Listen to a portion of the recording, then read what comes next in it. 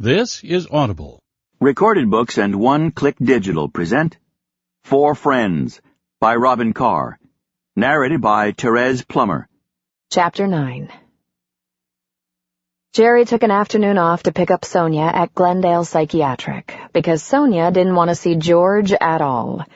Ever. "So how are you going to manage your counseling appointments and all that without George?" Jerry asked on the ride home.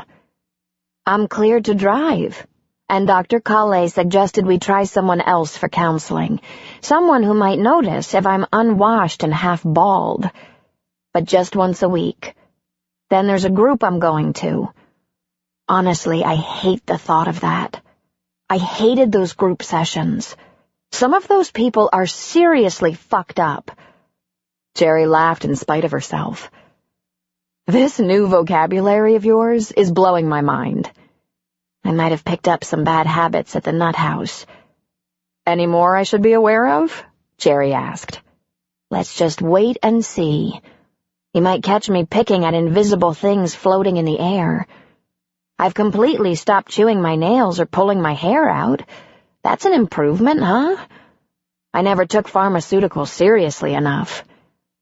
"Sonia, forgive me, but you got funny. When did that happen?" "I'm funny?" she asked. "Must be the drugs."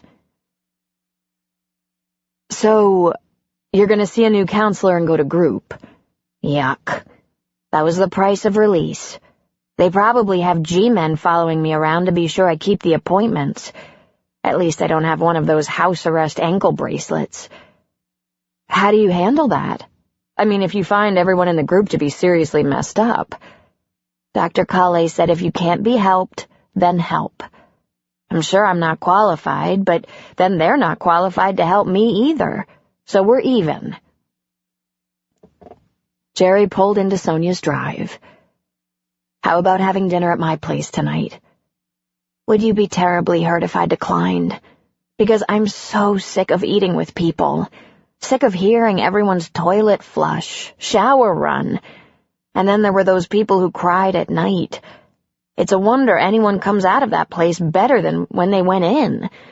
They should be worse." "I would have thought Glendale, being so highfalutin, yeah, well, you can dress up the zoo, but we're all the same animals in there. For a month, all I've wanted is to have a little time alone. I spent one night in the bathroom with towels stuffed under the door, and I thought they'd have me in a straitjacket for life. But I just wanted some time alone." "I can understand that," Jerry said.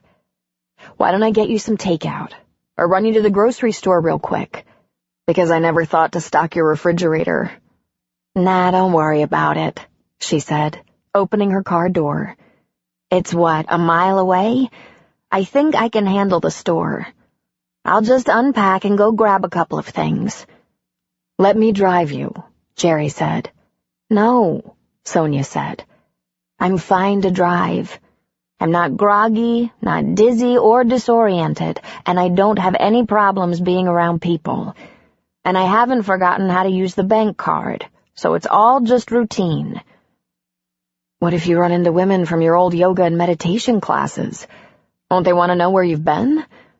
Sonia shrugged. "How about feng shui rehab? Think that'll cut it?" She got out of the car. Jerry got out too, laughing. "Let me get your suitcase," she said, opening the back door. "I can manage. You probably have to get back to work or something." "I'm working from home the rest of the day," Jerry said. "Let me walk you in at least." "Fine," Sonia said. "But then I know you have things to do, and I'm on a new schedule now. I sleep a little later. I won't be walking at 6 a.m. "Oh, that's going to be very hard to accept," Jerry said, hefting the suitcase out of the back of the car. "After 2 years of you panting at my front door while I'm trying to pry my eyes open."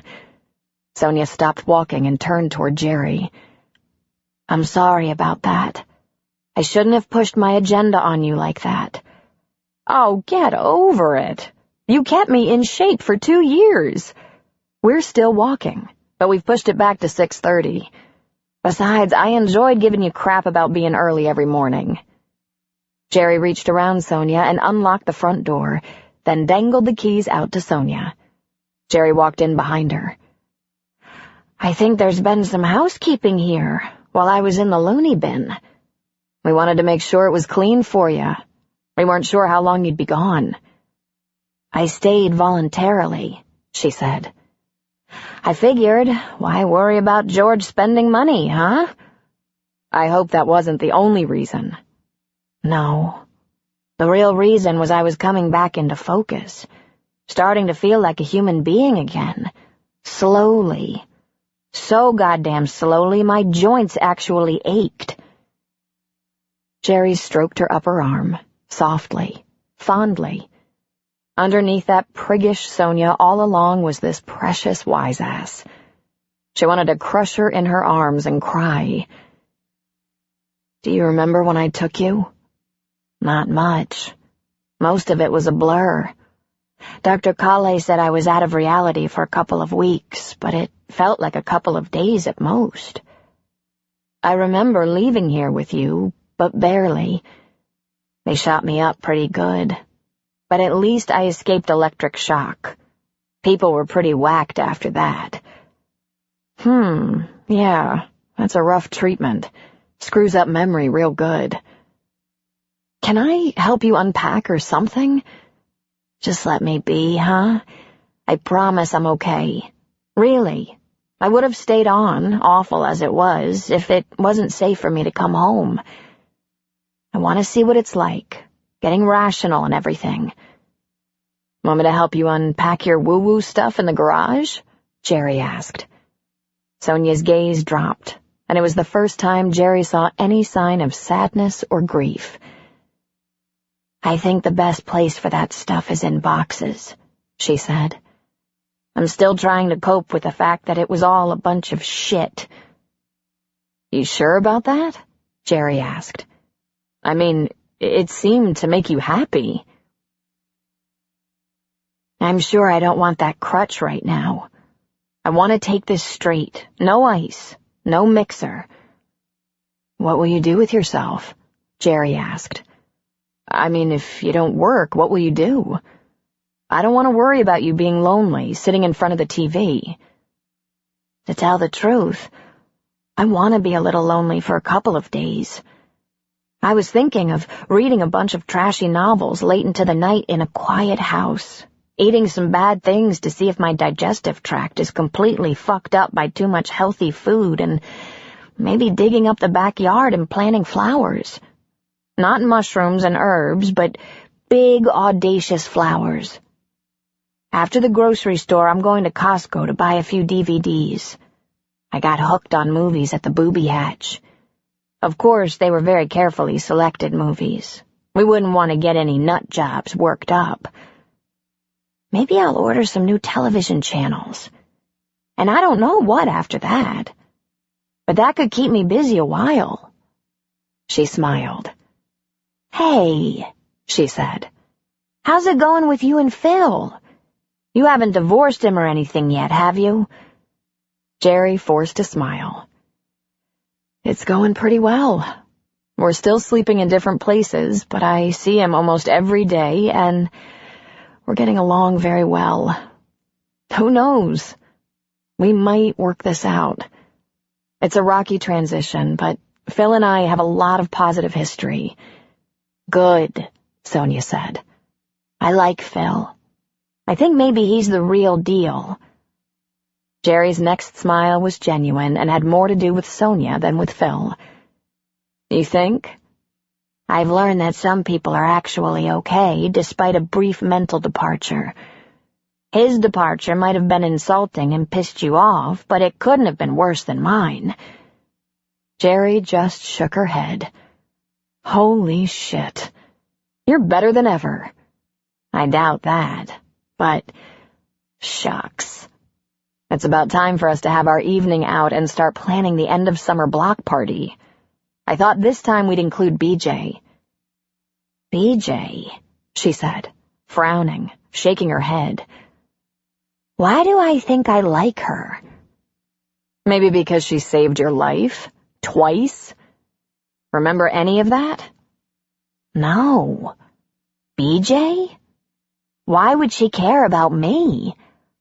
All I remember of BJ is that she didn't want anything to do with us. All facade, Jerry said. BJ's kind of private, but alert, compassionate, decent, a lot of things you'd appreciate. I think you brought her out of hiding. You needing someone to step in and respond. Andy and I were too preoccupied with our own crises. If it wasn't for your episode, we'd still just be waving to BJ every morning. No shit, Sonia said, and Jerry laughed again. 4 years knowing this woman, and she'd never heard her curse once. Now she spoke like a truck driver. Jerry couldn't help herself. She drew Sonia to her and hugged her. God, I'm so glad to have you back. Don't get too excited, Sonia said. I'm not back yet. I'm just starting the climb. I have lots of work to do. I still don't remember who I was, don't know who I'm supposed to be. And I don't know that those whack jobs and group therapy are going to get me there. So be patient. I'll be patient, Jerry promised. Whoever this is, I love her. That's nice, Sonia said. Thank you. Jerry and Andy had organized the first end-of-summer block party 14 years ago. In a mood of discontent when school let out, Jerry, because she'd have to deal with 3 kids all summer, and Andy, because she'd be out of work for 3 months. They sat down with a bottle of wine and planned an event to look forward to. Once the idea was hatched, they checked in with everyone on their block, assigning food, drink, and recreational duties. The first year there had been about 8 families present. They'd had the inevitable party crashers over time, and the guest list grew and grew. Over the years, it had expanded to include about 6 blocks, over 100 households, and they'd moved it from their street to the park. For the past 4 years, Sonia had been involved in the planning, and while she had objected to hot dogs, hamburgers, and potato salad warming up in the sunshine, she'd been an organizational genius. She was willing to make all of the phone calls and keep all kinds of lists. With Sonia taking on so much, Jerry and Andy simply oversaw things. I feel like we're using her, Andy had said. But she does all this so willingly. Don't worry about it, Jerry had replied. She loves being useful. For the past few years, their end-of-summer party had included kegs of cold beer, jugs of wine, live music. They rented a bouncy castle and a dunk tank for the kids, held competitions from 3-legged races to egg and water balloon relays, and they even dressed participants in Velcro jumpsuits and hurled them against a giant dartboard. Jerry thought nothing had been funnier than watching her big-shot ADA husband flying through the air to stick, splat, on a Velcro wall. The whole neighborhood looked forward to the event. This year, things were going to be a little different. Sonia wasn't inclined to take on a big project, and she didn't want to be held to a schedule, though she was willing to go out to dinner with them to help plan. Jerry tried to draw BJ into the fold, but she had a million excuses. She didn't like leaving her kids, aged 9 and 11, and she imposed on her brother and sister-in-law all too often. Jessie will babysit. She'd do anything to get out of the house, Jerry said. BJ said she didn't have time to organize a big event. Not a problem. It's been pretty much organized for over 10 years. She didn't feel well enough acquainted to contact neighbors. Just come to dinner. Check out the new Sonia. Jerry, who'd promised never to hound BJ, kept trying. When was the last time you had a nice dinner out with girlfriends? In spite of herself, BJ grinned her crooked grin. It's been a long time since I thought of myself as someone with girlfriends. She finally gave in to Jerry's efforts to include her. Leaving the house was quite an ordeal for BJ. She was nervous as a cat, making sure Jessie had the number for the restaurant and BJ's brother's number. My dad's at the house tonight, working in his office, Jessie said. Don't worry, I can call him if I need anything. And really, I've done this before. When she finally got in the front seat of Jerry's car, the last of the 4 women loaded up, Jerry said, You have to be the only woman I know without a cell phone. I'm on a real tight budget, she replied. Really? Sonia asked from the back seat. Then you'll be happy to know dinner is on George tonight. Well, that's awfully nice of George, Andy said. Have you talked to him lately? Oh, I hardly ever talk to George, she said. In fact, I usually just hang up on him. I hate George. Then how do you know he's buying dinner? Jerry asked. He's buying everything, Sonia said. George is extremely generous these days. You know, since I'm crazy. There was a little laughter in the car. Sonia, you're about as crazy as I am, Andy said. Oh, darling, you too? I'm so sorry. You're not crazy, Andy said. You suffer from depression, which has pretty much flown away on the wings of your happy pills. Well, don't tell George that. He's under the impression he drove me insane. How long do you think you can play that card? Andy asked. Maybe you should hang on to your money. Don't worry about it, she said with a wave of her hand. George doesn't want the details. He just likes to write checks. It's relieving his guilty conscience. I don't know why I should deprive him of the pleasure. BJ turned in her seat. Gee, I don't think I can let George buy my dinner under false pretenses like that. Oh, don't sweat it.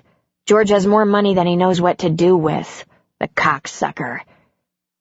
Sonia, Andy said with a laugh.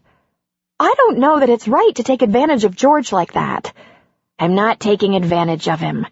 I'm sure he's keeping very careful records. Believe me, when we get to the official splitting of the sheets, all my expenses will be carefully deducted from my side of the chart, and there will still be plenty left.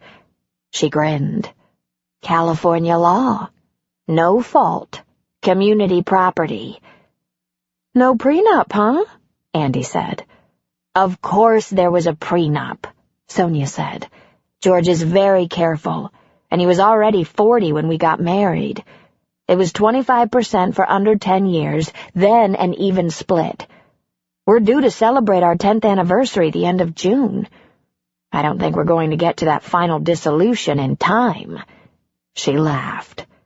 Sonia, are you holding out for the even split? Andy asked. Of course not, she said, sounding insincere. But sadly for George, you can't serve papers on a person in the nut house. Poor George. He was trying to make a break for it in March to cut his losses. You'd think someone who can time the market would have a little more sense about when to get a divorce. Sonia, you are a devil, BJ said.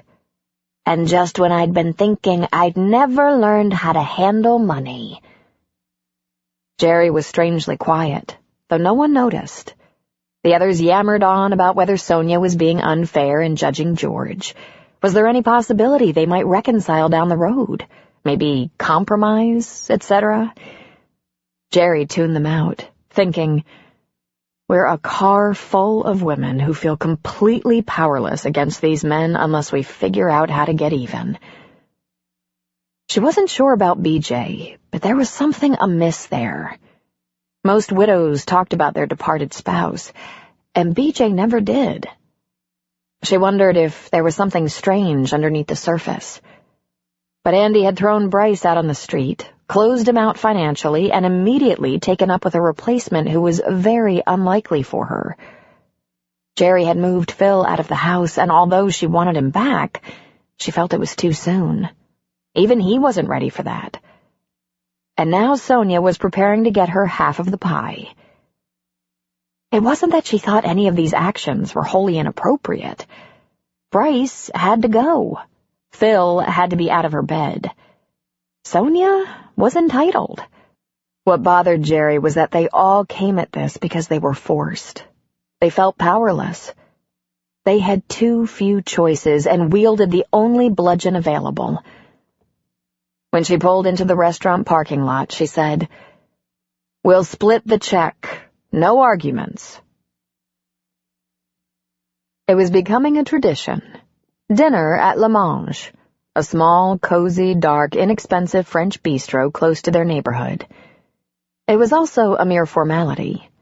The four friends could have met over a glass of wine on Jerry's deck and had the party organized in no time, but starting things off right was important to them. The first planning session, always in late May, had to be held in a nice place. It had to be comfortable, with delicious food and a good staff. They didn't want to feel rushed because they didn't have time to get together for dinner very often. And apparently, for BJ, never at all. The planning session required hardly any planning at all. Knowing everyone's current preoccupations, Jerry took charge and announced that she and Andy would split the list of neighbors from last year, set a date, call everyone, and simply ask if they could provide the very same things as the year before. "All I need from you, Sonia, is the list," Jerry said. "I don't know where it is," Sonia said stubbornly. "You have 2 weeks to find it. Then we take your house by storm." "Now," Jerry said, lifting her glass of wine, "to the end of summer." "The kids aren't even out of school yet," BJ said, lifting a water glass in confusion. "I know, but no way am I toasting that. You can't imagine what happens to my life in the summer. The kids are on the loose. They're bored. They're impossible to keep tabs on. It's a hotbed of mischief. To the end of summer." "I never toast this," Andy said to BJ. "I love having the summer off school. In fact, I almost always drink a little too much at the end of summer picnic." "I'm looking forward to summer," Sonia said. "Gee, I feel kind of disloyal," BJ said, setting down her water. "It's okay, BJ. The only one who ever toasts the end of summer before it starts is Jerry. She does it alone every spring. You don't have to join in," Sonia said. "Hear, hear," Jerry said, alone. The rest of the dinner gave way to tales of previous block parties, delicious food, laughter that even BJ couldn't resist. Jerry and Andy shared the bottle of wine, while Sonia, medicated, had water, and BJ joined her. Everyone ate light to save room for heavy French desserts and rich, robust cappuccino. And all too soon, it was time to call it a night. "I'm really glad you talked me into this," BJ said. "I should probably do things like this more often. It's just that I feel like I have such a load to carry with 2 kids and a job. I think I practice way too much self-denial." "Get over that," Jerry said. "We have to keep ourselves sane, present company excluded in case George is listening." "Very funny," Sonia said. "Bitches." "Isn't it just like she's been possessed by a spirit?" Andy asked, dropping an arm around Sonia's shoulders. "She is woman, hear her roar." They were all laughing as they walked out of the restaurant, and it was as though a lot of things were suddenly in motion, happening, all at once. The young man, who worked as a valet, was watching the parking lot intensely, frowning. There was a man shouting in the parking lot, and BJ was immediately pulling back on Jerry's arm. "Don't go near that," BJ said, a note of panic in her voice. Jerry didn't even realize she'd already taken 2 steps toward the scene of a vicious argument between a belligerent young man and cowering young woman. As she took stock of the situation, she could see it was completely one-sided, and Jerry knew from the man's posture it was taking a bad turn. He was tall, good-looking, early 30s, strong and broad. The woman was one of those waif-like fluffy blondes, too thin, big-breasted, tight pants slung below her flat waist. An underfed beauty, speaking so softly that she couldn't be heard at all above his bellowing. "Don't you fucking pull that shit with me! I was around when you were doing that shit to Jack, remember? That fucking acting like you know what the fuck you're talking about when you don't know crap. I made a lot of money off that deal, and you fucking screwed me in there with your big mouth. Right in front of them. God damn it! You're not gonna do that to me like you did to him." The man was in the woman's face, looming over her, screaming as she was backing away, shaking her head, trying to explain or apologize or escape. The man was completely out of control, bending over her threateningly, bouncing his closed fist in front of her face, turning almost purple with rage. Jerry looked over her shoulder at the valet. "Call the police," she said. He shrugged. "He's just yelling. They're not going to come out for yelling." "Jerry, don't," BJ said, pulling on her arm again. "Let's just get out of here. Don't look, don't watch. It's not our concern." Jerry ignored her as she watched the scene for a moment. She pulled her cell phone out of her purse and punched in 911. When the emergency operator answered, she knew exactly what to say. "I'm at Le Mange restaurant in the parking lot. There's a vicious verbal argument between a large man and a small woman, and it looks like it's going to escalate. He's threatening her with a closed fist in her face, and it could get physical at any moment." Right then the man shoved the woman hard, causing her to take a couple of stumbling steps backward. She put her hand to the shoulder he just hit. "And it just got physical," Jerry reported. "He just shoved her, hard. She's no match for him. We need a unit to respond before he gets out of the parking lot, takes her home, and beats the crap out of her." "Please," BJ said. "Please don't do this. Let's go. Let's not get in their business." Jerry ignored her. She gave her name to the police dispatcher. "Of course, I'll witness charges." "Whoa, he just shoved her again. She's up against the car and he's still at her, screaming, threatening with a closed fist. This isn't going anywhere good. Yeah, I'll get the license plate in case they clear the parking lot." "No, we can't do this," BJ said. Jerry glanced at BJ and saw she'd gone pale, her eyes wide, her lips white. Jerry could see something about this had thrown BJ into a total state of panic. But she couldn't take care of everyone at once. She fished her keys out of her purse and handed them to Andy. "Take everyone home. I'm following through. I'll get home later, probably get a lift from a cop." "You'll be okay?" Andy asked. "Of course. I'm steps from the inside of the restaurant and I have this big kid right here to protect me. Just go. Get Sonia and BJ out of here."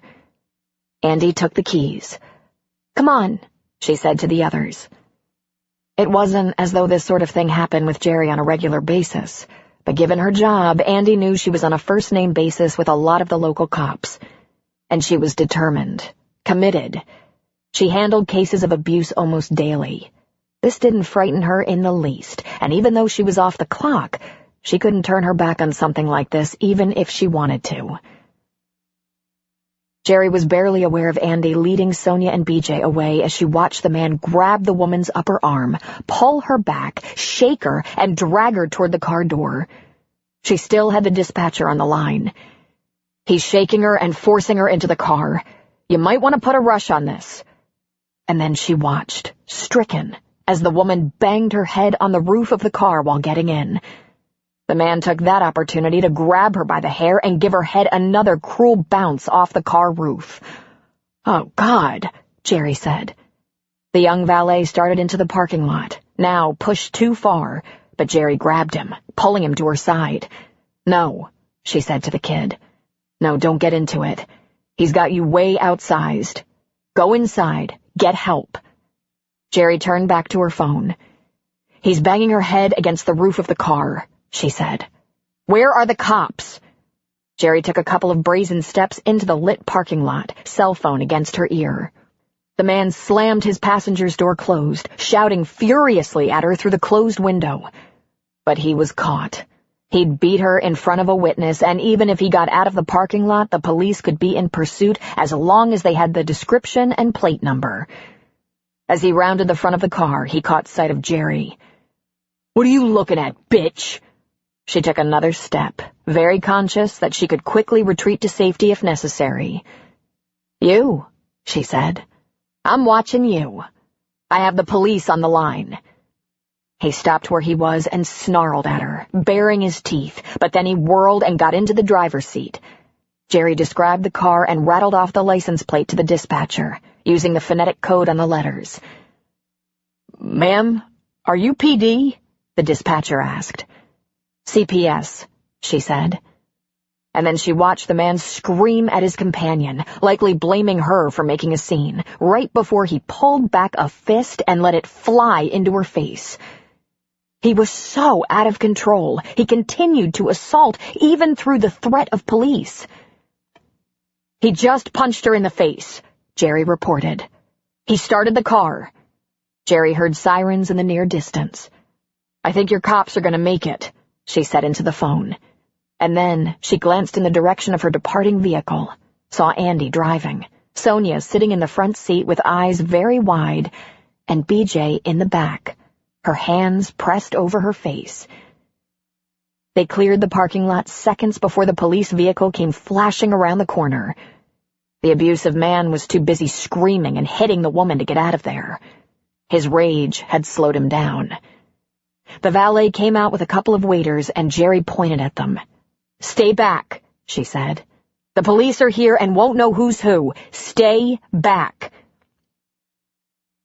Jerry stepped into the parking lot under the lights and flagged the police car, moving her hand in a circular motion, pointing. They stopped in front of her and, with the phone still pressed to her ear, she indicated the car with the couple in it. It was too dark inside the car to see exactly what was happening, but the couple appeared to be still. The squad car blocked the suspect's car and the officer got out, brandishing his weapon, his flashlight propped on top of the gun and shining it into the suspect's car. "Please step back into the restaurant, ma'am," he said. "Right now." She backed away quickly. It hadn't for 1 second crossed her mind that the man could be armed, but it should have. Domestic disputes like this were frequently accompanied by panicked shots fired, people killed or wounded. She grabbed the sleeve of the valet, realizing the boy was about Jed's age, and pulled him and his reinforcements back against the restaurant door, out of the parking lot lights, into the darkness. But she didn't go inside because she was too invested in the situation. She wanted to watch as this asshole was apprehended. It took only seconds for the next cop car to make the parking lot, lights and siren flashing. He blocked the exit. "I should have stopped him," the young valet said. "The best thing you can do now is give the police a report," Jerry said. And almost immediately the abuser got out of the car, hands in the air, protesting loudly. "What?" he yelled. "What? I'm just trying to take my girl home." The police had him on his knees in seconds, cuffed and rendered helpless for the time being. The woman, however, remained in the car, sheathed in darkness. Jerry stepped out of the doorway. "You better check the victim.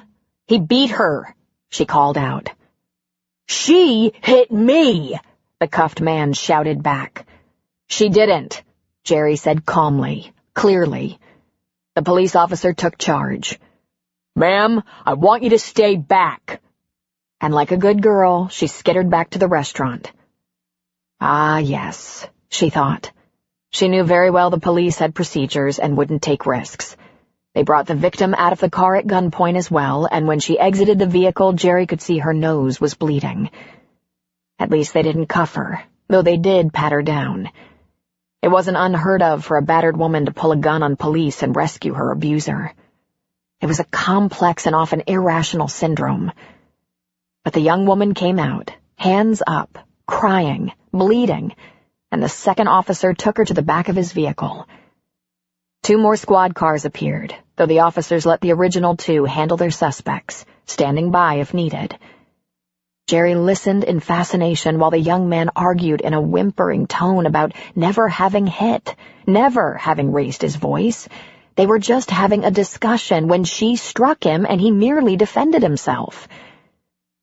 Within 10 minutes, the young man and woman were seated in the backs of separate patrol cars. The restaurant manager was outside, and patrons were pouring into the parking lot to see what was happening. It took Jerry less than 15 minutes to give her statement to the police.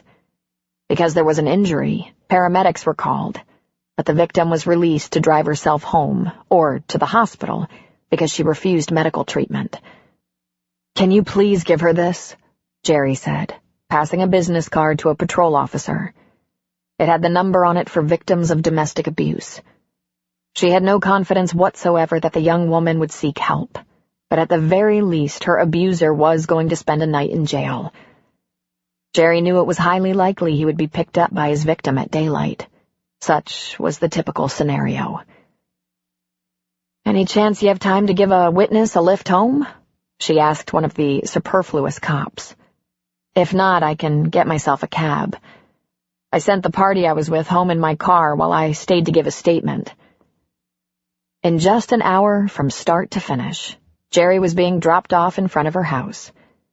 When she walked in, Phil was sitting in the family room, and he stood and approached her. "Got in the thick of it, did you?" he asked. "Well, what else could I do?" she replied, dropping her purse on the sofa. "I guess Andy told you what was happening?" "I got the bare facts," he said. "They're waiting outside on the deck." "Waiting?" "For the debrief, I assume. And at least one of your girls is shaken up." Jerry glanced out the window. "Yeah, that would be BJ, who Jessie's babysitting for. She kind of panicked at my getting involved. She must not know you all that well. I gave her a glass of wine, then I left them the bottle." "But you didn't sit out there with them? You're usually a lot friendlier than that." "I'm keeping a low profile until I'm officially received in the neighborhood again," he said, smiling. "You want to take off?" "I don't think so," he said. "Think I'll get in line for the end of the story, if it's all the same to you." "It wasn't that big a deal, Phil," she said. "I saw an ugly argument in the parking lot, had a hunch where it was headed, then saw him get physical while I had the dispatcher on the line. I had to wait around for all that to be taken care of, that's all." "He hurt her?" Phil asked, frowning. "Gave her a bloody nose and whacked her head on the roof of the car." Phil winced and shook his head. "Scumbag." "She refused medical and left in his car. She'll probably beat him to the jail to try to spring him." He tilted his head toward their deck. "Take care of your girls out there. I'll hide in the office till it's all clear." "Really, you don't have to—" "I want to wait for you, Jerry. That okay?" "Yeah," she said. "That's absolutely okay." Then she headed for the deck. Her friends had a candle lit on the outside table, and they were completely silent until she sat down. "Everything is all right," she said. "The police arrived seconds after you left and took him away. I don't know how much you saw." "He hit her," Sonia said. "I didn't want to leave until I saw you throw yourself on him and beat him senseless with your purse." Jerry chuckled. "He was a little on the huge side. You okay?" "Me?" Sonia asked. "Peaceful as a river. BJ's pretty unstable right now, though. I offered her one of my pills, but she decided on wine." "You okay, BJ?" Jerry asked. "Sorry," she said. "I didn't mean to get all weird on you like that. I have one or two real mean bastards in my personal history. I think I might have had a flashback or something." "I wondered." "I wanted you to do what you did, but, Jerry," she paused and swallowed. "You know how it'll end up, don't you?" "Unfortunately, I know the statistics. But I'm relentless. Know why? Every once in a while, I get a case that works out. We get the kids and the woman out of there, and they actually break loose. Like you obviously did." "Yeah, but the price can be—" "I know, kid. I know." Jerry ran her fingers through her short hair. "It just kills me when they're so young. I don't know how old he was, but she was 25. And so beautiful. They're not married. How about that? It's a boyfriend." We didn't have a conversation, but if I know anything, he's not the first boyfriend who's treated her like an animal. Listen, here's how it is. If she doesn't leave him, he's gonna beat her again no matter what I do. If he's locked up, she has a window of opportunity to get away, though the odds are she won't take it. I'm pretty well educated on these issues, and I understand how it happens, especially if the woman was raised on abuse. But I still can't figure out how they never seem to get to a point when it's enough. I mean, she's stunning. There must be 100 good men who'd love to love her. It's baffling. Well, I could explain that, but if you don't mind— I'm sorry, BJ, Jerry said. You're obviously traumatized by that whole circus we witnessed. Maybe someday when you're feeling a little more in control and comfortable, we'll have that conversation. That kind of thing happened to you a lot? BJ asked, taking a sip of her wine. When I'm not working? Only once before. Almost an identical scenario. It was 10 or 12 years ago, if I remember. Another domestic in a parking lot, but I was alone. I'd stopped off for groceries on the way home, and it happened right in front of me. I didn't have a cell phone. I had to go back into the store. The manager and bag boy held them apart until the police could come. She leaned forward. I see things professionally. I used to get in a lot of tight spots when I was doing more home visits. But it's what I do. It's not something I can turn on and off, you know? Of course you can't, Andy said. So, they took him away? And one of the cops gave her a card with a phone number on it. If she's up to it, if she's had enough and isn't too terrified, she might call it. Did you get their names? BJ asked. As a matter of fact, I did. I thought I should know in case they need a witness. The police charged him. Do you ever, run them up? Check out the record? Check and see how things come out? I don't have access to police files, but I never have any trouble getting whatever information I need, Jerry said. We're pretty well connected at CPS. Maybe you'll check, BJ said. If you do, maybe you'll just tell us that he didn't kill her or anything. Listen, it wasn't nice, what happened tonight, but I don't think we have to worry that her life's in immediate danger. Long-term danger is more likely. She'll go to her mother's or sister's, he'll face battery charges, probably misdemeanor, make up with her, and this event will repeat itself several times before they either break up or something worse happens. It's true, it's a deadly game, but not every domestic ends that way, BJ. But you'll check, she asked. Would it make you feel better? It would. If I hadn't seen it, it wouldn't matter, but I saw it. And I tried to get you to walk away from it. So now— Okay. It'll be all right. But I'll check and let you know. Thanks. I'm sorry, Jerry said. It must have been so difficult. Tonight? BJ asked. All of it. Yeah, but it's okay now. She smiled her crooked smile. I got loose. Good for you, Jerry said. You all okay now? She asked, her gaze connecting with each of the women in turn. I want to be you when I grow up, Sonia said. I want to be strong like you. You're invincible.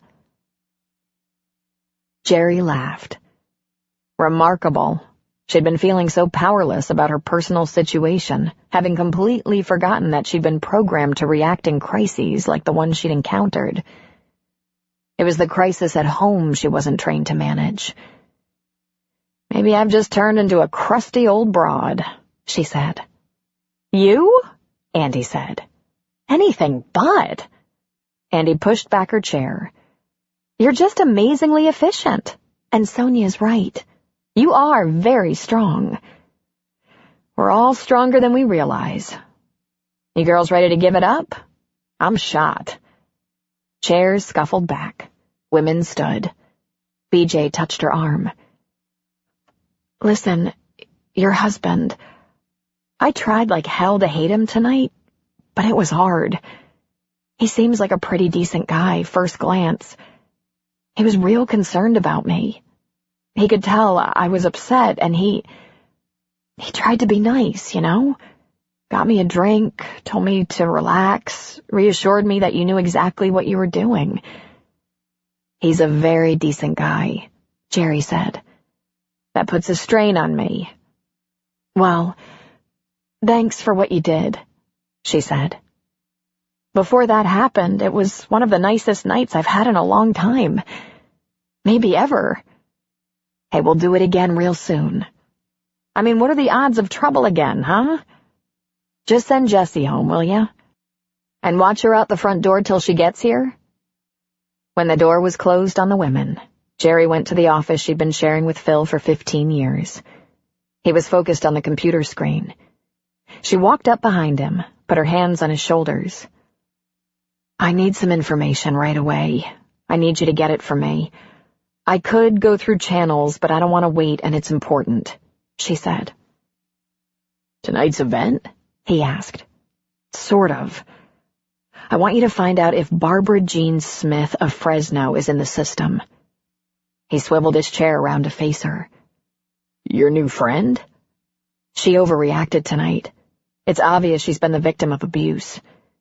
Maybe there was a court case or something. I can wait till she lets it out, but if you don't mind.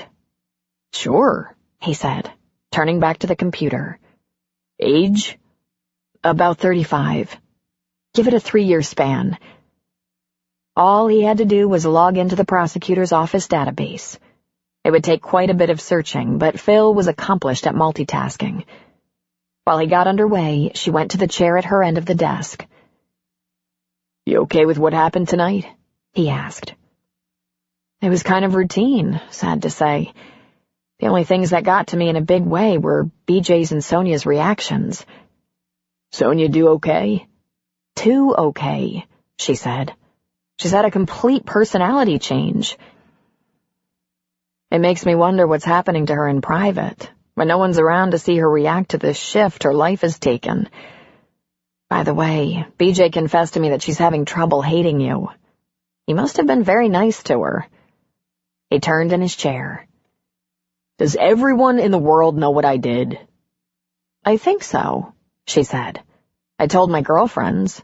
I haven't told them at work yet. They're too busy to care. They're oblivious. He turned back to the computer, reapplying his reading glasses, clicking away. He told my mother. She laughed. Has she been in touch? She's making my life miserable. Ah.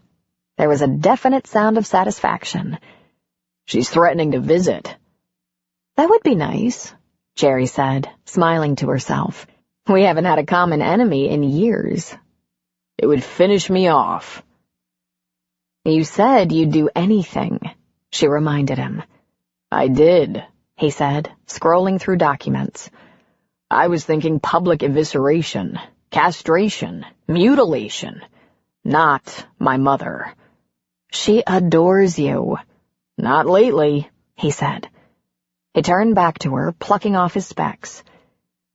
She suggested I buy you some flashy jewelry, take you on a trip to the islands or something. Really? Why didn't you offer that? Because I knew your idea of amends would be much closer to the soul. Like moving me out. Telling my mother. She laughed at him and he turned back to the keyboard, the screen. You're getting too much pleasure out of my comeuppance, he said. It has been interesting, I admit. Listen, I had to tell Muriel. One of the kids was going to slip. You understand that. I know better than to suggest constrictions, Jerry. You do what you do. I'll grovel. I think that's the recipe here. Oh, you make a fabulous victim, she said.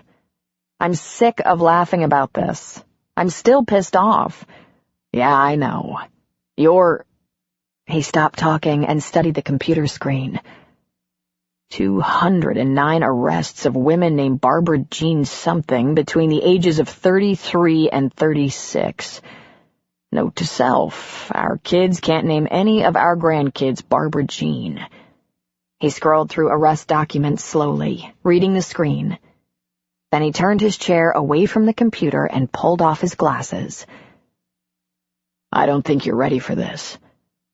What? Jerry asked, standing and moving away from her chair. She glanced over his shoulder and read the screen. Dear God, she whispered. There, on the screen, was BJ's picture, and a headline. Barbara Jean Smith Sprague stands trial for husband's murder. Chapter 10. If there was one gift in the news about BJ, it was that Phil's office hadn't prosecuted her. It happened in a different county. He logged off the prosecutor's database and left the rest to Jerry. Once he was gone, she got back on the computer, researching news articles about Barbara Jean Sprague. Smith was her maiden name, and she stayed at it until 2 a.m. There were undoubtedly many more details to the story, but the gist was that she'd been battered by her husband. Married at 18, a mother at 23, she was hospitalized several times. Her husband went to jail on occasion, though never for long. He was charged multiple times with battery as well as other offenses. By the time BJ's children were 4 and 6 years of age, he'd been hitting, shoving, and shaking them as well. And she tried just about everything, from orders of protection to shelters. And then on one dark and dangerous night, shortly after he'd hit them all again, he started to party with a few of his friends, and lots of alcohol, pot, and his favorite, cocaine. BJ put her children to bed, told them not to leave the room for any reason, and she served the drinks. She added small amounts of cocaine to her husband's drinks all night. Then, late that night, right about the time most of his friends had either moved on or passed out, she fixed his final cocktail. She scraped a large amount of coke into his drink. According to her own testimony, he was a big man, and she was afraid it hadn't been enough. When he passed out, she loaded her children into the car and drove to her mother's house, where she waited for her husband to find her and beat her senseless, or for the police to arrest her. BJ's attorney pled her charges down to manslaughter, and she'd served 3 years in a woman's state penitentiary, Chowchilla. The timeline suggested she'd moved to Mill Valley right out of prison. She was just reunited with her kids after 3 years of separation. No wonder she's so private, Jerry thought.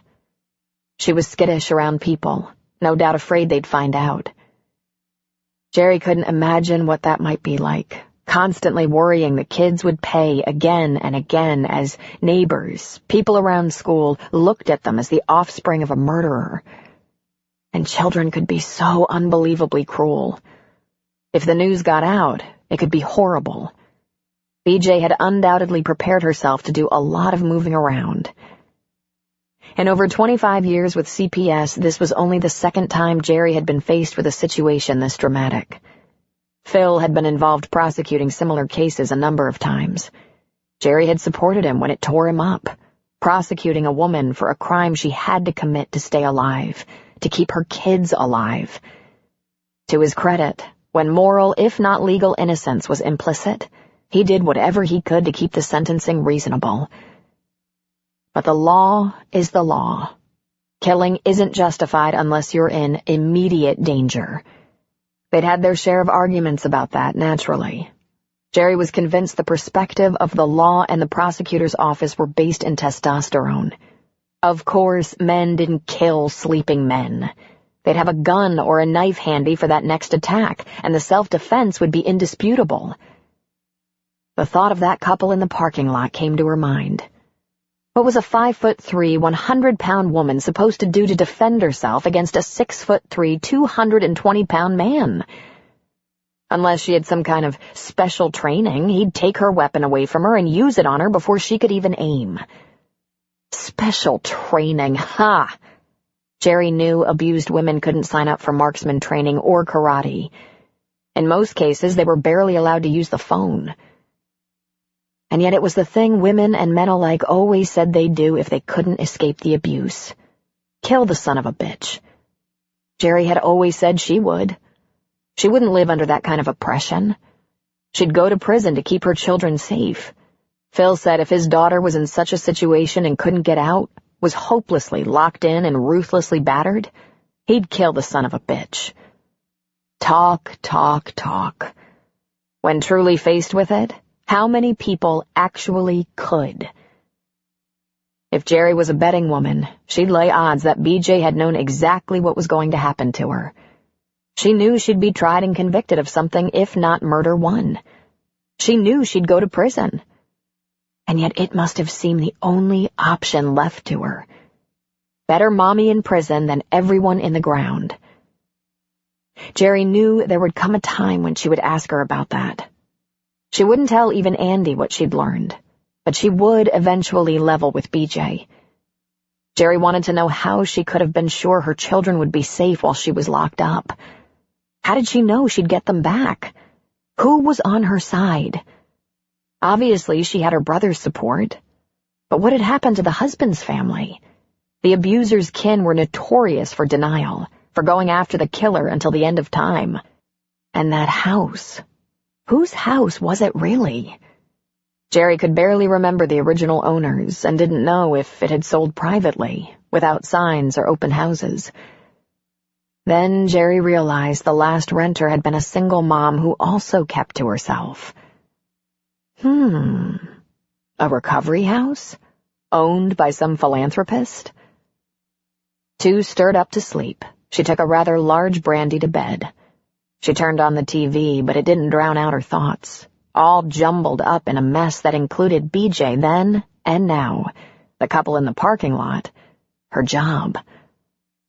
Inevitably, her thoughts moved to her own situation and her friends and their marriages, all in various states of flux. Andy and Bryce were over, and it seemed like Sonia and George were headed that way as well, for entirely different reasons.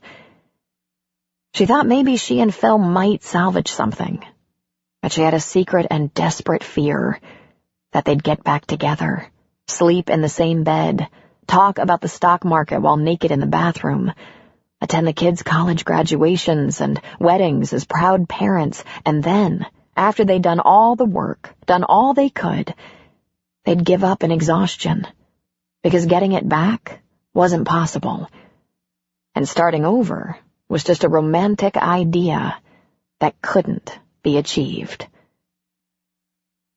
With the end of school, the early morning walks had been suspended for the neighborhood women. Andy had no reason to rise at the crack of dawn. Sonia was sleeping in these days, and occasionally Jerry got out there by herself. But she was slacking, taking great pleasure in the days she could languish in bed until 7 or 7:30. For Andy, the summer was shaping up differently than ever before. She usually planned a long visit with her father in San Luis Obispo. But this summer she'd hedged on such plans. She had such a nice routine with Bob. He'd cut back on his evening work most nights so he could be with her, and she loved that he would do that. Almost every weekend they toured model homes and open houses. Bob was always looking for new ideas, and Andy loved looking at houses, something she never indulged alone, since she wasn't in the market to buy. In her entire life, she'd never had a man interested in the same things until now. They went out to dinner at least once a week, sharing each other's favorite places, holding hands across the table. There were a couple of TV shows he liked, and sitting beside him to watch them, rubbing Beau's belly with her bare feet, was more pleasurable than a trip to the islands. Bob was a big reader, about an hour or two every night, and the book he was working through always stayed on the table that was on what had become his side of the bed. And he spent the night often, 3 or 4 nights a week. Noel had done as instructed. He came to dinner. He was still on the quiet side, maybe not entirely sure his mother was playing with a full deck, taken with this man who, even Andy could admit, was far different from the men she was usually attracted to. Maybe Noel wasn't as enchanted by Bob, although Andy thought Bob came off well, his usual affable and interesting self. Or maybe Noel was slightly embarrassed by his last encounter with Bob, which was simply rude. In any case, it wasn't a bad dinner. But it sure didn't reel Noel in. He left right after they ate. Andy was already feeling the impulse. She wanted Bob all to herself. She wanted his overalls hanging across from her clothes in the closet, his shoes by the door. She hadn't breathed a word to anyone because she'd always been accused of needing a man, of moving too fast. In her private thoughts, she knew there was a kernel of truth in that. But this was different. She was feeling a strong need for Bob. Her plan was to gut it out until a respectable period of time had passed before asking him if he and Beau would consider a change of residence. They returned from a Saturday evening at a local bistro, and the message light was blinking on her home phone. "What's this?" she asked herself. She put the phone on speaker and dialed in the code while Bob let Beau outside. Her ex-husband Rick's voice, panicked and angry, came blistering into the room. "Andy, you're not answering your cell. Call me the second you get home. We have a problem. Hurry up." And right after that, a second, a third, and a fourth similar command. She pulled her cell phone out of her purse and saw there were messages and texts, and her ringer had been off.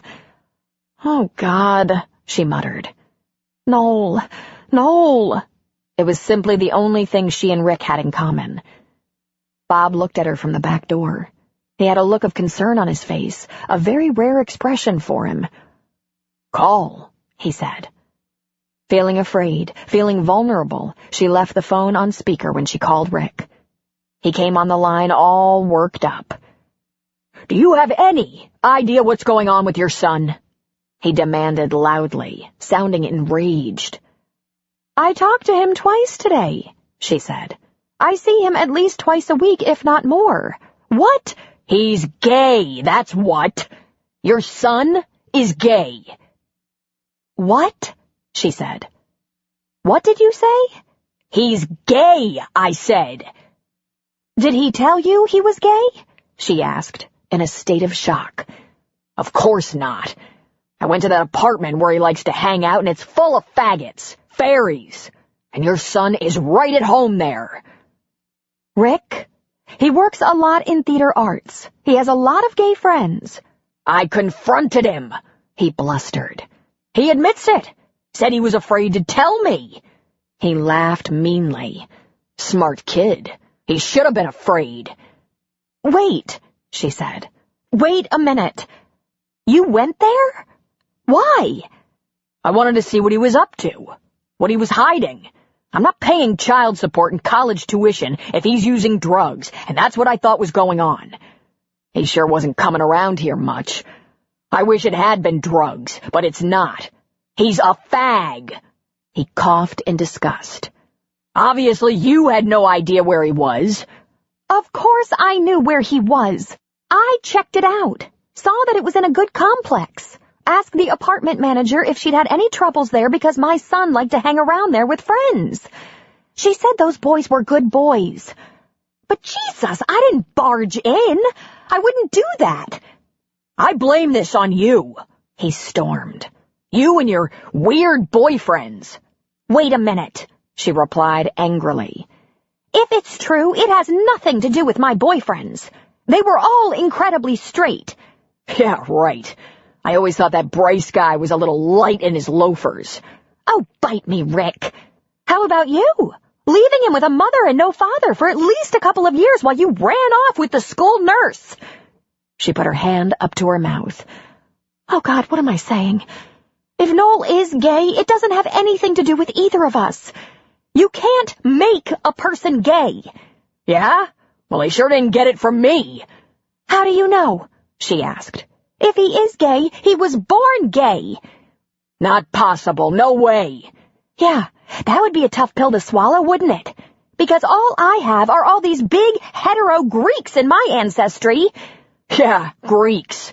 They started this, right?" "Oh, for God's sake. Don't you have a couple of gay uncles you've crossed off your Christmas card list? Get a grip. He didn't do this to you. Whatever is going on with Noel, it's not about you. I'm through with him, Rick said. He's all yours. I'll be damned if I'll have some queer around my kids. Oh, you didn't do that, Andy said. Please, Rick, you didn't do that to him. When he straightens out, he's welcome back. Till then, I'm not going to have his influence around the boys. Rick, what have you done? If he's confused or scared, you could have done terrible damage. For God's sake, Rick, if you're angry with me, don't take it out on Noel. He's just trying to grow up. Trying to grow up a fag? I'm not having him in my house. I'm not paying any more support while he's in college. I'm through with that. He disconnected. Andy just looked at the phone for a long time, numb, shocked. That was awful, Bob said. She looked at him. What am I gonna do?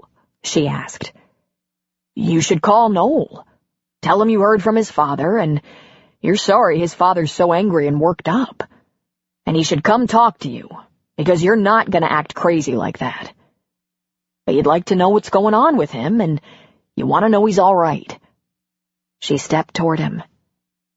Did you know? No. Did you know my son was gay?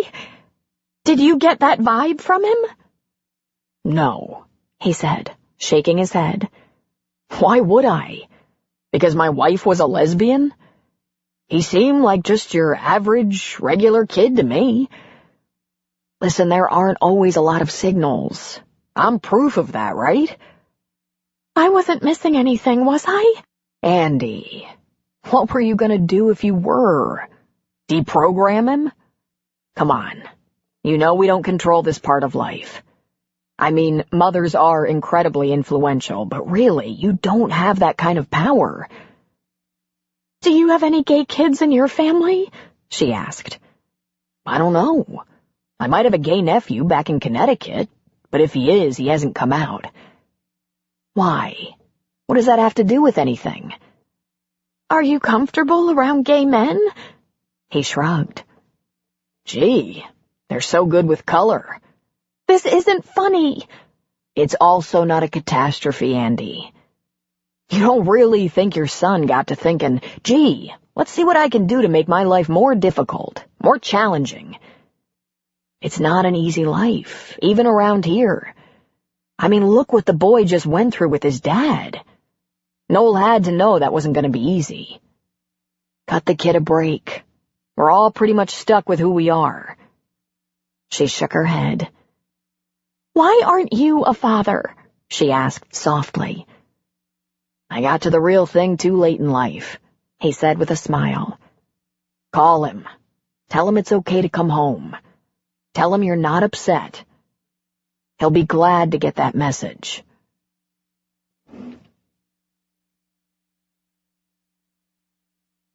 Jerry answered her front door and found Andy standing there, clutching a coffee mug in one hand and her cell phone in the other. It was very clear from her reddened eyes that she'd been crying. Is your house a little on the quiet side? Andy asked. Oh God, what is it? Is it Bob? Jerry asked, reaching out and pulling her inside. No, it's Noel. Please, could we talk? Do you have a lot of people around? Just the opposite. Phil didn't come by tonight. He has a big case. Jesse's babysitting. Matt and one of his friends are playing video games in his room, and Jed has a phone growing out of his ear. What's the matter? Oh, you're not going to believe it. Or maybe you will. I don't know. Come on, she said. Deck. Jerry lit a couple of patio candles, and through some tears, Andy explained the events of 2 nights earlier. The horrible phone conversation with Rick. Now Noel won't return my calls or come over, Andy said. I know Rick must have really upset him, but I've left messages asking him to please talk to me. Let me see that he's okay, and I've promised I'm not going to react the way his father did. Oh, Jerry, he's scaring me to death. I'm going to have to go over there, to that apartment his friends have. I just don't want to make things worse. You don't think he'd do anything desperate? Jerry asked. I'm starting to wonder. I'm starting to fear it. The only thing that stopped me from chasing him down is that I assume he's where he wants to be, that he's getting some sympathy and support or something. But why in the world would he be afraid of me? Maybe he's not afraid of you. Maybe he's just totally upset about Rick. What an asshole. What was he thinking? Was it just the shock? Is that what happened? I doubt it. I mean, I'm sure Rick was stunned, but it's also the way he is. It never once crossed my mind that we'd face something like this with our son and unleash that monster inside Rick. Oh, God, she said, tears spilling over. I just can't imagine what Noel's going through. The patio door opened noisily and Jed leaned outside. Mom, I'm headed over to... He stopped suddenly when he spied Andy wiping off her cheeks with a hand. Uh-oh, he said, retreating, pulling the door closed. Jed? Andy called. The door swung open slowly, and he stood there, his eyes wide and his posture tense. Now what? Was written all over his face. Jed, Noel's in trouble, Andy said, standing. He inhaled sharply, stiffened, and waited nervously. Jed, I just found out Noel is gay, Andy said, stepping tentatively toward him. He let out his breath in a whoosh of relief. Oh, that, he said, taking a stabilizing breath. I thought maybe he mouthed off to the judge or something. But I did tell him to keep his stupid mouth shut or he'd get like years of community service. You know, he doesn't always think. Jed, I said he was gay, Andy tried again. Yeah, I know. You know? Andy said, taking another small step. Well, he's like my best friend, you know. Even if we don't... Well, I think we might have different drummers. Then he grinned. I think his might be a majorette. This isn't funny, Andy said. Jed shrugged. Guess I've gotten used to it. Hey, don't blow a gasket. You'll get used to it. You're not upset? Your best friend. Gay? Yeah, well, I admit it kind of freaked me out at first. But I mean, come on. It's just Noel. Then he smiled and put his hands in his front pockets. I don't think he's attracted to me or anything. Andy backed up a step, sank into her chair, and wept into her hands. Hey, sorry, Jed said, coming out on the deck. I won't make jokes, okay? But just so you know, Noel doesn't get all pissed off about that. I think he secretly likes the jokes. Makes him feel like I'm playing on his team.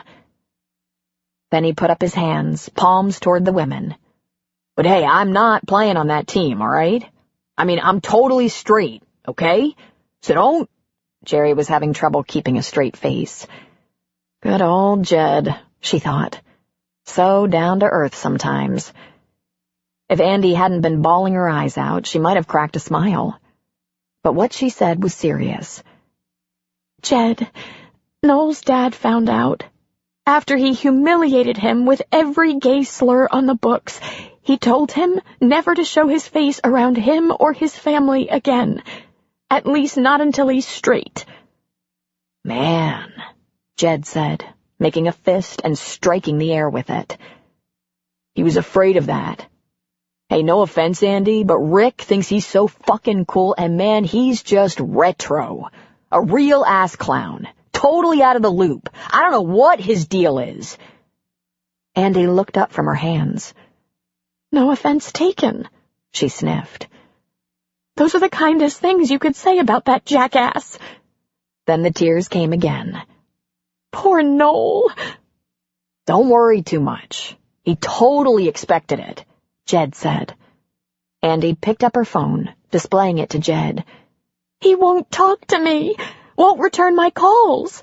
I left messages saying I wasn't angry or upset or anything, but he won't even... I'm so worried. I don't know what to do.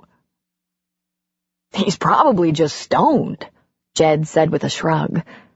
By the way, I think he does too much of that.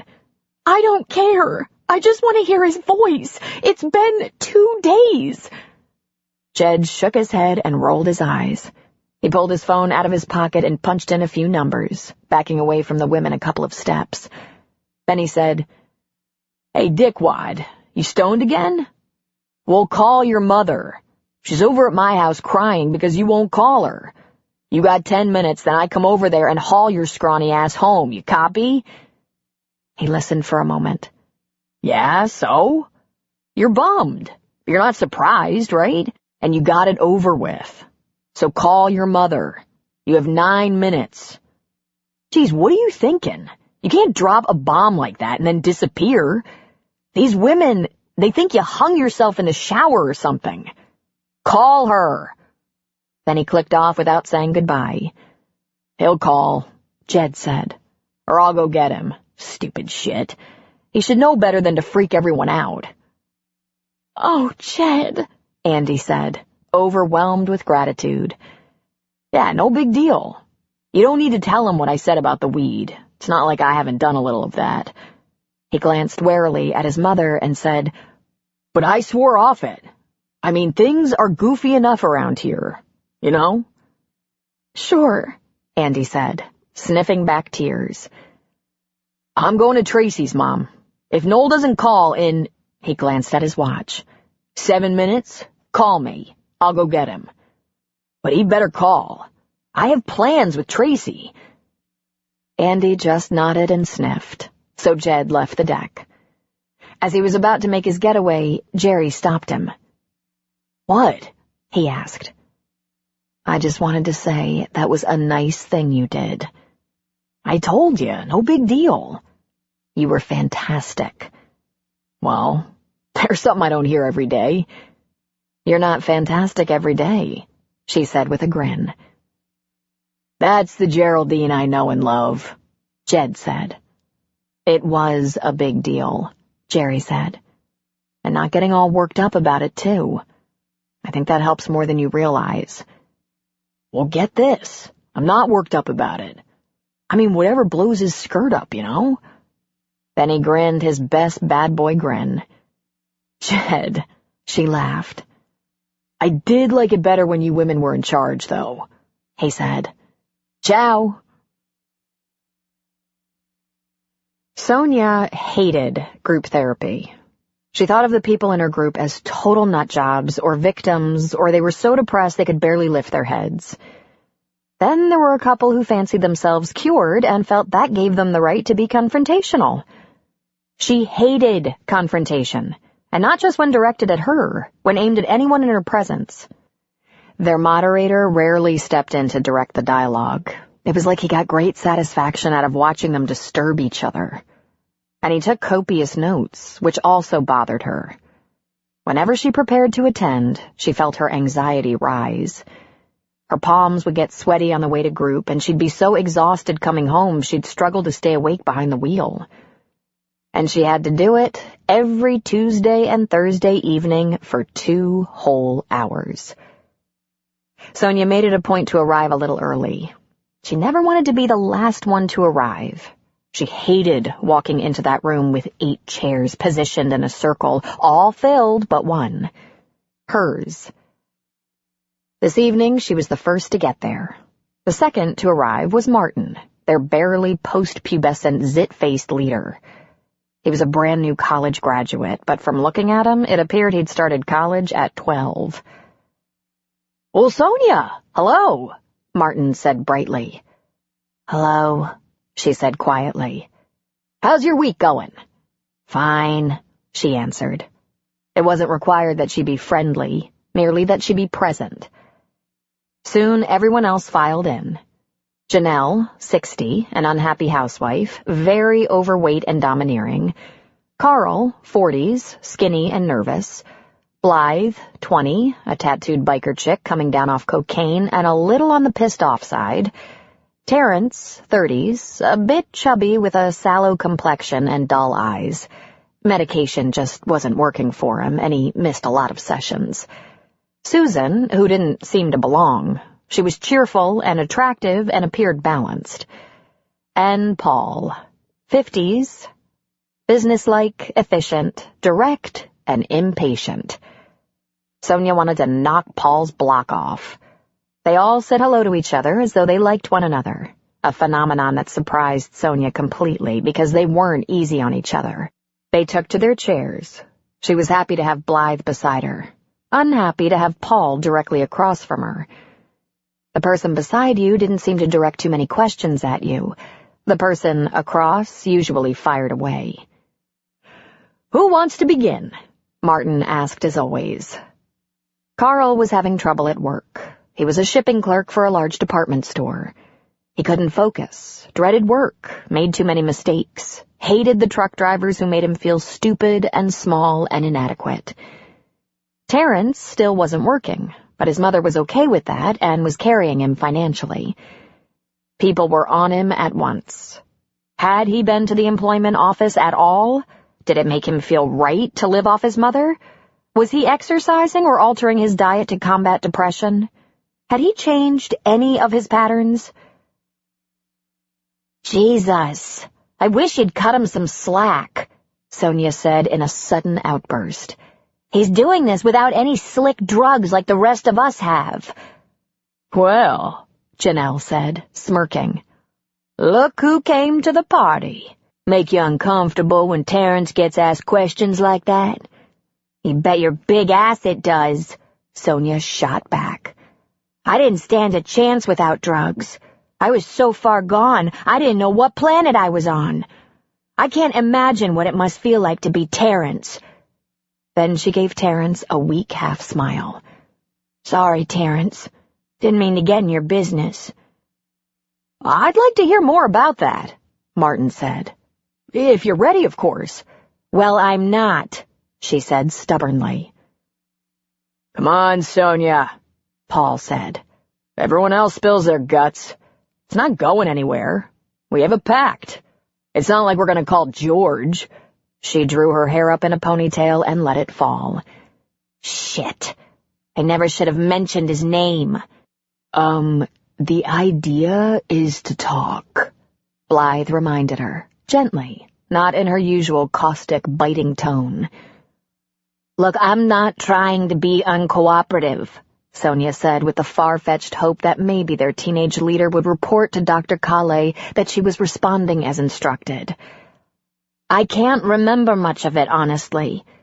It seemed like I was down in the dumps for a couple of days, when in fact it was a couple of weeks and I was completely out of it. A total nutcase. I slept or sat on the couch and watched the shopping channel, something I didn't know existed before. My neighbor is a psychologist and she noticed something was wrong, took me to the doctor and—" "But what do you know about it? What did you piece together?" Janelle asked. "That I lost track of time, that I slept or watched the shopping channel." "And that's all?" Martin asked. He rarely stepped in. He was the man with the chart, the pen. He was the one she had to please to put an end to this. "I learned some things after," she said quietly, "but I don't exactly remember." "What did you learn? How did you react?" Martin again. Oh, she shouldn't have defended Terrence. It had Martin all turned on. He was after her now. No escape. She knew how this worked. She wasn't stupid. She had to participate to get her free pass. She couldn't let him tell the doctor she was withholding. It would look bad on her report card. She took a deep breath. "I learned that I packed up all the stuff that had once given me peace of mind. I must have realized it was all a big joke. The stuff that balanced my life, little fountains and aromatic candles and books on—" She paused. She felt her eyes begin to tear, and she'd be goddamned if she snivel in front of this batch of sick vipers. She took another deep breath. "Books on feng shui, meditation, auras, serenity, nutrition, herbs, natural, holistic, medicinal curatives. I had relaxing CDs, All that shit, she said in a derisive tone. Blythe turned in her chair, looking directly at Sonia. Sounds like healthy shit, she said. I know I could do with a little herb. Not that kind, Sonia snapped. I never did that. And I was conservative, careful. I'm not an idiot. Lots of things in nature are dangerous. She narrowed her eyes. Cocaine being one. Whoa, Blythe laughed. Got me, girlfriend. I am not your girlfriend. But you do have friends here, Sonia, Susan said. Did that piss you off a little, what Blythe said? No, but I wasn't radical. I was probably more consumed than the average person because I found it all fascinating. And I did lead meditation groups, teach yoga, but I wasn't radical. I was just trying to cover all the bases. What bases? Paul asked, sitting forward, an earnest wrinkle to his brow. Body, soul, mind, she answered automatically. My health, my environment, my relationships, my spirit. I was really just trying my best.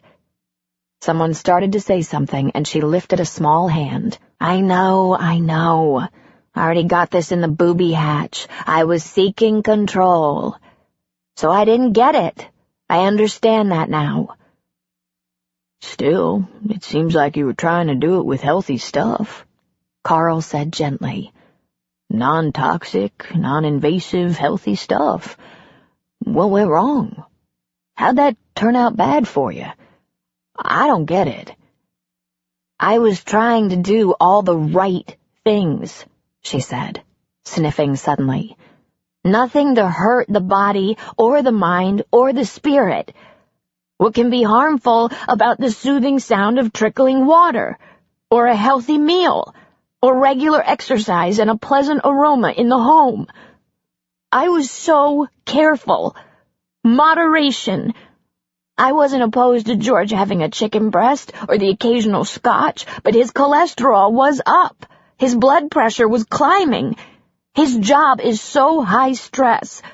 She gasped in frustration. She didn't want to be doing this, but somehow they'd manipulated her. They were pulling it out of her. Oh, God, she said. She collected herself. Non-toxic, non-invasive, healthy stuff, she said, echoing Carl. So, Martin said, what went wrong? Why did you pack it all up? He left me because of that. He'd had it with the meals he said were bland. The stuff around the house meant to soothe him, relax him, bring him comfort and peace of mind. There was quiet for a moment. Then Blythe said, Whoa, he cut you deep. Sonia turned her watering eyes to Blythe, and pursing her lips together so tightly they turned white, she nodded. What happened, Sonia? Paul asked. What did he do? Say. What are you fighting now? What did George do?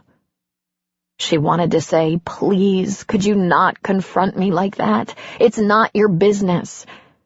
But knowing how the group therapy game was played, she answered, He said he couldn't take living in a loony bin anymore, that he felt like a chia pet. What?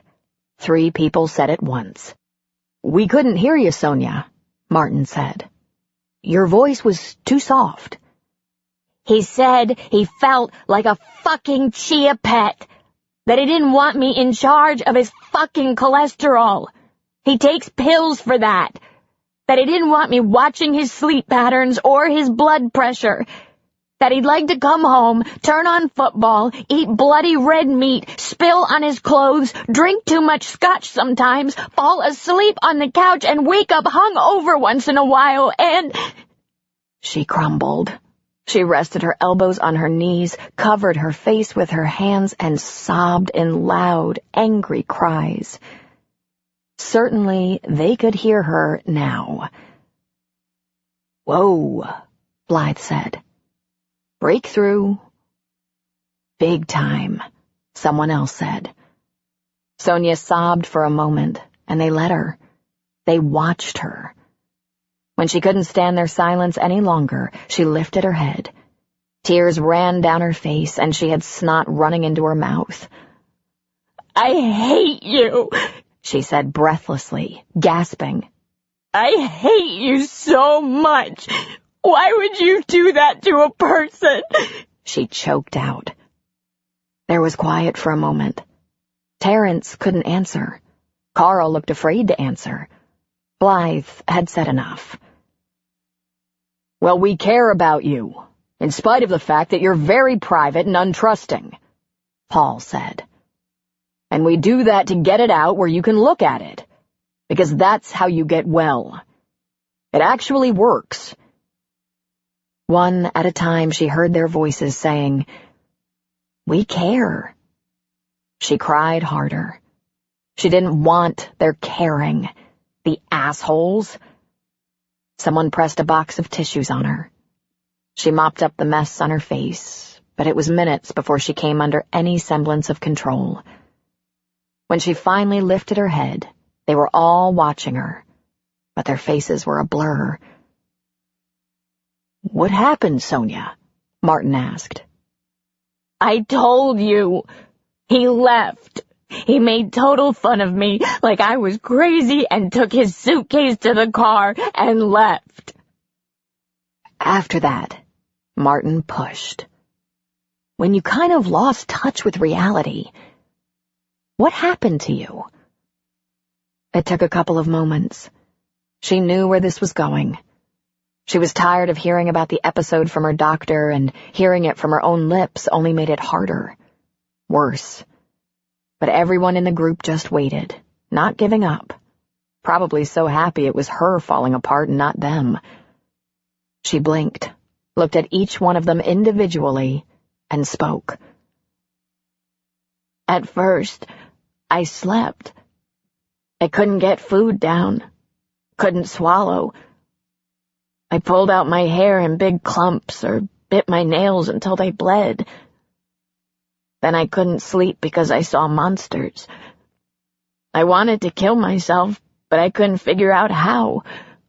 I don't like messes. I used to be very neat. I didn't have stuff in the house that could kill you, and I knew overdoses of some things just landed you on dialysis for life." She laughed hollowly. "I didn't know how to rig the car for carbon monoxide, and I was afraid I wouldn't make it, and George would keep me alive on a respirator even if I were brain dead.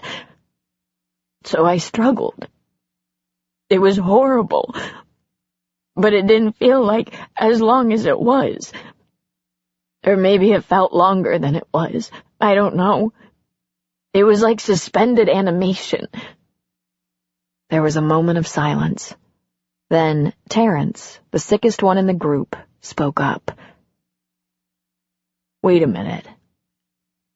You thought George would keep you alive?" She shrugged and wiped her nose. "He's very responsible." "That the only reason you think that?" Paul asked. "What else?" Sonia asked, blowing into a tissue. "Well, is it possible he cares about you, but he wants red meat and too many scotches?" "Ugh," she said with disgust. "How can he imagine that's good for his body?" Someone laughed softly. "Well, it's his body," someone said. "Yeah, but—" "All butts aside, it stays his body." She looked up. It was fat Janelle. Sonia had a sudden attack of remorse. "Oh, God. What I said to you? I'm sorry. I'm not a mean person," Sonia said. "I'm not sorry," Janelle said with a rare grin that appeared wholly genuine. "I thought you were a double agent, here to see if we were playing the game. Shit, honey, you finally came out. Gonna tell us the rest of it?" "Huh?" Sonia asked. "What rest of it?" That's when I went nuts. What more could you possibly want? Well, Paul said, you were faced with some choices. You could have concentrated on taking his money or his kids or finding yourself a better man. I mean, you're young and beautiful. Or you could have shot him or poisoned him or something, but you turned all that rage on yourself. So what else went down? Nothing else. And he doesn't have kids, she said. I mean, there were little things. George said he was peeing so much he thought he had prostatitis. It turned out to be all the little fountains in the house. All that trickling water made him want to pee all the time. When I'd ask him what he had for lunch, he'd always say he had a plate of grass. He said he wanted less candlelight, more flavor, loud, annoying, aggressive sports on TV instead of all that relaxing and serenity. She hiccuped. I don't like to admit that I wasn't listening to those things. I thought I knew what was best. For you, Paul said. No. For you, he repeated. You were clear on what worked for you, but it made him think he had prostatitis.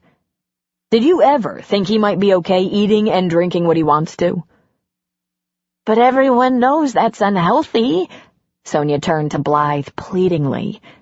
Doesn't everyone know that's unhealthy? She asked. She didn't allow herself to say what she really thought. Even you? Well, sometimes it's just as unhealthy to live rigidly, in denial, in deprivation. I mean, I don't make any argument for cocaine, so don't work me over here. But really, if I'd stuck to red meat and scotch, I wouldn't be here in group. Sonia, is there anything you can tell us about before you were married that might factor in? Martin asked. What about your parents? Your home life? It was just average, she said with a shrug. I mean, they weren't ever into this health regimen of mine, but they were just ordinary people. You have brothers and sisters? I had an older brother, she said, tearing up again. He died in a car crash when he was 17. My parents never got over it. It was so hard on them. I was 4 years younger. They kind of locked down the house for a few years. And you stayed there until you were 30? Did you talk about his death much? Martin asked. That has nothing to do with— Could we just look at that a minute? Martin interrupted. Did you talk about his death much? She was too exhausted to fight it, so it came out. Todd was killed in a freak accident when he was 17, and she was 13. Her parents tightened the leash on her to keep her alive through her high school years, removing her from the mainstream of a typical adolescent social life. But they never talked about their pain, their grief. She didn't go to college. Never, unremarkably, had a normal social life. By the time she was 24, undereducated for a young woman in her age group or economic status, her father was starting to treat her as if she were some kind of weirdo living in her strange world of spiritual balance and inner peace. When she met and married George, her parents were relieved someone responsible and capable was taking her off their hands. When did the dependence on these tools appear? Martin asked. How old were you when you started meditating, or whatever came first? Sonia shrugged. I stopped eating meat at 14 or so. I'm not sure I was meditating, but I taught myself how to rest my body and get in a trance-like place, thinking nice thoughts. It kind of started there and grew. There were just things that felt better than what was happening in my life. And did your parents get any kind of help for their pain? Paul asked. She shook her head and explained. The minister suggested a grief group, but instead they stopped going to church. They were like a couple of zombies for at least 4 years, growing old fast, so worn out and tired all the time, so silent. They didn't talk to her or each other. They looked like they were dying. She didn't want to be like that. She knew her brother wouldn't have wanted that. She missed him horribly, but found a way to feel at peace. If there was anything as difficult as watching her parents wither in their pain, it was feeling fine in the midst of it. Or at least insisting to herself that she had to be fine and not crazy like them. By the time she got to the end of the brief synopsis of her life, she was sobbing again. Snot was running again. It was as if she had never spent any emotion on her brother before. "He shouldn't have died, you know," she whimpered.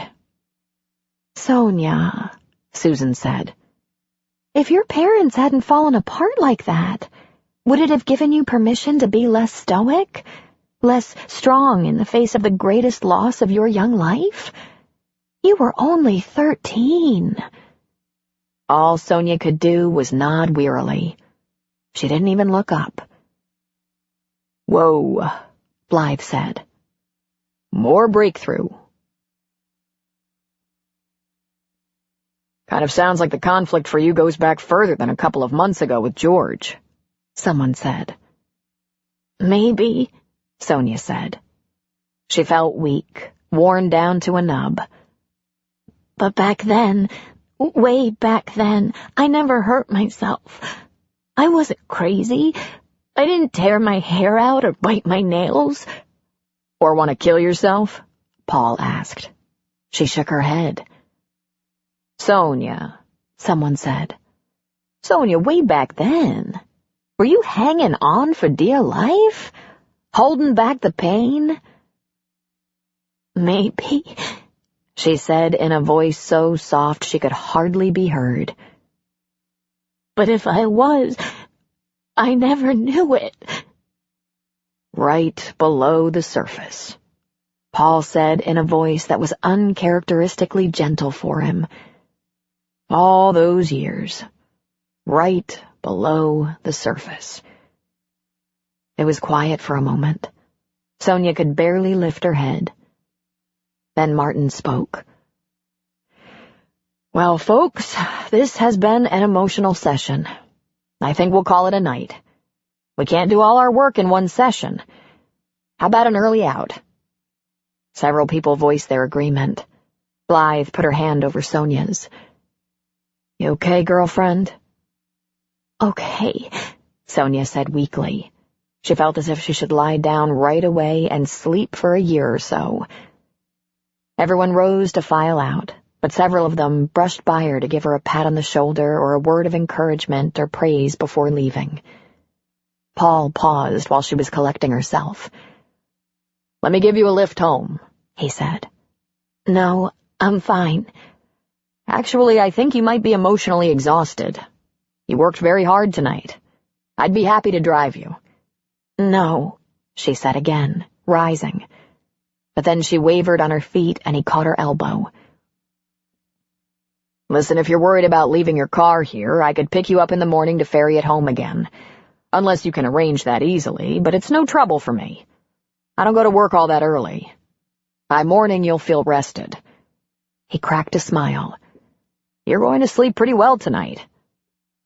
"I don't know. I don't trust you so much." He surprised her with a laugh.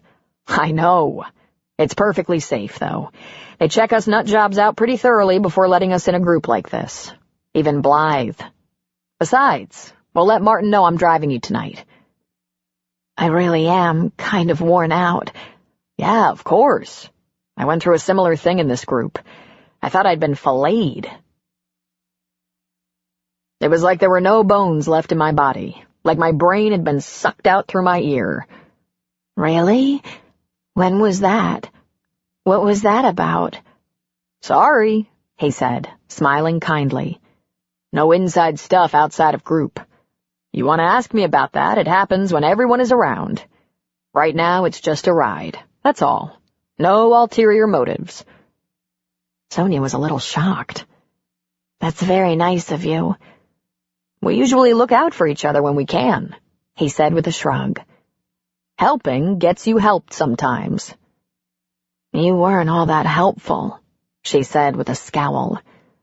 I wanted you to leave me alone. You especially. He chuckled. I know. It's a dirty job. Chapter 11. Bob didn't want to get in the way of mother-son business, so he made himself pretty scarce in case Noel showed up at Andy's. He checked in by phone to be sure she was holding up all right, to see if Noel had come out of hiding, if they'd talked, if there was anything he could do. Then, thanks to her neighbor's son, they finally made phone contact and met at her house later the same night. According to Andy, Noel was pretty upset by his dad's reaction, but had known all along it would be like that. At least mother and son had talked it out. We're back in touch. And then Andy did something that thrilled Bob. She called him and said, Are you available tonight? Because I really need to be with you. I've missed you so much. Nothing in the world could have given Bob more pleasure, more deep-down joy. So he took her out to her favorite Mexican restaurant, bought her a very large margarita, held her hand on the patio under the starlight for a long time while she talked about it, and then they went back to Andy's house, to the bedroom. She was feeling a lot of distress, worried about what Noel was going through, how difficult it would be coming out, facing people like Rick who could judge him so harshly, with such blistering rage. Bob had known from his sisters, it doesn't matter how old your kids are. When they hurt, you hurt. And this had to be so rough on the kid. To be disowned like that, separated from not only his dad, but from his younger brothers, as though he'd given them some kind of disease. So Bob held Andy until she fell asleep. He cradled her against him as gently as he could. That same night, late, after they'd fallen asleep, the phone rang. It was Noel asking if it would be all right if he slept there that night. He heard Andy say, Of course, honey. Bob is here. Will you have a problem with that? And then she said, Good, because I want him to be here. I don't want to send him home. When the key slipped in the lock at 11:30, Andy rose, put on her robe, and left the bedroom. It was only about 10 minutes before she was back, crawling in bed, curling up next to Bob. He looks all right, she whispered. Maybe we'll get through this. Sure you will, he said, pulling her to him, giving her the comfort of his arms. In the morning, Bob rose quietly at dawn. Some habits were hard to break. He dressed, let Bo out, and set up the coffee maker. He fed Bo while it perked.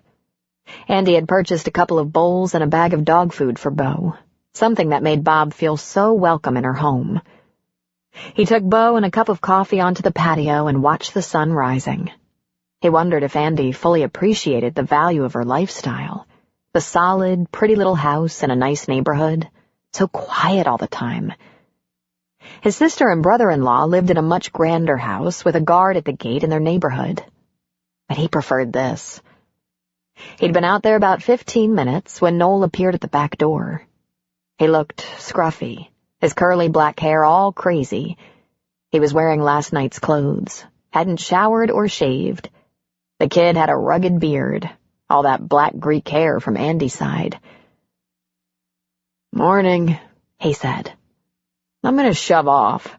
Don't be in such a rush, Bob said. I've never known a 19-year-old with plans this early. Grab a cup. Come outside and take a look at this morning. Nah, I don't bite, Noel. Give yourself a break. At least stay till your mom gets up. He shook his curly mop of hair, but in a minute he was back with coffee and he grabbed a chair. Bo lumbered up and put his head in Noel's lap, and Noel stroked it, almost unconsciously. So you want to ask me questions or something? Bob shot him a surprised look. Questions? Me? I don't have any questions, son. Maybe you want to ask a few. Well, how about, how'd you get hooked up with my mom? Well, I was here working when she split up with her husband. I think she was upset, maybe lonely, maybe worried about things. I gather it had been rough for them for a while. I think because of that, we did a lot of talking while I worked, and she ate her dinner. For about a month we talked, got into some real serious and personal issues, as well as some just plain old ordinary stuff. I guess you could say we became good friends. Then the kitchen was done, he said with a shrug. But we weren't done with the friendship. We'd gotten pretty close by then. Noel leaned back in his chair, holding his coffee cup in both hands. Don't you think it's a little strange? You and my mom? Oh, yeah, he said with a laugh, shaking his head. Pretty strange. Sure nothing I thought would ever come my way. But I have to say, I'm grateful. Your mom's awful special. What a great person. What a beautiful lady. Little too young for you, wouldn't you say? Noel asked. A little too much of everything for me, son. She's too beautiful, too smart, too compassionate and honest and funny. Just the best of everything. Too young? Probably. She keeps claiming to be 47. But doesn't she just look more like 27 to you? I don't know about that, Noel said, scoffing. He snapped his fingers to bring the dog back, and Bo obliged, laying his head in Noel's lap. So, this serious? You might have to be more specific, Bob said. You have serious intentions? Bob laughed. It was kind of a kick being asked questions like this by a 19-year-old. Well, Noel, to tell the truth, I'm trying my hardest not to have any intentions at all. Intentions or expectations. I figure your mom is way more than I deserve. I'm not going to take that for granted, believe me. But it sure is nice spending time with her. As long as it makes her happy, I'm more than willing to go along with that. Sounds like you don't expect it to last long, huh? Bob thought for a second, then sat forward, placing his coffee cup on the ground beside his chair. There's that word again. Expect. The thing is, Andy's young and beautiful. There's no telling how long she might be happy with someone like me. That's why I want to be real flexible with her, you know? If it turns out this isn't exactly right for her, I'd never make her feel bad about that. You understand, Noel? Noel was quiet a moment. I'm not sure I do, he said. Okay, let me put it another way. I love Andy. There's no question about that. Oh, damn, he laughed. I'm afraid I just told you before I told her. I should have been more careful about that. But I can understand if you have concerns about her feelings, so you need to know mine. I love her. Really, this is kind of new for me. I loved a woman before. I was married about 10 years ago, and I still love that girl. Real special woman. But it was nothing like this. I love Andy in a way I never thought I'd get to experience. I want to give Andy everything I have. I want to be the best partner she could imagine. Just thinking that way, I realize the most important thing I can give her is my complete love and commitment for as long as she wants it. But I'll never make your mom feel boxed in by anything, by anyone. All I want is for her to be happy every day of her life. No strings, is that it? Not exactly, Bob said, shaking his head. That would sound like I don't care all that much, but I don't want to be tied down. I couldn't care more, that's the truth. But I want the way I love her to be unconditional. I accept her, admire her, exactly the way she is. Not like she belongs to me. She'll never be property. Not like I have some claim on her. Although, he chuckled, she sure has a solid claim on me. No, son, I love her too much to make demands on her, to tie her up. With me, without me, it doesn't matter. I'll love her just the same. Then he smiled broadly. If it's with me, that's twice as good, of course, because I haven't been this happy in my life. You're saying it wouldn't bother you if she, dumped you? Noel asked. Bob shook his head. I'm not a hero, boy. Just an ordinary guy. It would bother me, you bet. I'd miss her so much. But Annie deserves to have everything she wants, everything that makes her happy. When you really love someone, Noel, you don't concentrate on whether or not they're perfect or meet your expectations or behave in exactly the way you'd like. You just think about how lucky you are to have them in your life and want them to have whatever is good for them. You hold them in an open hand, Noel. It's kind of like the way your mom feels about you, but more romantic. Feels about me? You know. You're clear on that. There's nothing you could do to make her not love you, not stick by you. Nothing in the world. I know a fellow like you going through a rough patch right now. You can appreciate that kind of commitment, that kind of love. It's deep and real. Noel sat up straight. Shock registered on his face. I guess you haven't been thinking that way too much, Bob said. I'm not surprised. When someone feels that way about you, one of the first things you do is get used to it. Expect it to always be there because it always was. You can depend on it. But every so often, something will come up to make you just a little afraid that person might stop loving you that way, accepting you that way. And it's a reminder about how good it is. You know what I mean? You mean my dad, he said. It's not an easy thing, Noel. To love someone without any selfishness, without a personal agenda. It takes thought and heart, sacrifice and courage sometimes. People can get mixed up about what's the most important thing, their own personal needs or the needs of the person they love. I think that must be what happened to your dad. He's mixed up. We're not perfect, you know. Human beings, so fallible. Yeah, right. Noel snorted. Mixed up my ass. Well, maybe I give the man too much credit, Bob admitted. I don't know him after all, and I never had kids, so I could be talking out of turn, but my grandmother used to say, your kids don't belong to you. They're only on loan for you to raise. They have their own lives, their own destinies, so you better get out of the way. She was a real hot chick, my grandma. You shocked? He asked. About my rough patch, as you call it? Noel asked, a note of challenge in his voice. When I said rough patch, I didn't mean you being gay. I meant having a standoff with your dad, who I'm sure you love a lot. That's tough. I'm real sorry you're going through that.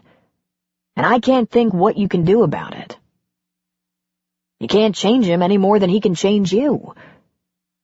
But me being gay, that doesn't bother you? Bob shrugged. It's no different than if you showed up blonde or black or Chinese. Listen, you're not like everyone else, all right? Me either. And so the fuck what? Noel's eyes grew large at the curse. Life, it's a kaleidoscope. Your mom might have contributed the green, your dad the red, but you've got colors in there that come from just anywhere, even from old second cousins twice removed. You're not sick. You're gay, with black curly hair. Every turn of the wheel is its own creation. And you get along with gay guys? Noel asked. Just fine, Bob said. You bi or something? He laughed. No. Whenever I felt an attraction, it was always to a female. I didn't have a choice. You're not going to change that about me, and I'm not going to change that about you. Noel laughed and shook his head. Most guys your age aren't like that, he said. Most guys your age hate anything that doesn't fit into their idea of what's okay. Yeah? I learned a little patience. Sad truth is, you get to learn that by the hard times. It's too bad. If I was in charge, we'd get insight from the fun stuff. Noel took a sip from his cup. My coffee went cold. Go pitch it and pour some fresh. There's plenty of coffee in the house.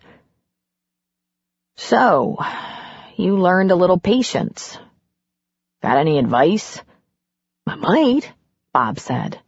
Doesn't usually appeal to men under 40, though. Try me. Well, Bob said, leaning forward. I'd say you stay as true to yourself as you can. Try to be a good man, and go easy on the people who just can't seem to make it in the world without being mad about something. I figure they have it a lot tougher. Being angry, that's hard work. Hard on the heart. Noel relaxed in his chair. He scratched Bo's ears. It made Bob smile. A good old dog who appreciated a little stroking was so good for a mood, a perspective. My mom's worried about me being gay, Noel said. Nah, Bob said. Yeah, she is. She told me some of her worries. I shouldn't speak for Andy, but if I heard her right, she's worried about it being hard on you to be just who you are. And she's worried about people filled with hate, hoping that doesn't get turned on you in any way. Anyone would worry about that. I have a sister with a son in the army. He went to Afghanistan. Her worries are pretty much the same. Of course, it won't help to worry, but sometimes when it's your boy, your pride and joy, you just can't help it. You want only good things for him. You hate to think he'd ever have to suffer in any way. Noel looked at Bob and grinned. So, he said, you love my mother, huh? Oh, kid, Bob laughed. I do. I think she's the most wonderful person I've ever met. I love listening to her talk, laugh. She tells great stories, brings great stories out of me. And you know what? I look in the mirror or get down on my knees to do tile or heft up some big heavy shelf. I know I'm getting old, full of creaks, all gray and bald, a little more flesh than I need. But when I'm with Andy, just out to dinner or sitting right here in this beautiful weather, talking, laughing, I swear to God I feel 21. Noel laughed. Well, you're not. But isn't it terrific when you're with someone who can bring out your best self?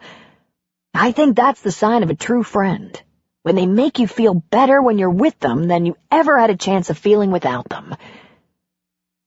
Think she loves you back? Noel asked, grinning. We haven't said those words yet. You got it first. I might get in trouble for that. I'm not good at this stuff. I'm very inexperienced. But the way she is with me, if it isn't love, it's damn sure close enough for me. Your mom, she's one of the best people in the world. But you already know that. Noel dropped his chin. She always put me first, he said, without looking up. Even when it meant she was alone, stuck with some little kid. She really always put me first. It wasn't a sacrifice for her, Noel, Bob said earnestly. I'm sure it came naturally. I think that's how it is with most mothers, at least my sisters say so. Once you have that child, those children, it would be very hard to do anything else. You don't have anything to pay back for that. Kinda lets me off the hook. I didn't say you couldn't tell her you appreciate it. Also, you could let her know that except for this bad spot you have going on with your dad, you're okay, happy. You are happy, aren't you? Most of the time, he said. I have some good friends. No one special, but that doesn't mean there won't be. I'd hate to wait as long as you. You won't, Bob laughed. Hardly anyone is as introverted as me. You know, I was planning to be a teacher once, professor. That was my goal. Then I started building things, and it suited me. I think because I wasn't intimidated by the wood, the cement, and I was confident there. But you're not like that. You have all that personality and guts. Son, it takes guts to face up to things the way you have. Lift your chin and be yourself. People will like you for who you are. You sure don't seem like an introvert. You're kind of, I don't know, up front. With you, Bob said. I'm better one-on-one. And you're Andy's boy. You're good stock. It's pretty easy for me to feel comfortable with you. Safe. Noel was quiet for a second. I think I'll pitch this coffee. Get some hot. Good idea, Bob said. I could use a fresher, too. And I think Bo looks like he's in the mood for a biscuit. You know where Andy keeps them? No. Then I better show you. I think he might start counting on you for a treat. That'd be okay. Bob draped an arm around Noel's shoulders and walked with him into the house. Bo's a real good judge of character, you know. Dogs are like that. It doesn't matter what people say, how they act or look, dogs can see into a person's soul. They growl at a perfectly civil-looking person, and it should serve as a warning. Dogs know.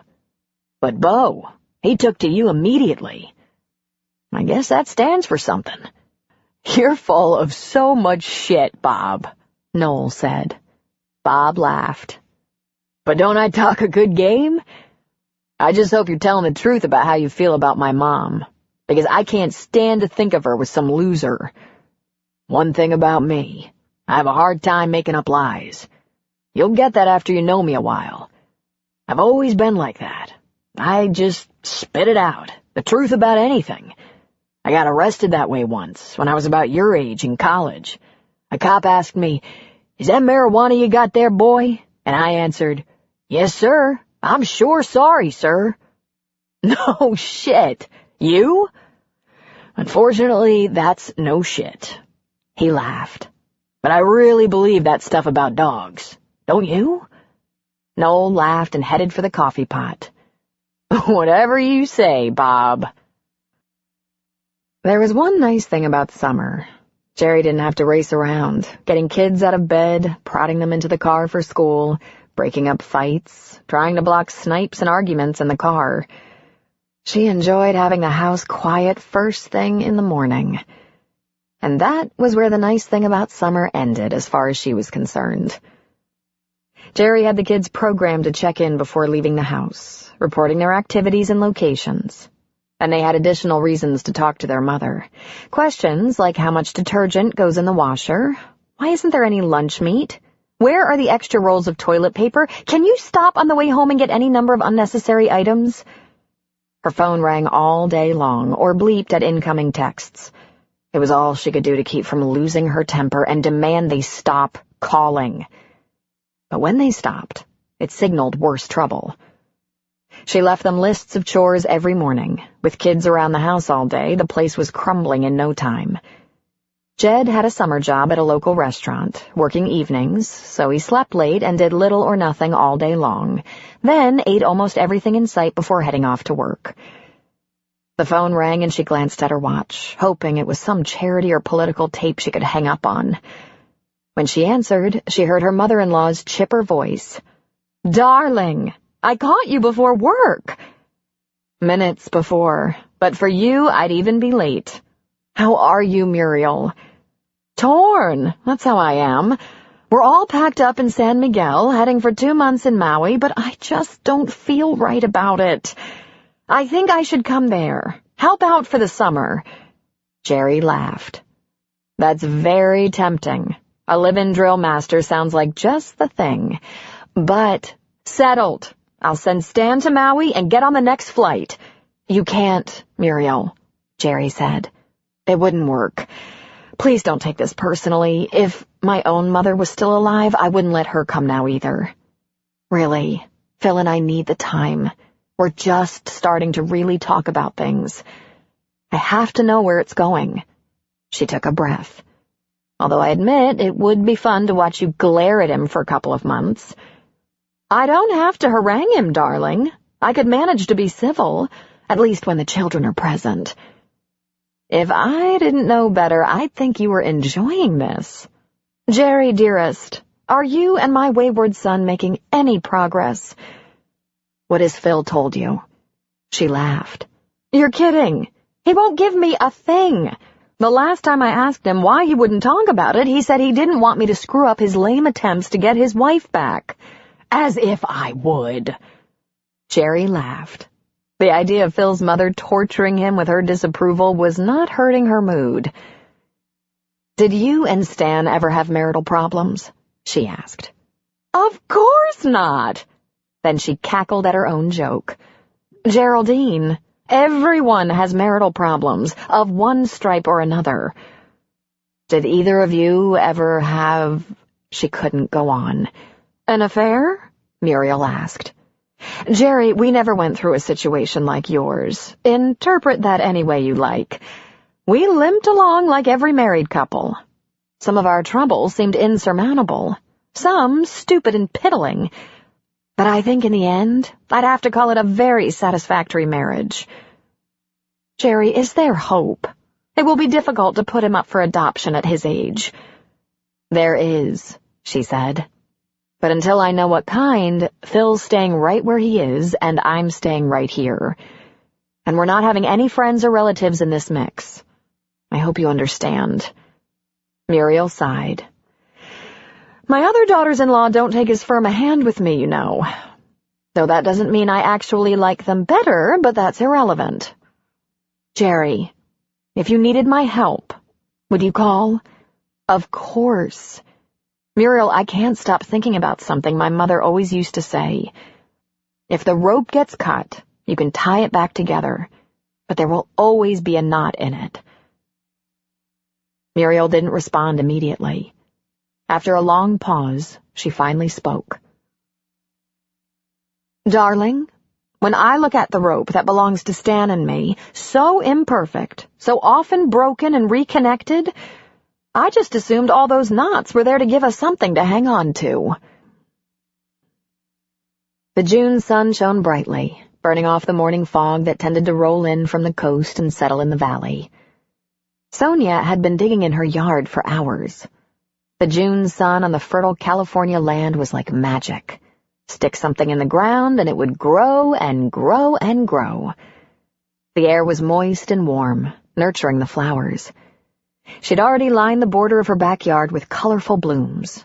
Though she'd gotten them in the ground a little late, they flourished. She'd made a habit of returning to the nursery almost every afternoon so she'd have fresh plants ready to go in the ground first thing each morning. When she started the project, she'd worn gardening gloves, but that hadn't lasted long. She'd come to love the feel of the rich, dark soil on her hands, caught in the crevices, stuck under her nails. As her flower beds grew deeper, she began placing patio stones and little pathways through the garden so she could get around without trampling her new babies. While she gardened, she could think. Much of her time was spent remembering Todd, sometimes talking to him just under her breath.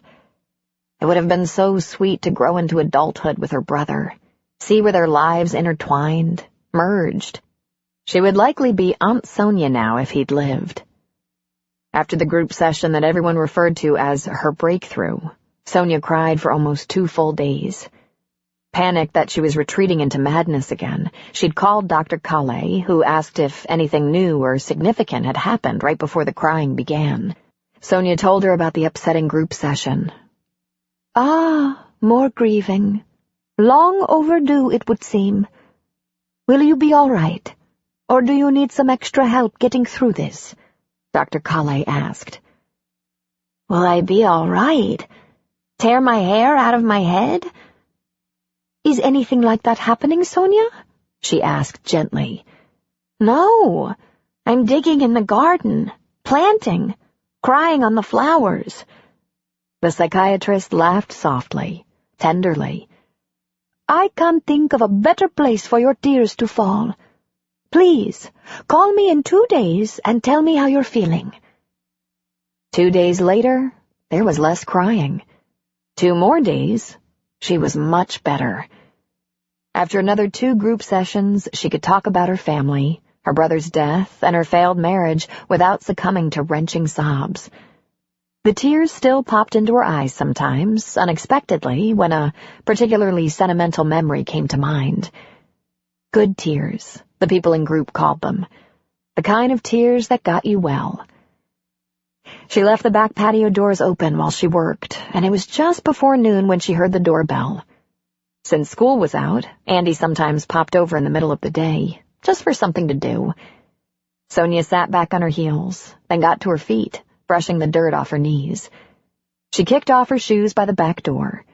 It was a good time to take a break anyway. When she opened the door, it wasn't Andy, but George. He was dressed in an impeccable blue-gray pinstripe suit, his steel-gray hair perfectly combed for a day of business. She was thunderstruck for a second. Then she slammed the door in his face. He knocked. Then he knocked again. "Go away, George," she yelled at the door.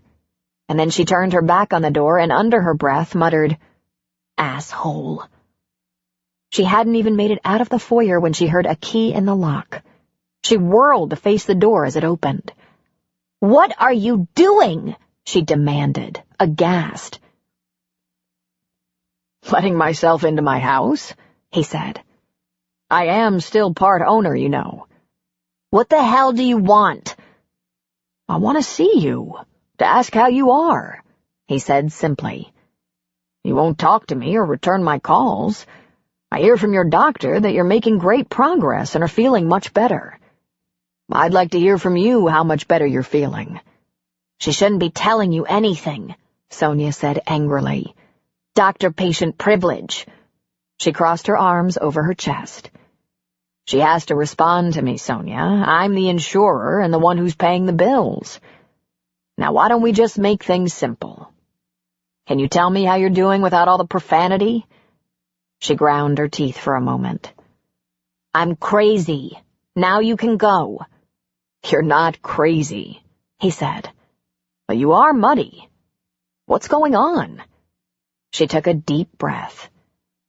"I've been planting flowers. Really, I'm not ready to talk to you, especially about how I am."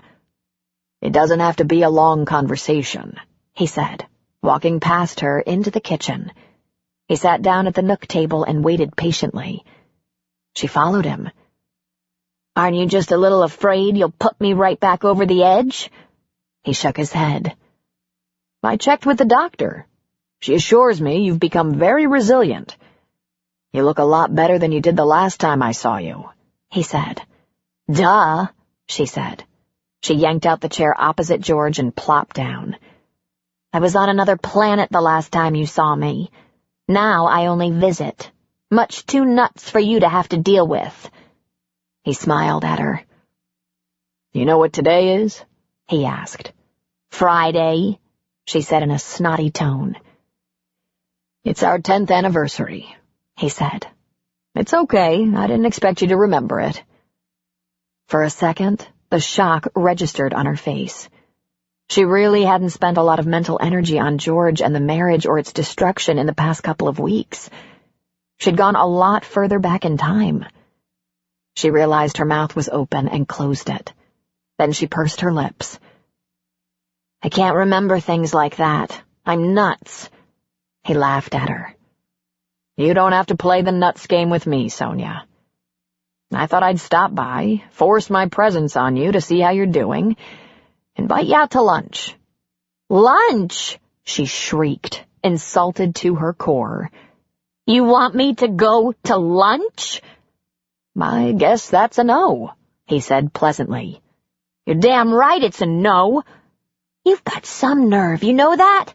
You drive me insane, and then you pop over to check on my health and ask me out to lunch? Fuck you, George!" He merely smiled. "Sonia, give me a little credit. Don't you think it was important to me to understand whether I did this to you? Come on now. I talked to some professionals. I'm pretty clear on what happened. You can blame me all you want, but we both know this whole episode is no one's fault, and you're gonna be fine." "No thanks to you. I was fine before." "Actually, no," he said, drumming his fingers on the table. "You had a little grenade inside you that was ready to blow. God, I wish someone else had pulled the pin. But you couldn't have moved on until that was taken care of. I had no idea, of course, but then neither did you." She clenched her teeth while she stared at him. She hated that he spoke the truth, because she hated him. She would die before she ever thanked him for being the catalyst that set her free. "So," she said, lifting her chin, "you bring papers for me to sign or something? Get your prenup in under the wire?" He looked surprised, but just shook his head. "You still have a copy of that?" I tore mine up years ago when I was cleaning out files. By the time a couple spends a few years together, either it's no longer relevant or the relationship's in serious trouble. Don't you think? Then why have it in the first place? She asked, uncrossing her arms. She was astonished and most curious. I had a lot of investments when we got married, he said with a shrug. But I knew in 2 or 3 years you had no interest in taking my money. You're a lot of things, but you're no gold digger. Well, I want it now, she said meanly. Now it's a done deal, he laughed. You're taking it pretty well, she said quietly, wondering what nasty trick he had up his sleeve. You've always been awfully proud of your balance sheet. Yes, we all have our shortcomings, I guess. He clasped his hands together on the tabletop and leaned toward her. Listen, when we got married, there were a lot of good reasons. Neither of us wanted children. We were almost always compatible, even if we weren't real exciting. You wanted nothing so much as to keep everything spotless and get the stains out of my shirts, and all I wanted was someone as nice and beautiful as you beside me, supporting me while I worked to keep building retirement money for my clients, and my own portfolio at the same time. I didn't want a lot. Maybe I was wrong, but it seemed like you didn't want that much. I'm not an exciting guy, Sonia. I know that. I don't have family. Your parents are old and kind of feeble now. We were 2 people who really didn't have other people, and I thought all your candles and fountains and stuff were kind of cute and harmless. He shrugged and smiled. She narrowed her eyes as he spoke. I loved you, you sorry son of a bitch.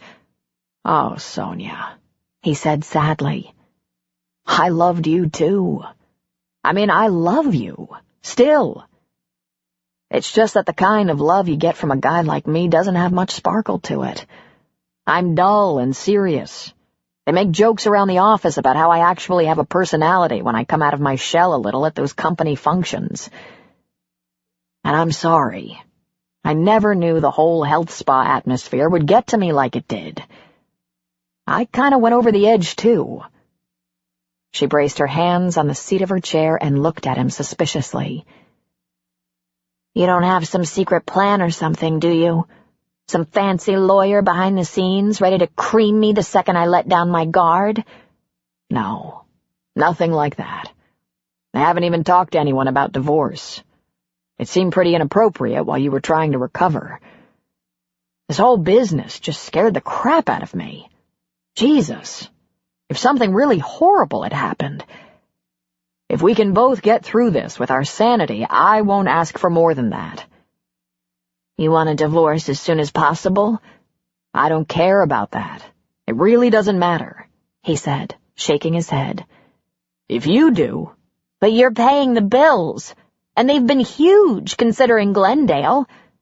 You never spent any money during our marriage, he said.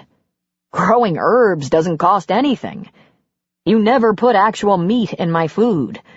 If I added up the cost of all those fountains, chimes, and candles, it wouldn't be $2,000 over 10 years, and I'm sure you earned way more than that with your classes and clients.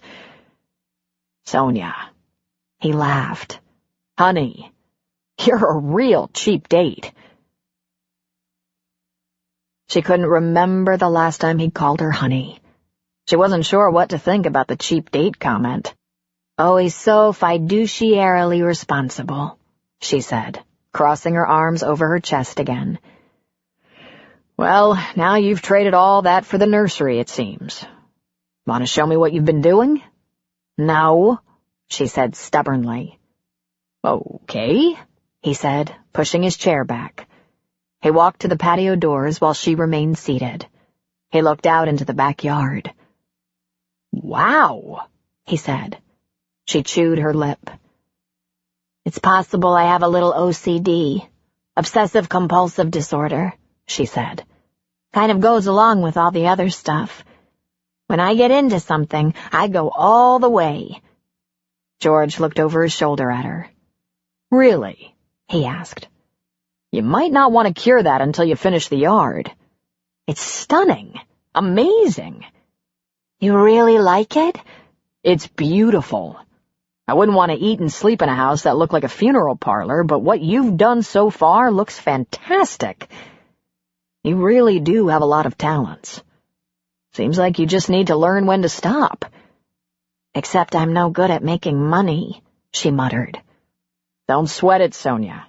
That's my talent. Fortunately, I'm so good at it, you shouldn't have to worry. Unless your OCD extends to shopping, in which case we'll be tapped out pretty quick. He turned away from the patio doors and headed for the foyer. I don't want to keep you, and I didn't come here to pressure you. I just wanted to see for myself that you're getting better. Happy anniversary.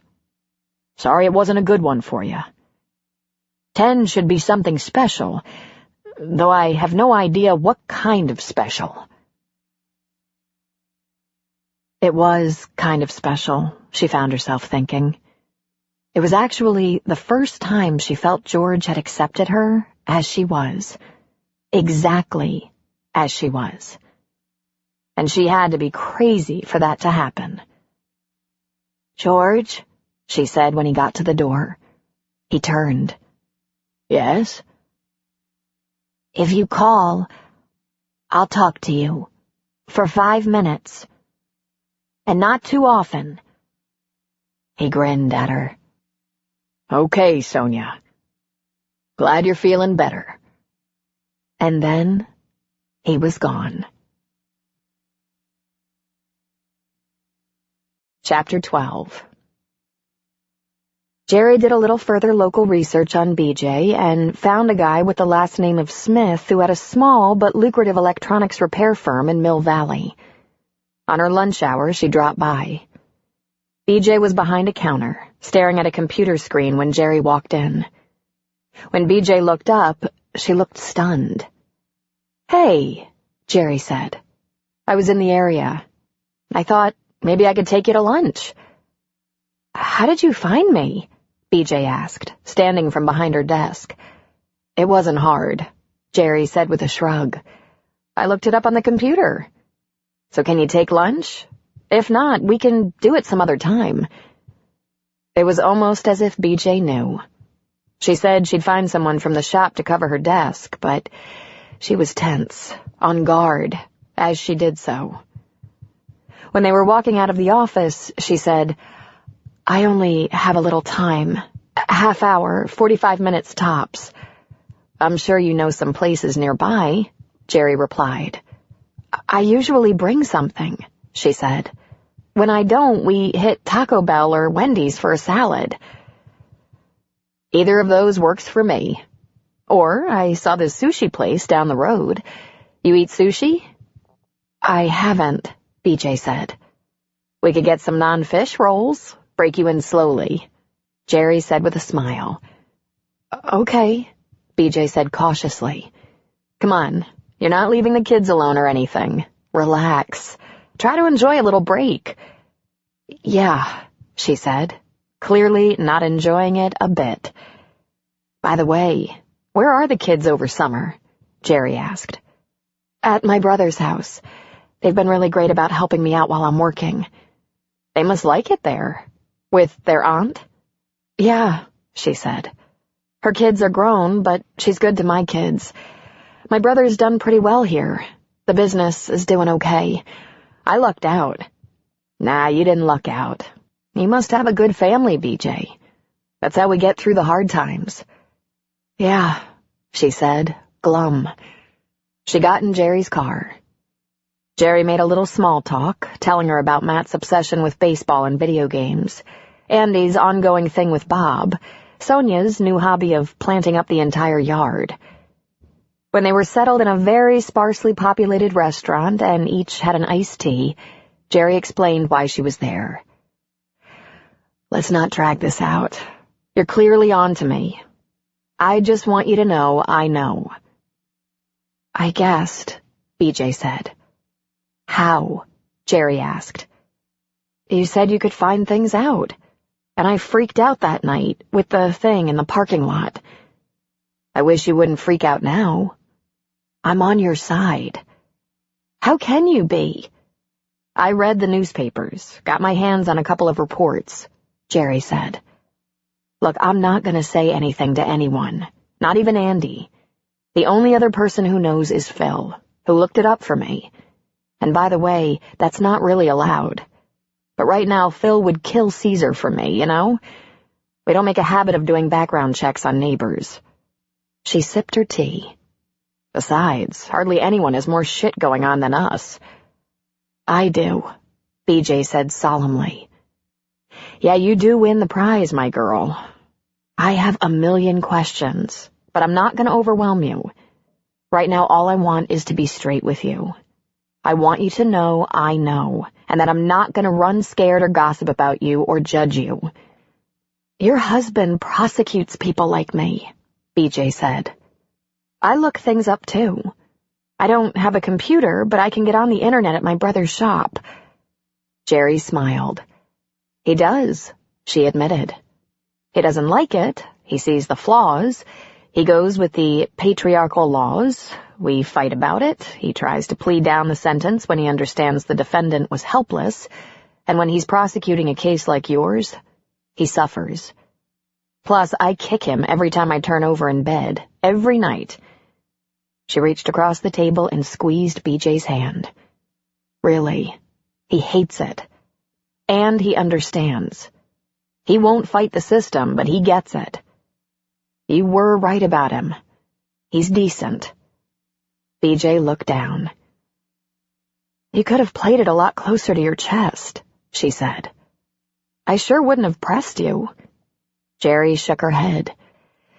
That wouldn't have worked, she said. Besides, it would have kept you back. You would have distanced yourself. I would have, she admitted. Also, I'm not great at that, pretending I know nothing. I bet you are at work. Work is different, Jerry said. The people I'm there to serve are, well, most of them will plod along through completely dysfunctional lives forever, through generations, in fact. Those are easy to spot, and I have to keep them at arm's length or it'll eat me alive. Then there are cases where if I don't play it coy, someone might get hurt. And of course, we help a lot at CPS. It doesn't look like it on paper all the time, but if you're right there in the middle of it, if you can see the eyes of a child you're working with, you can just tell. I'm not really good at that kind of thing where my intimates are concerned. You saw that with Sonia. With Phil. With Phil? She shrugged. I never sensed it. The affair. I was too close to him. When I found out, it occurred to me to use some of my skills to get to the bottom of the whole thing before confronting him. But honesty has always been a priority in our house. I guess not with him, though, huh? With him as well, which is why he made that stupid pact with himself to admit the truth if I ever found out. She lifted the tea to her lips. I wish he'd used all that time to think of a good lie. It might have been better for us. It might have been better for me if I never knew you knew, BJ said. No, it wouldn't, Jerry smiled. Oh, if my knowing was going to hurt you or your kids, you'd be right. But it won't. BJ, you've been through a lot. There isn't any reason for you not to have friends. I understand, you have to be careful, but... The waiter brought them sushi rolls and plates. Jerry set about the task of putting out the little dishes. Watch, this is what you do. She demonstrated. Some soy, some wasabi, then showed BJ how to hold the chopsticks. Jerry plucked a spicy tuna roll off the plate in the middle, dipped it, ate it.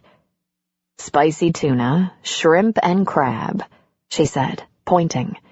This is a California roll, no raw fish.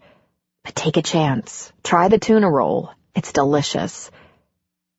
BJ struggled with her chopsticks for a moment, then, clumsily, picked up a tuna roll, gently placed it in her soy and wasabi, lifted it, and, plunk, it splashed back into the soy. Jerry laughed. It doesn't get much easier either. No wonder they never gain weight, BJ muttered, attempting it again. She maneuvered the bite-sized piece into her mouth and chewed it thoughtfully. Not too bad. See? Trust me, Jerry said. I never thought I'd see this day, BJ said, going after another piece. A shishi lunch in Mill Valley. Please, Jerry laughed. Aim higher than this. So tell me something, BJ said. How do you think the others would take the news? Andy and Sonia. Andy, no question. I'm an advocate for children, but she's their champion. It's her life's work. Sonia, hard to tell. I haven't been able to read her for a while. She's between worlds right now.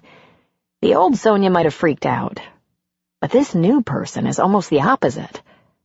Don't do anything until you're sure you're comfortable. And it's okay to never tell, you know. No one would blame you. I'm sure no one suspects anything. Jerry plucked another piece of sushi off the plate. What are your plans? She asked. I've been able to save some money, BJ said. I think I'm good in that house until the end of summer, maybe through the fall. I'll get plenty of notice and time. The house is designed for women like me. In fact, it's pretty hard to be considered. I'm gonna have to free it up and give someone else a chance. It's only right. Of course, Jerry said, but with disappointment. I'm really glad it was you for a year, BJ. I like you. Thanks, BJ said. I like you too. If you could do anything, absolutely anything. School, she said. I didn't finish high school. Got my GED in prison. And then a couple of college courses, but whether the credits transfer is questionable. I once thought I'd like to be a teacher, but I couldn't pass the background check. That doesn't matter. I'm interested in a million things. I'd love to do what you do. I can smell a family in crisis 100 miles away. But for right now, if I can just keep a roof over my head and take care of the kids, I'll be grateful. We're safe now. That's what matters. Do they need counseling? Jerry asked. They're getting it.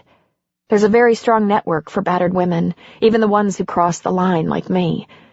I had amazing support through the whole thing. They even helped me keep my kids, in a way. In a way? They helped me find a good lawyer. His parents wanted the kids, and they're as crazy and mean as he was. Most of the people in the family had criminal records. But just to be sure, I traded the insurance money, which would have gone to the kids, for their signed promise never to seek custody of my children. She studied her chopsticks, maneuvering them. $30,000. His parents didn't even have to think about it.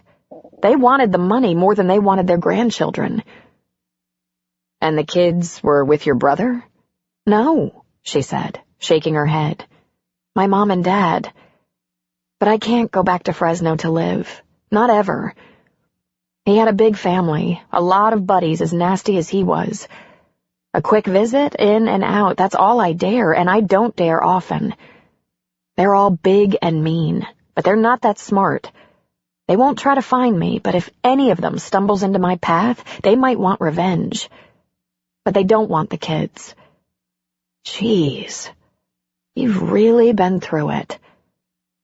So the kids are getting counseling. Are you getting any support? Some, BJ said. There are groups available, and I've dropped in a few times, but the best thing for me right now is to feel I'm taking care of my kids on my own.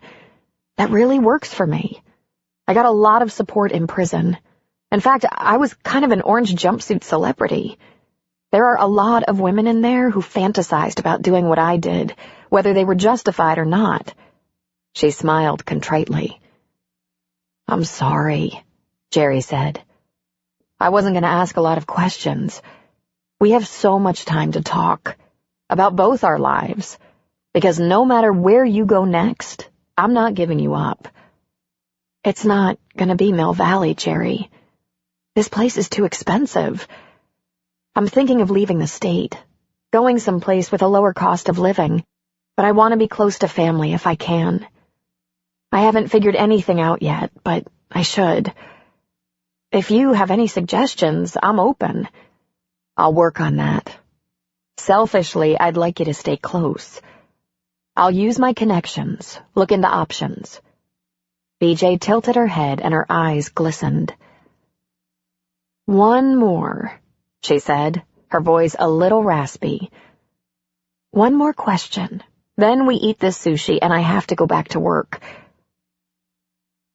How do you have the courage? BJ had to purse her lips tight, and her nose turned a little pink. She glanced away for a second to gather her composure. Then she looked back at Jerry. It wasn't courage, she said in a whisper. All I had was fear and desperation. It was him or us. We were absolutely and truly down to that. I swear. Jerry was quiet for a second. Then she said, God bless you, sister.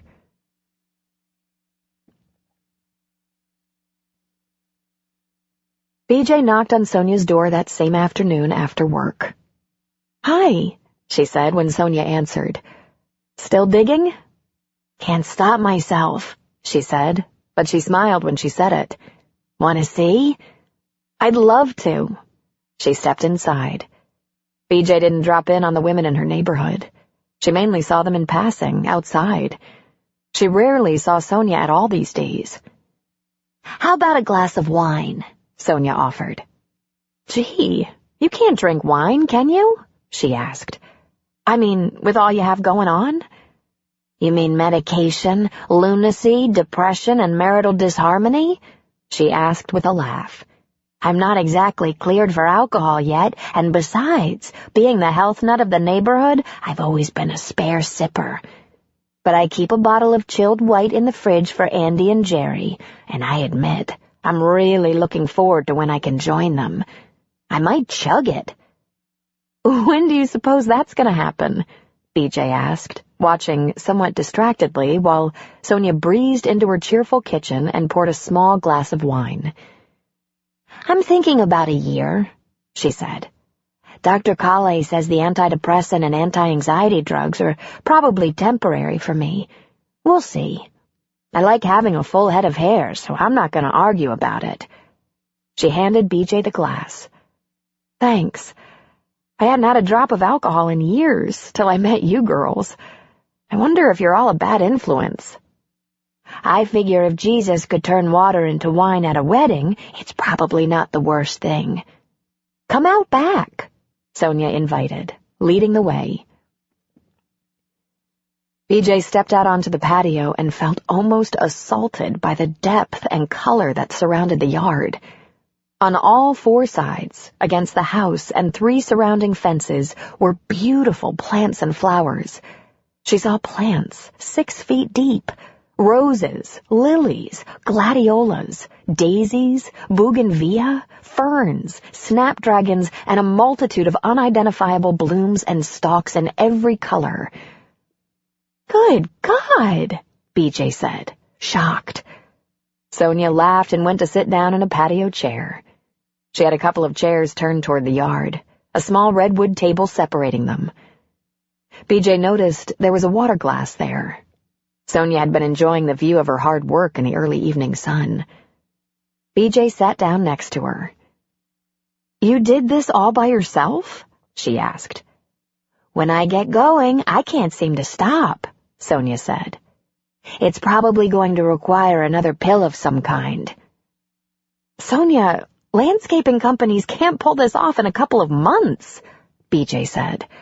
And there's no mess. Like it was all just dropped down from heaven. Oh, there's a mess on the side of the house. I have a routine. First thing in the morning, I throw away the empty containers, rocks, weeds, sod, junk, and start digging, planting and cultivating. Then, at the end of the day, I rinse off my tools and wheelbarrow and go to the nursery to get plants and supplies for the next day so I can start again. I finally had to buy patio stones to weave through the gardens because it all got so thick. But I never get rid of plants unless they're doomed and dying. I just relocate them very carefully. They're kind of like babies. How can you do this? BJ asked. It's just amazing. Sonia shrugged. No family, no husband, no job, no children. BJ was quiet. She finally asked, Sonia, are you ever lonely? Hardly ever anymore. I just found out something so bizarre. I was lonelier before, when I had all those things and people in my life. The classes, the co-op, the little consulting business I did, George, not to mention all the meditating and endless work at keeping things perfectly balanced and serene. Like a cocoon. I could hear each twinge in my body and knew exactly what herb or vitamin would soothe or strengthen it. It was like I was insulating myself against feeling things, because if you let the feelings in, you risk one that hurts sneaking up on you. And now? BJ asked. Well, now I'm forced to take a look at all the scary feelings I worked so hard to keep out. Blech. She grinned at BJ. They're every bit as bad as I thought they might be. BJ smiled back. Then why are you smiling? Because it had to happen. Keeping it all in makes you sick and nuts. It turns out to be correct. The truth sets you free. Just let it out, huh? Is that the prescription? BJ asked, sipping her wine. Sonia laughed at her. It's not that simple. First you have to have a major meltdown, then lockdown, then the drugs they give you loosen up all the dams you'd worked for over 20 years to put in place, and under the right god-awful confrontational circumstances, you're a sitting duck. First it's a trickle, then it's a stream, then it's a goddamn flood pouring out of you, and there's just no stopping it. And then you have to suffer. Because once the secrets are out, you have to live with them. Probably the place most of the depression started was almost 30 years ago, when my 17-year-old brother, Todd, was killed, and my parents shut down. They were lost in such a horrible black hole, I couldn't express my own grief. It was like I lost my entire family on one rainy night. I was 13. So, when I got to that little gem of knowledge, revisiting that time of my life, I sobbed for days. Cried and dug in the yard and cried some more. My shrink said, I can't think of a better place for your tears to fall than on the flowers. And then she turned slightly glistening eyes toward BJ. BJ was speechless, entranced. This was the most intimate conversation she'd had with another woman since leaving Chowchilla. She swallowed, trying to keep back her own tears. You've really gotten good at it, she said, her voice catching. You got this from therapy? Group therapy, the bastards. They're relentless. And now, as revenge, they're programming me to do it to other people. We have a new woman in our group, a real nutball from the state hospital who probably needs to unload. Damn, I hate to do it to her. I know what's coming. Sounds kind of like you're in all the way now, BJ said, taking a sip of her wine. Yeah, how about that? Well, the upside is you get some of the good feelings back too. I guess what happens when you block out the bad feelings is your subconscious can't tell the difference. It just blocks all feelings automatically. You turn into a living corpse. It occurred to BJ that there wasn't a human being on Earth who didn't have deeply complex and emotional issues just under the skin. You always seemed so prissy and high-strung, kind of like a thoroughbred. Physically perfect, with a whole bunch of reined-in energy. Sonia held out her hands toward BJ, palms down. Her nails were broken, split, with dirt stuck under them and ground into the cuticles. I guess that's changing. That's not all that's changed. You're so relaxed. Sonia shrugged. Could be the drugs, she said. Could be I had a lot of tension keeping stuff buried. I used to be afraid if I opened that closet door, unbelievable shit would fall on me and kill me.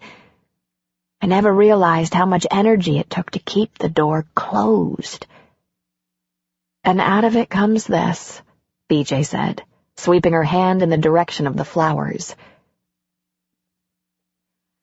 I'm going to have to figure out how to take control without being too controlling, Sonia said. I can't let it overrun me like all the other stuff did. When George saw it, he said I just need to learn how to stop.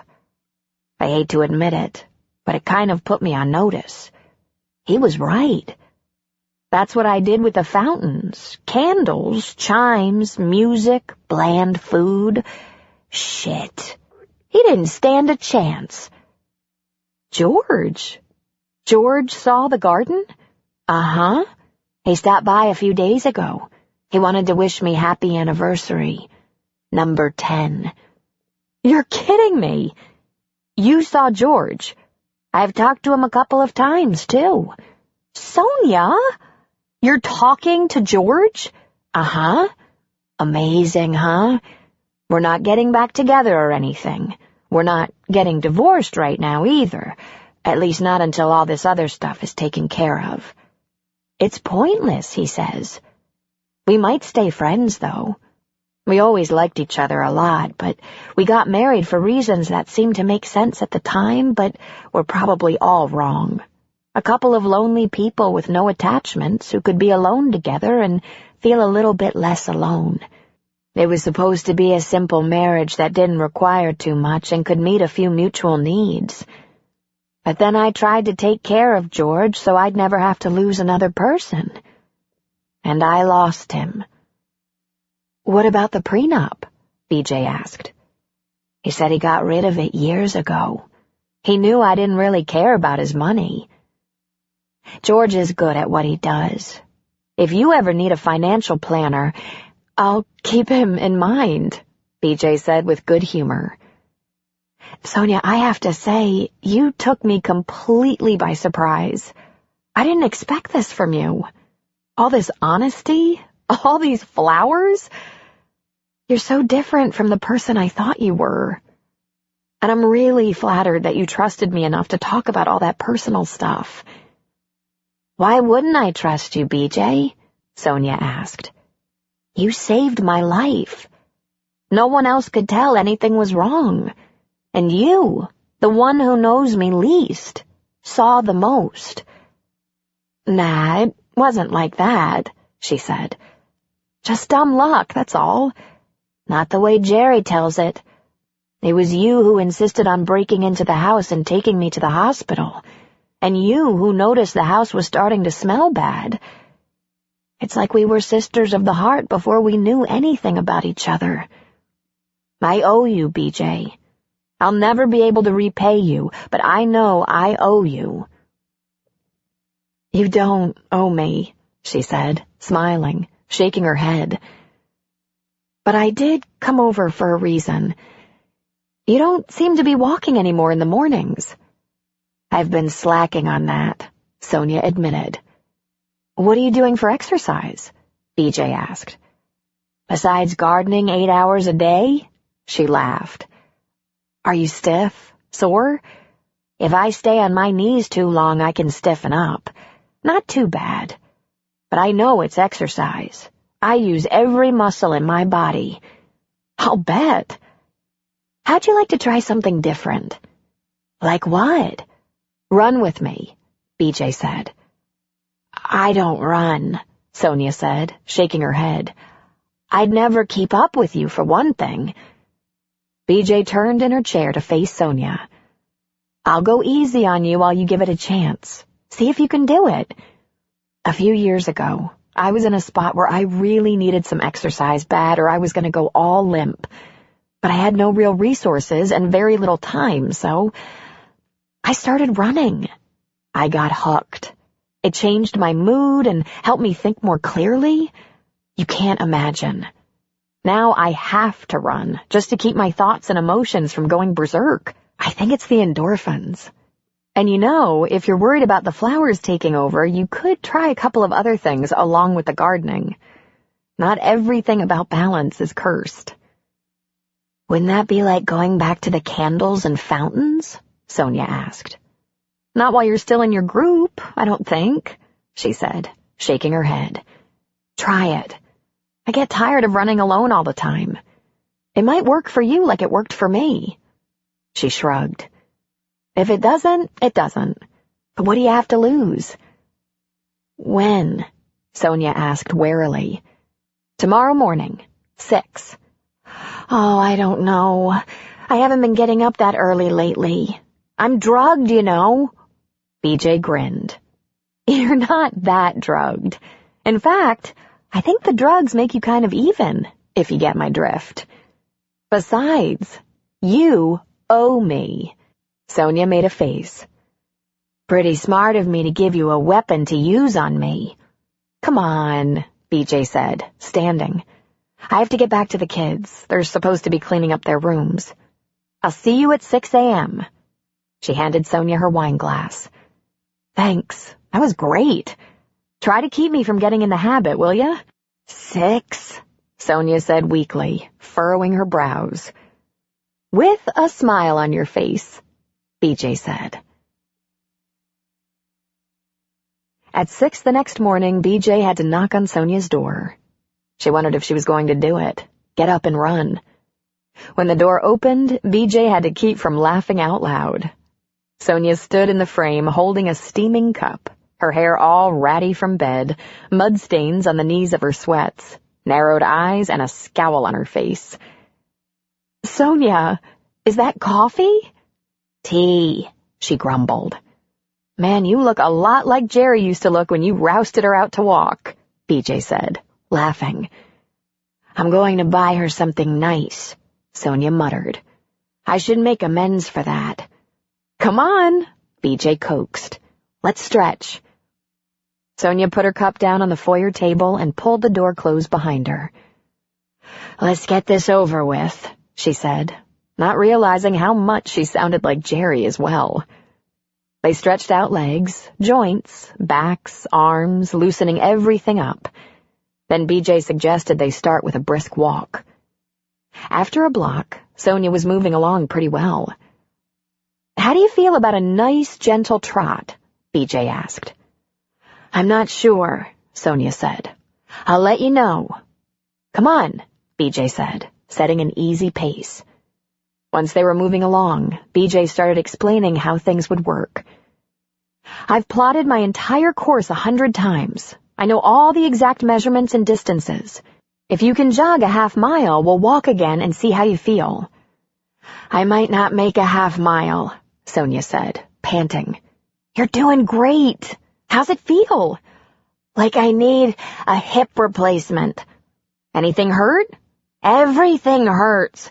I'm weak and sick and crazy. BJ laughed at her. They cantered along for a couple of blocks, and BJ said, Let's pick it up just a little bit.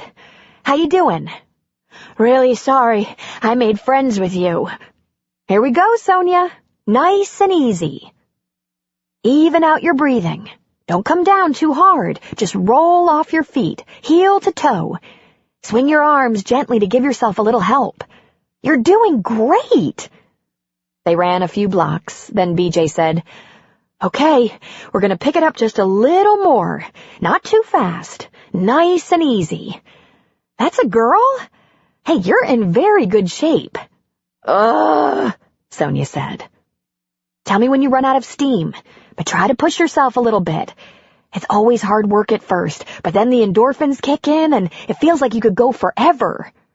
Why aren't you breathing hard? Sonia asked. Because I do this every day, that's why. I'm panting by the last couple of miles. Just go with it. Try to breathe evenly, nice and deep. They ran on, and every few blocks BJ increased their pace just slightly. They went around another bend, down a long block. Sonia was panting beside her, but she was running. They didn't talk, just moved slick and easy down the road. BJ could have gone faster, but she was happy with Sonia beside her. She thought about the first time she saw her with Jerry and Andy, so prim in her pastel sweat combinations, her shoes so white and new-looking every day. At the end of their walk, when the women converged again, Sonia would have a glistening of perspiration on her face and neck, but otherwise looked as pristine as ever. Now she had great rivers of sweat running down her neck, soaking her shirt from the collar to the middle of her back, sweat stains under each arm, her hair stringy and damp from exertion. She thought about seeing Sonia sitting against her bedroom wall between her bed and bureau, her eyes wide and spaced out with the fear of not knowing what was happening to her, her face as white as bleached marble. Gonzo. She glanced over at her. This was so much better. Running was a thing that required a certain amount of control and yielded a tremendous feeling of freedom. "Have we gone our half-mile?" Sonia said, gasping for air. "Mile and a half," BJ said. Sonia stopped dead in her tracks and turned wide eyes on BJ. "Mile and a half? Yup. Keep moving. How do you feel?" "Holy shit," Sonia said, stunned. Then she took off jogging almost effortlessly. "Holy shit," she said again. Laughing almost too hard to run, BJ caught up. "Feels pretty good, doesn't it?" "Not sure," she rasped. "But holy shit! Didn't know you had it in you, did you, girlfriend? I think maybe you're a runner and never knew it." "Wow," was all she could say. Yeah, BJ thought. This is better. Flowers, running, cursing like a sailor, letting down the barriers so the sun could shine where the darkness had lived. BJ knew all about that. She felt her eyes fill with tears. This is better.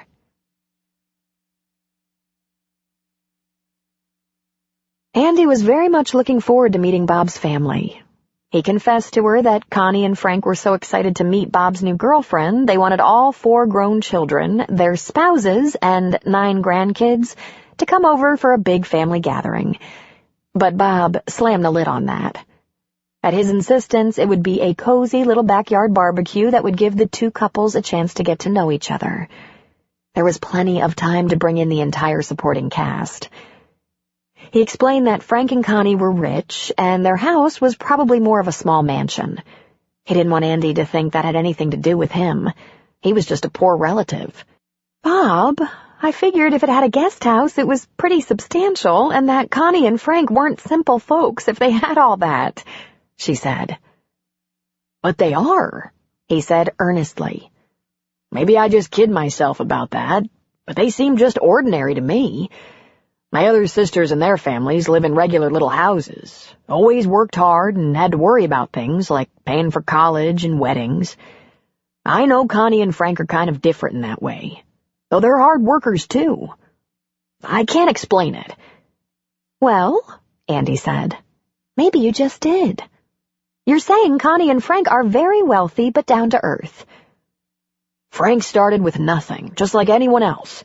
He had aspirations to be a developer. He was a contractor who got small jobs. He had his own little company that Connie managed and kept the books for while she was having the kids. They moved into that house to renovate it and sell it at a profit to fund larger investments that could be used to develop condos, apartment complexes, small housing tracts. But he got his break before the big house was finished, so they never sold it. Frank was my first boss out of college when I started custom carpentry." He whistled. "Tell you what, if Frank touches it, it turns straight to gold." "Bob," she said, laughing, "are you nervous?" "I think I need you to like them," he said weakly. She put a hand along his cheek. "I'm sure I'll like them. But try to remember, it really doesn't matter. What matters is that I like you." He put his arms around her and held her tight. Andy wasn't overwhelmed by the house, which was indeed huge and beautiful, nearly 10,000 square feet of it. Given her work, she'd been to many a fundraiser and political rally in ostentatious settings, and was well acquainted with the wealth of Marin County. The house sat within a small, exclusive neighborhood with a guard at the gate. It was set back on a beautiful manicured lawn with a circular brick drive. Although Bob pulled his truck around back, he insisted they go to the front door. They were drawn into a large marble foyer by Connie, a woman in her 60s who wore a wide grin and pulled Andy immediately into her welcoming arms for a big hug. "I am so glad to finally meet you," she said to Andy. "I thought Bob made you up." "Completely real," Andy laughed. "I never worried that he made you up. I know every detail of your childhood and the childhoods of each of your kids." "Doesn't he just talk too much?" Connie asked. Come in, come in. I'm not used to this at all, Bob coming to the front door like this. He usually just lets himself in the kitchen door." She bent to say hello to Beau, giving him an affectionate rub on the head. "That would have suited me just fine," Andy said. "Come on back. Frank's on the patio. You can relax and have something to drink." "I'd be happy to help you," Andy offered. "Even better," Connie said. "I could use a hand." Andy glanced at Bob and saw that he seemed to breathe a sigh of relief that the preliminaries were going well. She tried giving him a smile of reassurance, but he appeared to be too tense to notice. Connie had already turned away from the front door and was leading them through the house toward the back. Andy chuckled, turned, and followed. When she arrived in the kitchen, a kitchen clearly designed to play host to very large parties, she found Connie at the central workstation with food spread all over the place. Tons of food. "Bob, please get Andy whatever she'd like and grab yourself a cold beer so you can relax a little bit." "We like each other just fine." While Bob busied himself fixing drinks, Andy and Connie exchanged amused glances. Bob handed Andy a glass of wine. "Would you like to meet Frank before you get involved in this mess?" he asked. "I think maybe I'd better," she said with a laugh. When they arrived on the patio, Andy barely noticed the man sleeping, open-mouthed, his glasses slipping off his generous nose, a newspaper sliding off his lap. She was taken by her surroundings. A backyard showplace. The grounds were massive. The landscaping surrounding the patio and pool was lush, green, and flowering. The patio and pool deck was large enough to hold at least 200 people. There were tables and chairs placed strategically around the yard and 2 gazebos. Right beside the French doors that led back into the kitchen was a small table and chairs, a couple of matching chaise lounges, and a large grill built into a brick console with what looked like a warming oven and small refrigerator. And there, across the yard with a driveway that led to the door, was the guest house. And it was not a tiny guest house. It looked big enough for a couple or small family, with a second-floor dormer window indicating a loft or upstairs bedroom. Frank?" Bob said. Frank roused slowly, adjusting his glasses, and looked at Bob. "Oh," he said, sitting up as though shocked he'd fallen asleep. Then he stood. "Frank, I'd like you to meet Andy Jameson.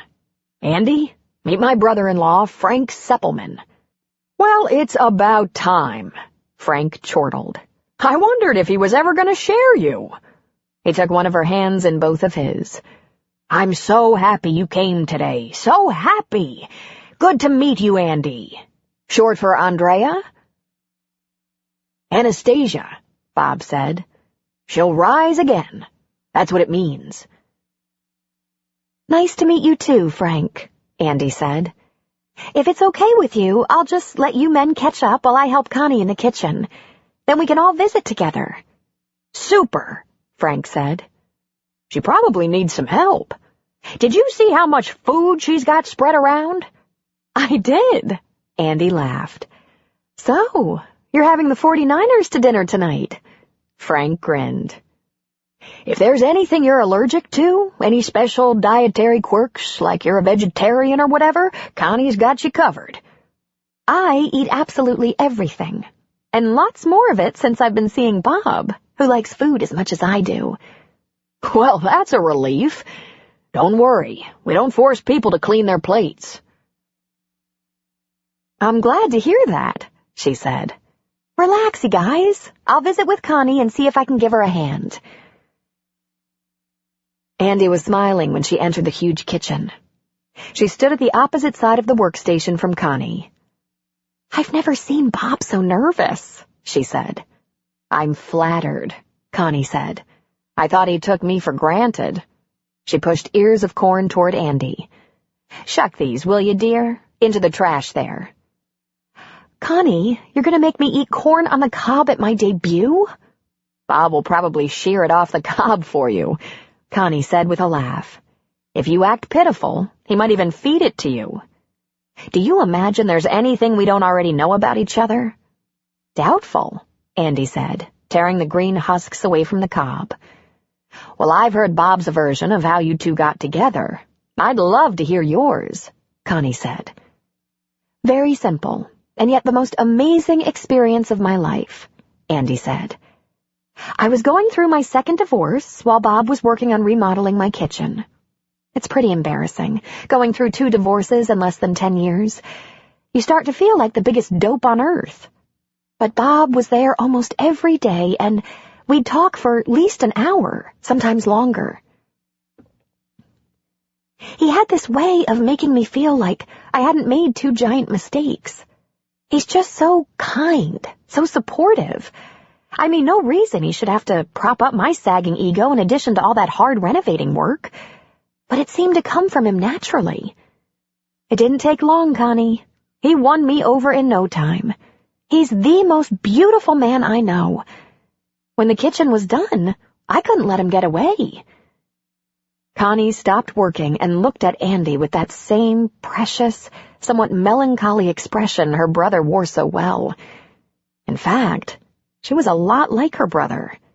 Thick-set and unfussy. She didn't color her hair. She had a short-cropped salt-and-pepper coiffure and tan skin, as though she spent lots of time in the sun. Plenty of wrinkles, too. She didn't seem at all the facelift type. When she smiled, the lines around her mouth and eyes crinkled. If she was wearing makeup, it was lightly applied. All that was obvious was a bit of pink lip gloss. And she had that wonderful twinkle in her eye. He tells it almost exactly the same way, except he didn't mention you until his truck started going missing from the driveway and I asked him about it. I'll admit something to you, she said. I warned him to be careful, that you might be lonely because you were suddenly without a partner, maybe needing someone as giving as Bob, someone to lean on, but not ready for a replacement. You might have been right at the very beginning, Andy said. But not now. I adore Bob. I can't imagine not having him in my life. He's so remarkable. I don't know how he hasn't been married for 30 years. Too solitary, I guess, Connie said. He's terribly shy, except around family. With us, he's loud, hysterically funny, and always full of mischief. He's everyone's favorite Uncle Bob. Connie, I know how close you are.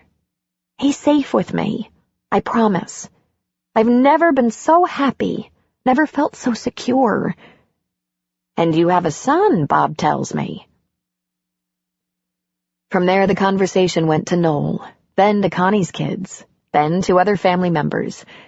Eventually, some things came out that Bob hadn't mentioned. For one thing, Connie and Frank were extremely busy people and were seldom around that great big house. Frank continued to run his company, and Connie sat on several boards all over Marin County and San Francisco, from charity to political to community service work. It was very important to them to give back to their community. In addition, now that she and Frank were in their 60s and had raised their family, they liked to do some traveling together, finally catching up on the trips there had never been the time or money to indulge in when they were younger. Between their many trips, committee and board meetings and obligations, they averaged a couple of dinner hours a week at home and counted on Bob to look after things for them when they were away, which was more and more often. When Bob moved into the guest house, it was one room with a large bathroom and a few kitchen items. Bar-size refrigerator, microwave, hot plate, more for convenience than actual cooking. He had access to the house whenever it suited him. He could live here if he wanted to, but he preferred that little place, his own place, even when we're out of town.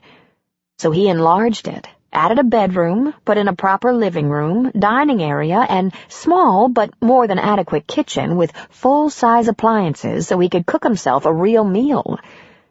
He finished off the attic for good measure, making it an L-shaped loft up there. It's 1,400 square feet of living space now. Bob had mentioned to Andy that he helped out when he could, but he hadn't said he looked after things for Connie and Frank. "Has it been a problem that Bob's been spending so much time at my house?" Andy asked. "Of course not," Connie laughed. "There are things to do around here every day, but not huge things. Check the place over, make sure the plants aren't dying, food isn't rotting, bring in the mail, be on call if something malfunctions, from the pool pump to the alarm system. There's a cleaning crew that comes in to clean this monster. It's so damn big they have to come twice a week just to keep it decent. We have outside maintenance regularly. But if Bob ever leaves us, I have kids that can help with some things. Lord knows we've helped them enough." Andy loved Connie and Frank immediately, and if she was any judge, they liked her just fine. Once Bob settled down, dinner with his family was just what she imagined it would be. Full of poking fun, wisecracks, laughing, telling tales. Andy got a tour of the house while the men cleaned up. But the thing that intrigued her more was the guest house, which was charming and spacious. All work Bob had done himself. Finally, it was time to go back to Andy's. She rode alongside Bob in his work truck, feeling the light-hearted joy that comes from enchantment, from everything being, for the very first time, exactly how it should be.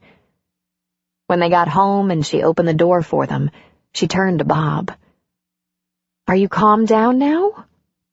Uh-huh. Sorry. I guess I froze up a little, like I was around a bunch of strangers. Because so many things," he said, putting his arms around her. "Give me one reason," she said. "It was a challenge for me, Andy, putting the two women who are most important to me together and hoping they'd like each other. I didn't know what I'd do if it didn't work out." "But that's so paranoid, and so not like you." "I know, but I was never in that spot before. And I was afraid they'd take one look at you and figure you couldn't possibly have real, honest feelings for me." "Bob," she said, running a finger over his lips. "You have to stop this. I can't prove my love to you every second of every day. You'll wear me out. Sooner or later, it would be nice if you trusted me as much as I trust you." He held her in silence for a moment, and then said, "Love?" "Of course, love. I love you as much as you love me. Maybe even more." "You do?" She nodded. "I heard you, you know. That morning with Noel. I heard you tell him you loved me, then apologize because you hadn't told me first. In fact, I heard everything you said to him. There's a little window in the bathroom that was cracked open. I listened. I was so touched. I cried for an hour. But you didn't even notice." "I'm sorry, honey. I was busy with Noel. He needed someone on his side real bad. I mean, a man. He needed a man on his side. I promise I'll never not notice again." She laughed. "I loved you even more for giving all that to Noel because, you're right, he needed you a lot more than I did.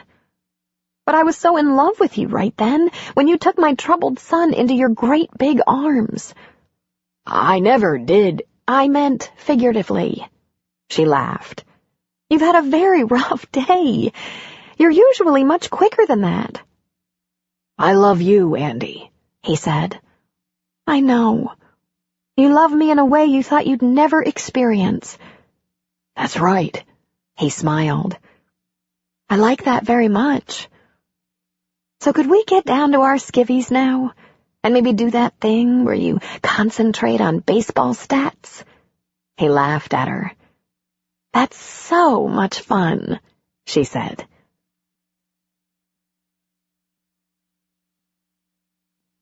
Chapter 13. After 2 weeks, Sonia was jogging 4 miles at a 10-minute mile pace, itching to take it to the 9-minute mile, then 8. She could talk to BJ for the first mile and a half, then the conversation had to stop so the breathing and running could be smooth. She loved it.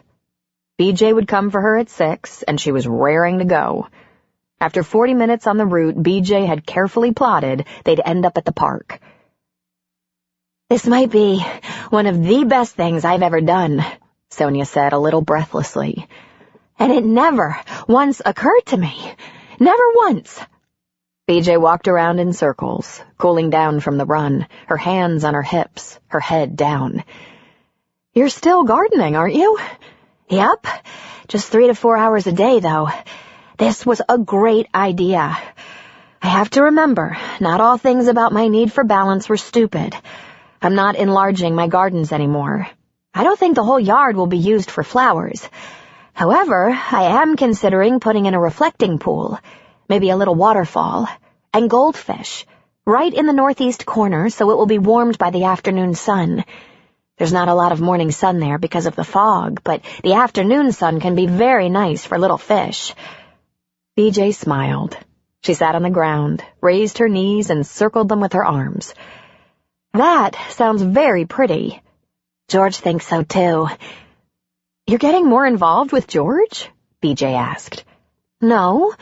I see him about once a week for just a little while. He appreciates that I keep the house so nice, that the landscaping is getting better. You have to understand George. He still thinks of it as an asset. What are the chances you'll let him move back in? 0, Sonia said. I should probably never say never.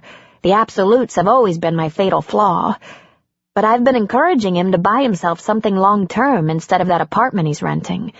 Something a bachelor can manage. A townhouse or condo. But I do like finding George not to be the cocksucker I thought he was. She furrowed her brow. Don't expect me to thank him for pulling the pin out of my grenade, however. That might be asking too much. Okay, BJ laughed. Sonia knelt on the ground. Thanks, she said, for everything. You might be the first real friend I've ever had, at least since I was about 12. BJ was stunned speechless for a second. That can't be right, she said. You were tight with Jerry and Andy long before I moved in. I know, and I love them. But it's different with them. They're a little older, they have families, they have each other, and it's not a real big secret they always thought I was close to a nutcase before I was an official nutcase. Plus, they've been best friends for a long, long time. But I don't mean to diminish the quality of their friendships, she said, putting up a hand as if to ward off the very idea. Really, they've been awfully nice to me, including me all the time, even when they thought I was an eccentric whack job. And I do love them. I do. Well, I hope so, BJ said, because they'd do anything for you. Yeah, she said, smiling. All of a sudden, I have a lot of good people around. But really, BJ, you've been there for me so much. I already thanked you for all that stuff, finding me bottomed out twice. But the running, thinking of something that could be good for me, then doing it with me every morning, I just love you for that. Sonia, don't get melodramatic, she said. I run every day. You know that. I think we could run a 10K. In fact, I think in time we could actually run a marathon. BJ frowned. Is your OCD kicking in? Because I'd feel terrible if I brought out a new avenue for your OCD. Dr. Kale said she thinks running is a wonderful idea. She wishes more of her patients took to exercise.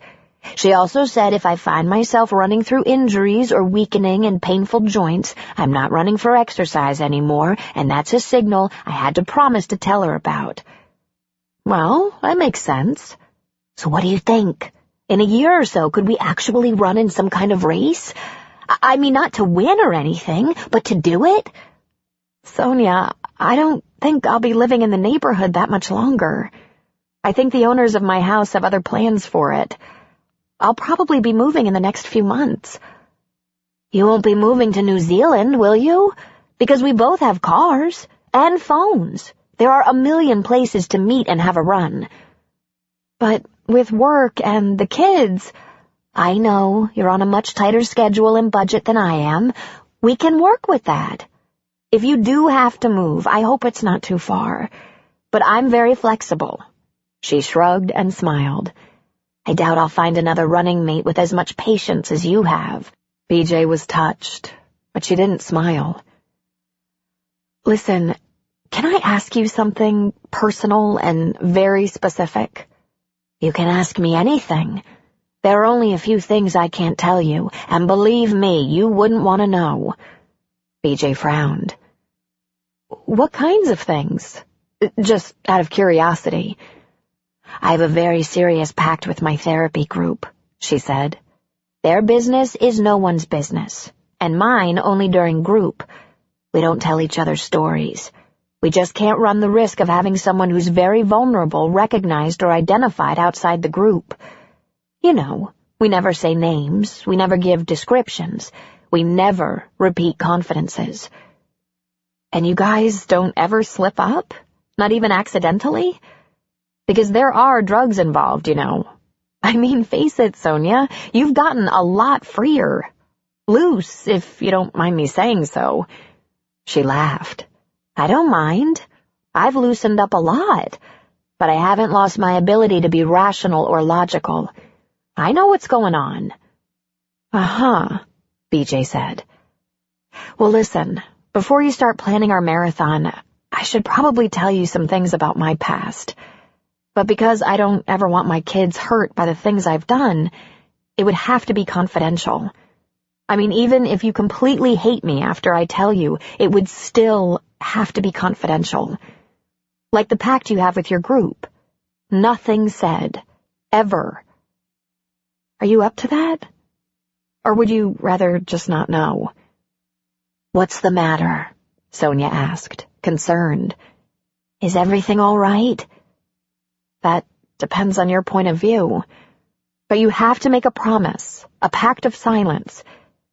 And then the hard part. I have to trust you. Trust doesn't come easy for me. We're not going to draw blood or anything, are we? No. Pact of silence? Pact, Sonia promised. Okay, BJ said, drawing a deep breath. God, I hope you can do it. Keep your mouth shut. She took another deep breath. I'm an ex-con. I did time in prison. I killed my husband. I got out almost a year ago, and I'm on parole, working for my brother. Sonia went a little pale. She sat back on her heels, her mouth slightly open. Prison is where I picked up running. We had very little time for exercise, and I needed it fast and hard. At first, I did it to burn off tension and fear, but I figured out almost right away that it changed everything. My thinking, my ability to manage my emotions, my sleep, my energy. There was a small track we could use, a quarter-mile track, and we had an hour if the guards were patient and felt generous. I'd hit that track running and go as fast as I could for as long as I could, rain or shine. The others spent their hour gossiping or smoking or maybe lifting weights. I tried weightlifting, but it didn't give me the same high running did. So I stuck to running. I'm addicted to it, really. I need that daily run. You really shouldn't run 6 or 7 days a week. It's not that good for the joints, the back. But I need it. It brings my crazy world back into place. Sonia was quiet, her mouth still hanging open slightly. She closed her mouth, swallowed. You killed your husband? She asked quietly. I did. Let's start way back before that happened. I was a bad kid in junior high and high school. I was in trouble a lot. It made no sense because no one else in my family was like that. But I started smoking pot and drinking at 13 with my friends, who were also bad kids. I got myself messed up with all the wrong people over and over, got in trouble with the police, had a juvie record, and dropped out of school. And then I got hooked up with the worst one of all, my husband.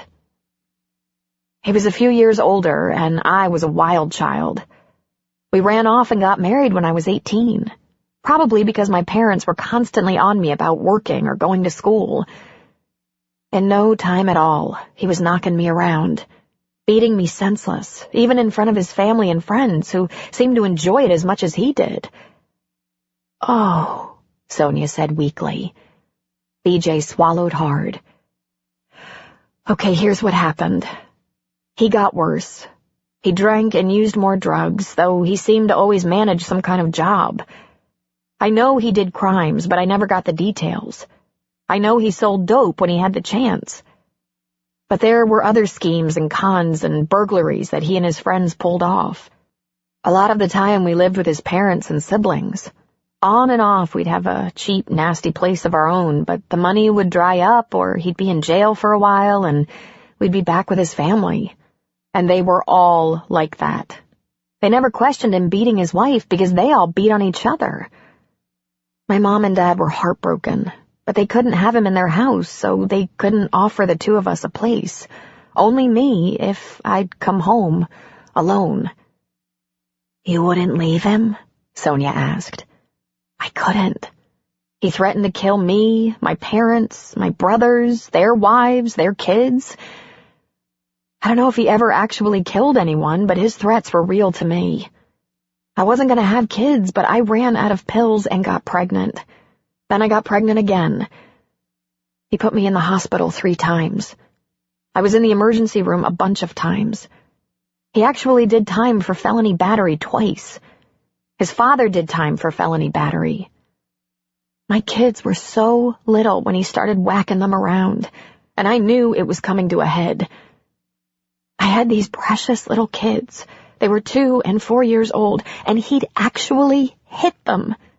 It was impossible to imagine. They were adorable little tow-headed, freckle-faced kids. And when he'd let me see my folks, we'd show up with bruises where he'd knocked someone in the head or grabbed our arms so hard there were thumb and fingerprints. She looked down. I have 3 brothers. 3 brothers who always acted like they'd like to beat the crap out of me themselves. But I heard them one night at my mom and dad's before I was picked up by my husband. Heard them talking about how they could take him out, get us home where we'd be safe. They were trying to figure out how they could do it without being caught. But if anyone got caught, it would be worth it if I could get free with the kids. They were going to draw straws to see who'd take a chance on prison to get me out of there. And God, they were all good men, all married with kids. BJ sniffed, wiped at her eyes, and shook off the emotion. You know, I didn't deserve that from them. I wasn't ever that nice to them, my brothers. Growing up, they were ruthless to me. I hated them. But they never hit me, and they tried to keep me safe, warn me, get me to behave, and I just blew them off like the idiots I thought they were. Then I heard them talking about killing my husband to save my life, to get my kids out of that hellhole. You must have been scared to death. BJ cracked a half smile. I was beyond scared. I tried everything. I went to counselors, went to shelters, called the police, ran home to my parents. I always ended up back in the same place. And then I began to worry about what would happen to my kids when he finally did kill me. Would his parents get them even if he went to prison? I was pretty desperate. I can't even imagine this, Sonia said, shaking her head. Yeah, I know. You ready for me to stop talking now? I mean, you don't have to hear the rest of this. You already know how the story ends. Are you kidding? Keep going. Finish it, Sonia said. You still up to the pact? Because if you're not, believe me, I'm not just a boring mental case. I actually heard things in the nut house that would burn your little ears. Finish it. Well, there's not much more. He beat me mostly, but he hurt the kids, scared them to death. We were in our own place for a little while. He liked his own place so he could have his friends over without family around.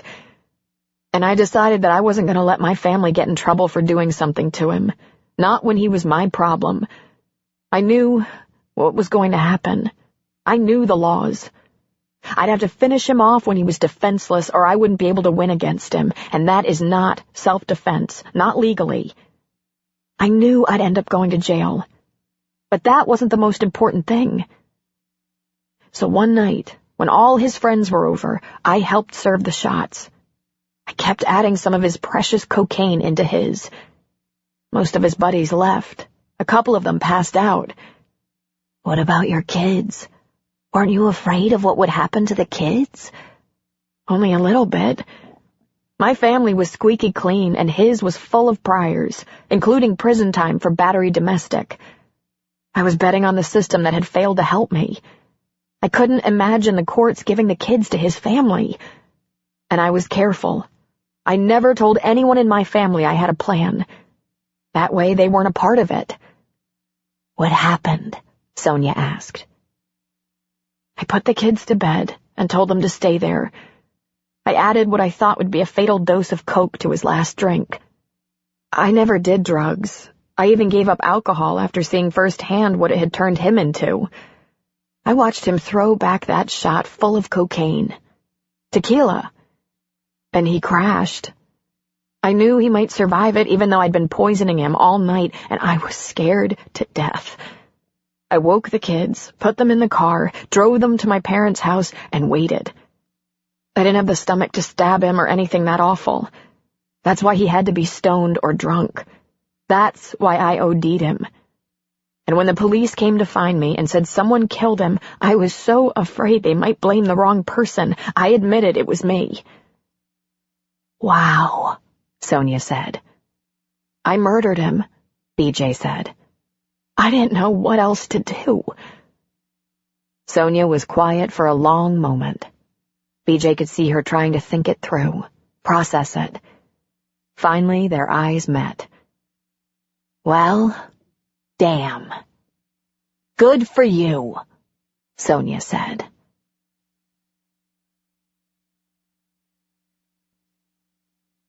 Jerry forced herself out of bed at 7 on Sunday morning and headed for the kitchen.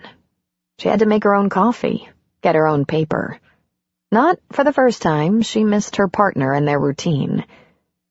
She decided that later she'd hit the grocery store, maybe make a nice dinner if everyone was going to be around, including Phil. She poured herself a cup of coffee and began leafing through the paper, beginning with the front page. On to local news. A quick run through the life section, and finally the editorial pages where most of the political banter took place, especially with the op-ed columns.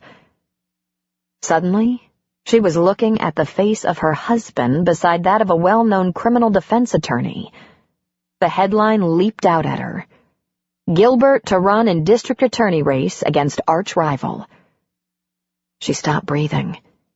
It was difficult to concentrate long enough to read the article, to get past the headline. She had to remember to breathe again.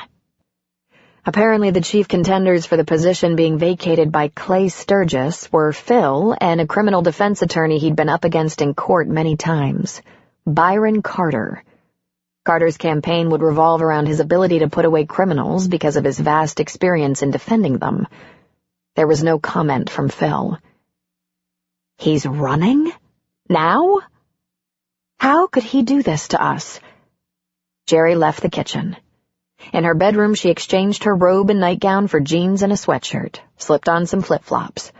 She went back to the kitchen, scribbled a note for the kids, who probably wouldn't be up for another 3 hours. She grabbed her purse in the editorial section of the paper. Jerry got in her car. She caught a glimpse of herself in the rearview mirror, then took a closer look. She hadn't even glanced at herself before leaving the house. Her hair was spiking every which way, and she had a crease down the side of her face from her pillow. What the hell? She thought. This was hardly a social call. She parked right behind Phil's car and went straight to his door. She tried just opening it, but found it locked, so she pounded. It was not yet 7:30, but she knew he wouldn't be asleep.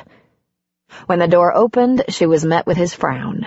He was freshly showered and shaved, his pants barely pulled on, zipped but not buttoned. His chest and feet were bare. A towel was draped around his neck.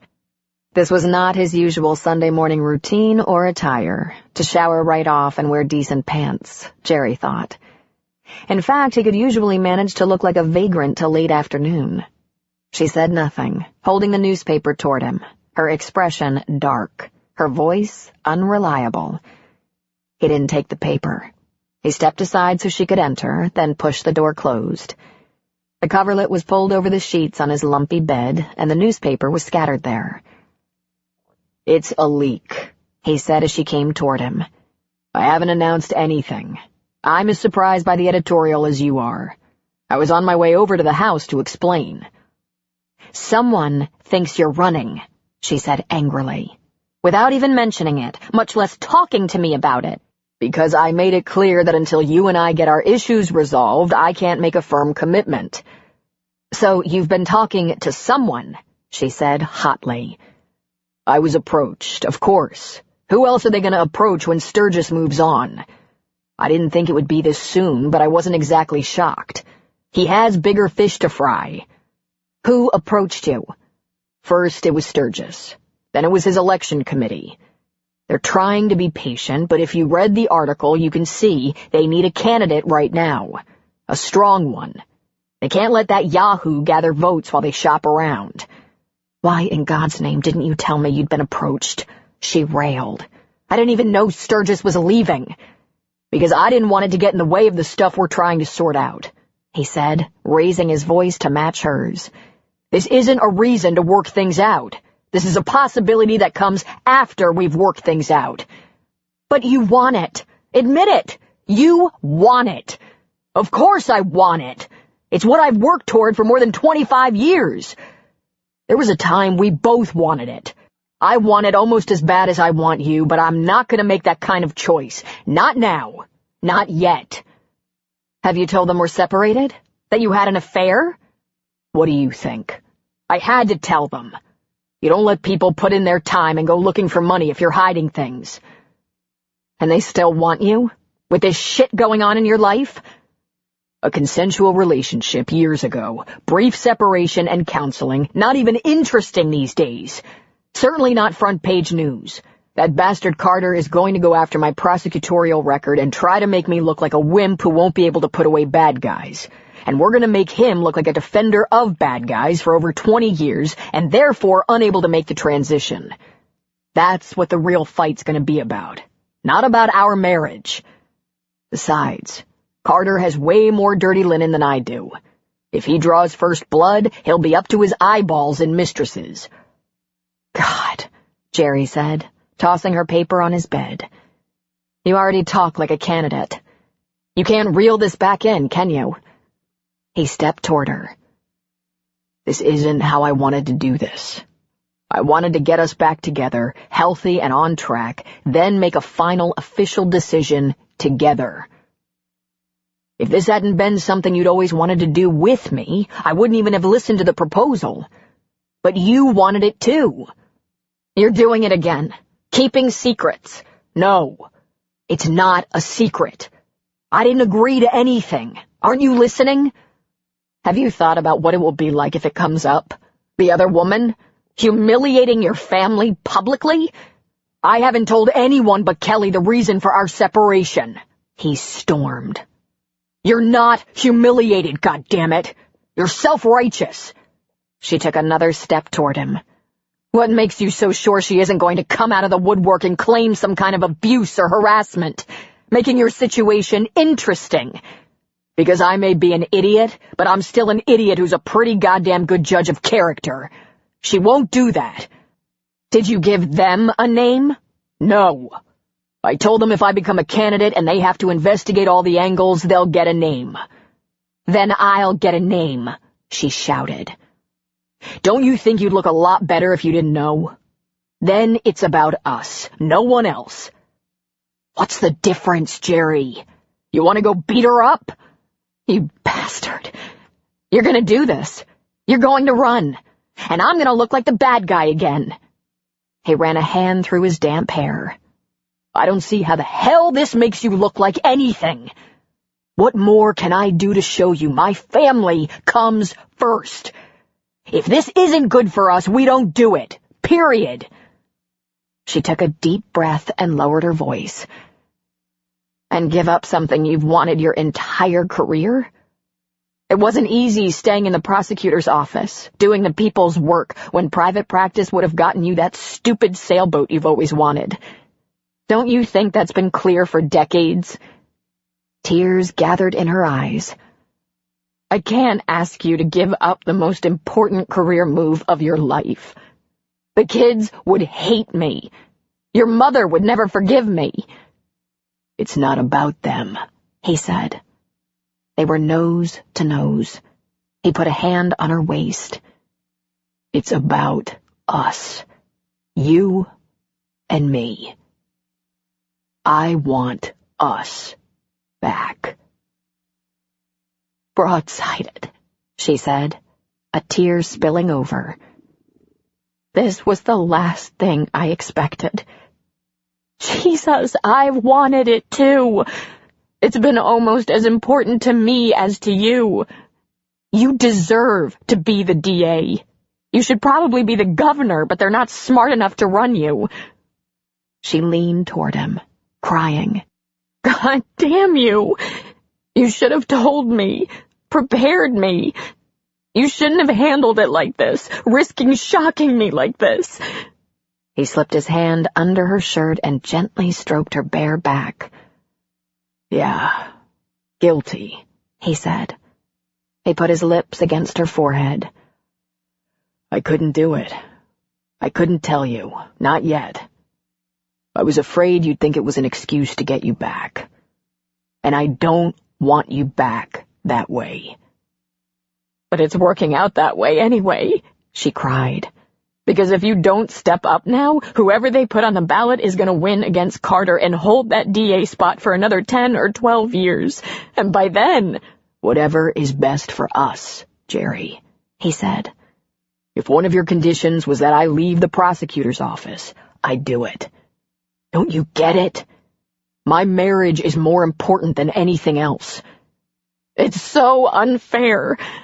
I can't say go for it. I can't say don't. Then don't do anything, he whispered. Can't you give yourself time to think? The kids aren't going to read the paper. They'll hear, she said. Their friends' parents pay attention to these things. He kissed her temple, her cheek. We'll tell the kids we're still working on us. We haven't made a decision. That's when the pressure will start, she said. She cried and he soothed her. He pressed his lips to hers. And before long the crying stopped and the kissing intensified. There had been kisses goodnight as he left the house lately. Kisses that had grown long, deep, hot and tempting. So this wasn't new. He let his lips linger, touching hers carefully. Then he pressed his mouth against hers, tasting tears, her morning coffee, her sweet flesh. He pressed harder, forcing her lips open with his, breathing shallowly. His hands slipped around from her back to her bare breast, and he heard her groan low in her throat. She put her arms around him to hold him closer. Don't you dare, she whispered. I want you back, Phil murmured. How dare you try to get me turned on in the middle of one of the best fights we've had in years? Sorry, he muttered, going after her mouth again. He thumbed her nipple into prominence, tasted the inside of her mouth, and pulled her very willing tongue into his mouth, crushing her against him hard enough to leave her breathing labored. His lips slipped from her mouth to her neck. "I'm not sorry," he whispered. "God, Jerry, I miss you." "I hate you," she said. "Fine," he said, going back to her mouth, his hands slipping from her breast to her butt to pull her hard against him. He was erect and ready, and for a split second, knowing he was out of his mind, he hoped it wasn't just another erection that would prove meaningless. "Go ahead and hate me," he said, still kissing her. She bit his lip. "Ah!" he shouted, pulling back, 2 fingers going straight to his lip. He stared down into her eyes, now tearless but bright. They were glittering with rage, or maybe something else. He felt her hands at his waistband, and she gave a powerful tear, ripping the zipper open, possibly breaking it. "Okay then," he said, going after her mouth again, covering it in a passionate kiss that left little doubt where they were headed. He felt her hands snake down the waist of his shorts and grab hold of him. "Be very careful, Jerry," he whispered in warning, and for a breathless moment, he was afraid of what she might do with that special member in her hand. There had been a constant subtext to all her bitching that she'd like to see it yanked off. But she stroked him firmly, lovingly, and he couldn't suppress a deep groan of pleasure. Her other hand slipped up his chest, running over his pecs, finding a nipple and stimulating it into a hard little pebble. "You make me furious," she said against his open mouth. He couldn't make any fast moves. She had him at a disadvantage. She was in control of his favorite organ. With great care, he pulled her hand out of his pants, and once he was free, he whirled her around and pressed her up against the door. "You're really full of the devil this morning, aren't you?" he asked. Holding her against the door with the full length of his body, he slipped his hands under her shirt and captured her breasts, one in each hand. He kissed her again, feeling her hands run up and down his back, her breathing fast. Response, sweet response in her kiss. He locked his hands onto the hem of her shirt and pulled it up in one fast motion, bringing it over her head and off her arms, leaving her bare. He bent his head to her breast. "Don't hurt me," she whispered. He lifted his head and looked down into her eyes. "I've never hurt you," he said. "You've never once been afraid of me." Then he continued, bending to her breast, teasing a nipple with his tongue, sucking gently.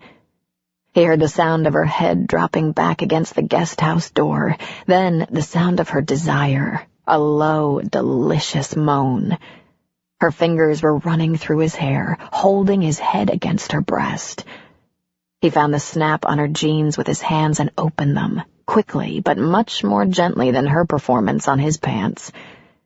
He put his hands on her hips under the jeans and began to slide them down, but she had her legs locked together tight, and the jeans wouldn't move. He pushed down again. Nothing. He rose to her lips, kissed her lightly once, twice, then said, "Give 'em up, Jerry." "This is a bad idea," she said. "I'm mad at you. Very, very mad." "So what? I'm a little pissed off myself. Give 'em up. Come on." The tension came out of her thighs, and she relaxed her legs just enough so he could push her jeans down. When they were around her ankles, she kicked them off and her hands went to his hips. She pushed his trousers down and he stepped out of them easily. They were both naked, pressed up against the door. The first time anything like this had happened in months, maybe years. "This isn't going to change anything," she said. "It could change 2 things," he said, his voice husky and low. One for you, one for me. I don't feel like it, she said sullenly, and he laughed. Cooperate and you just might. You're about the last person I feel like cooperating with, she said, but she held him close just the same. Maybe, but I'm the only one standing here naked with you, jabbing you with the best of intentions. He tongued her lips. She nibbled at his. I think rage is an aphrodisiac for you, Jerry. Oh, God. You feel so good. His hand crept lower, slipped down over her pubis, probing. She tensed, but he pushed gently onward until she relaxed. He covered her lips hungrily while slipping his hand into that dark, secret place. No secret to him. He'd been here before, but it had been a long time. He met with slick folds. She could fool herself, but not him. This woman was his woman, and although the past 10 years had been too void of this intimacy, it wasn't as though he'd forgotten the passion they were capable of sharing. He stroked, gently at first, then harder. His mouth on her mouth, her groans of pleasure echoing inside him, her knees buckling from time to time. He ran a hand down over her hip, down the back of her thigh to the back of her knee, and brought it up again. "God, oh God," she whispered hoarsely. She'd never been quiet, not in general or during sex. It made him smile. "God," she said again, her pelvis rocking toward him. "You gonna let me in?" he asked in a whisper. "I don't know," she said. But she did know. She devoured his mouth wildly, hanging on to him as if she feared losing him. With both hands on her butt, he lifted her just enough to make entry, slowly, carefully. They might as well have been back 15 years in time. She guided him in easily, and he pulled her other leg up. And then he rocked his hips against her, pushing her against the door, making her moan and grab him even more desperately. She held on around his neck while he held her clear off the floor, and with each thrust she moaned and clung to him. Phil thought the beauty of a long marriage was knowing what your woman likes. He held her against him, legs around his hips, and back toward the bed, falling with her onto the rumpled coverlet and scattered newspapers, leaving her on top. She liked being on top. She liked the control. Jerry immediately pushed him back onto the mess of papers and leaned down to his mouth, which he took hungrily, his hands all over her. "I love you," he whispered. "I love you so much." "Sometimes you make me so mad," she whispered back, kissing him deeply, passionately. He laughed low in his throat, not giving up her lips. His hands ran down to her butt, grabbing her, hanging on while she moved on him. "Do your worst. You hate me as hard as you want," he said. She moaned, grabbed his lower lip between hers, and rocked on him with a vengeance. She held his head in both hands, holding his mouth against hers, and then it happened fast. She felt as if she'd burst into flames, exploded from within, drowning him with wet spasms so hot and powerful he gasped and just held on for dear life. She put her hands on his shoulders and arched her back, making a noise that was at once sheer pleasure and profound relief. Phil seized the moment, pumped his hips a few times, and joined her, pulsing into physical exhaustion. And when she crumpled against him, he put his arms around her and held her close, tenderly, gratefully, waiting for their rapid breathing to slow, their heart rates to return to normal. Her head rested against his shoulder. His hands gently stroked her back. He had only one thought. "That was so sweet. Please, God, no more fighting. Please. Jerry was spent. It was as though her bones had turned fluid. She was limp, satisfied, completely subdued. After a few moments of recovery, she gently rolled away from him, lying atop the collection of newspapers. She put the back of her hand against her forehead. Phew! I wasn't prepared for that. That was bizarre. That's not the word I would have used, Phil said, his voice reflecting the weakness of post-coital bliss. She laughed. Just out of curiosity, give me a word. How about awesome? Can we go with awesome? She turned onto her side, propped herself up on an elbow, and looked at him. Did you have that kind of sex with her? Jerry, I haven't had that kind of sex with anyone, including you. You bit me. You used me. You screwed my brains out. I was terrified of what you were going to do when you had your hand around me. You went completely wild, out of your mind. Aw, she said, smiling at him. I'm so sorry. I won't let that happen again. He stroked her arm. It's okay, baby. You want to hate me some more? I can live with that. You really screwed up, Phil. Even your mother thinks so. He shook his head. My mother. Why did you have to tell her? I've never before wished for a fatal heart attack. Do you really love me? Baby, I love you so much. I've missed you so much. It's been torture, having you hate me. Except, of course, today. He grinned at her. Then he became serious. Jerry, I want to come home. I'll do whatever you want. I won't run for DA. I'll tell everyone it's my decision and has nothing to do with you. Of course you'll run, she said. I've been working toward this for as long as you have.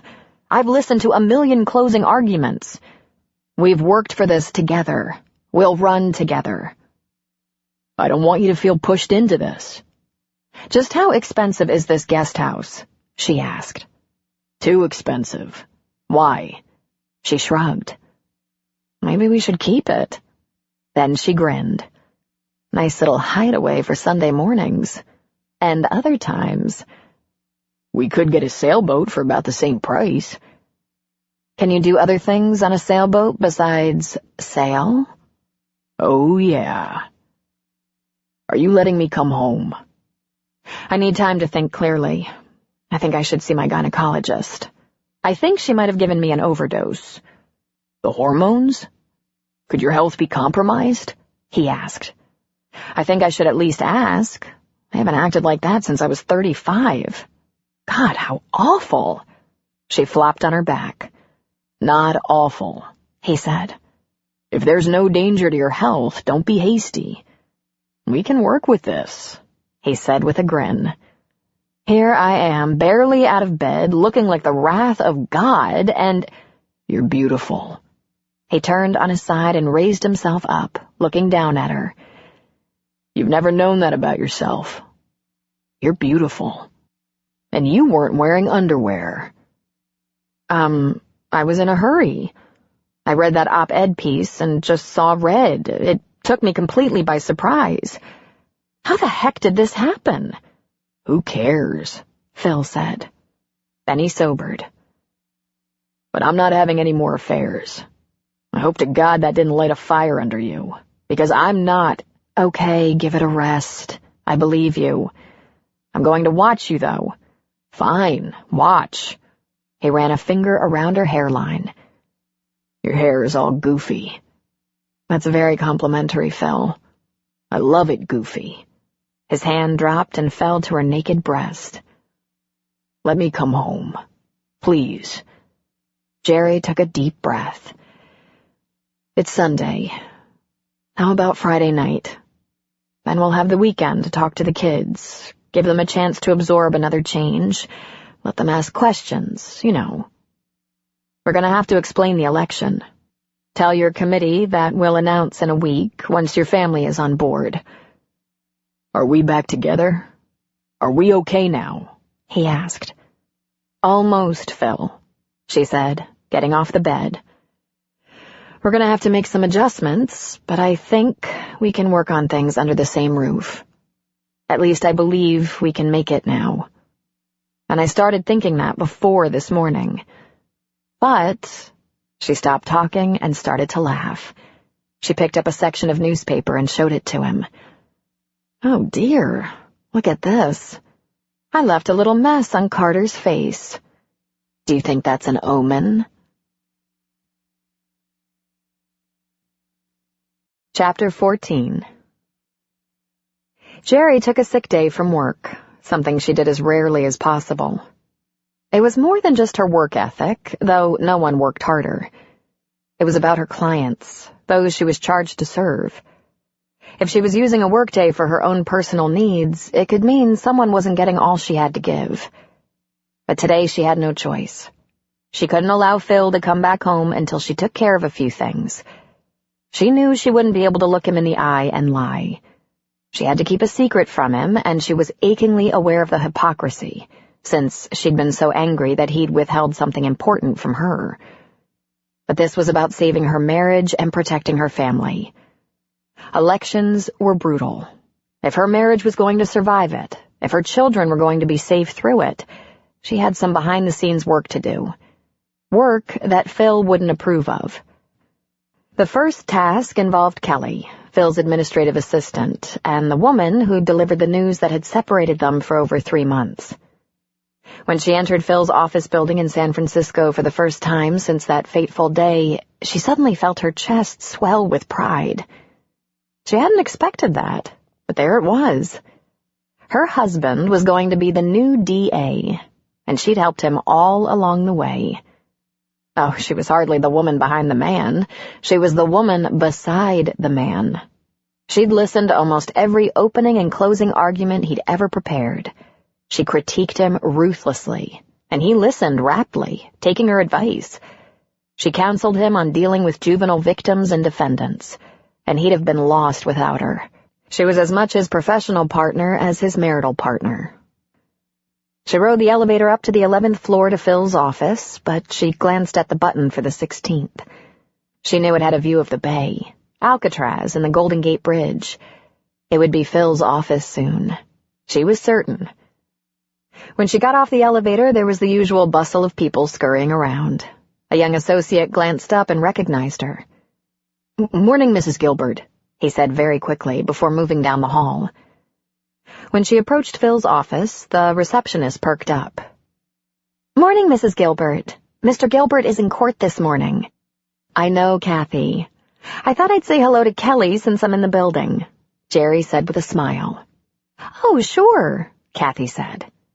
Jerry pushed open the door and entered an austere but elegant outer office. Kelly was facing her computer screen and glanced up at Jerry. She actually jumped in surprise. Then she quickly collected herself.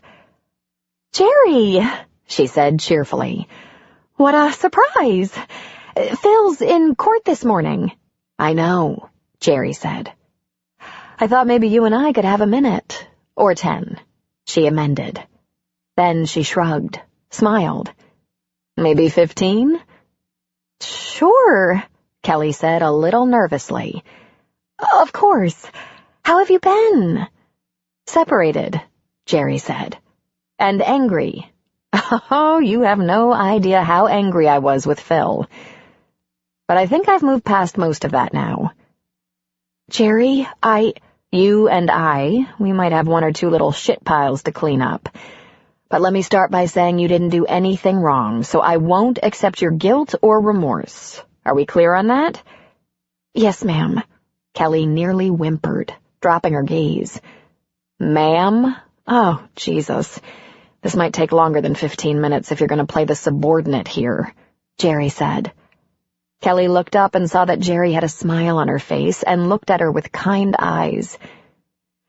"So," Kelly said, "you've been angry, huh?" "It's been a rocky ride, Kelly, but we're getting back together." Jerry watched as Kelly let out her breath in obvious relief. "I wanted to call you," Kelly said. I wanted to call you so badly to apologize. I feel like I did this to you. But Phil said it would be a mistake." "It would have been a mistake," Jerry agreed with a nod. "There was a lot of information to process, and before you get all paranoid, it wasn't information about your role. In fact, your part in all of it was minor and not even relevant in the big picture." "Still, I'm so sorry. I got all the wrong signals." "I can see how that could happen. I'm so flip sometimes. I make smart-ass comments, shoot for humor and miss, try to seem like one of the girls, a regular person with all the typical marital stuff going on, because I am. But you had no way to know what I really meant. You weren't in a good spot to understand." "That's really generous of you to say." "Kelly, are you and John okay? Did you get anything resolved?" "Yes, She stopped herself. Yes. He thought he was going to get laid off, but didn't want to tell me. He was busy putting out feelers for jobs, thus the dressing up for work. When I pushed him to go to counseling, he told me everything. The layoff didn't come. It was an unfortunate number of other people." "Phew," Jerry said. "I'm sorry about the other people. Glad John's okay. Things are better now?" "Well, it's been stressful during the downsizing, but he's talking to me again and relying on me like he used to. I'm not worried anymore. Just sorry for him that he has to go through it. But we have my job, my benefits. We sat down and figured out how things would be all right even in the worst case. And we don't have to deal with the worst case scenario right now, so we're better than we were." "I'm glad to hear it." "So, you and Phil?" she asked. "It's been a revelation," Jerry said. "Things have been coming out that we put on the back burner for years, thinking they were unimportant concerns or we'd figure them out later. We both had our issues. But there's one thing that seems to supersede all the crap. We're a very good team, in all ways. That's very nice to know. Comforting." Kelly smiled. "You are a great team." "He's going to move home this weekend.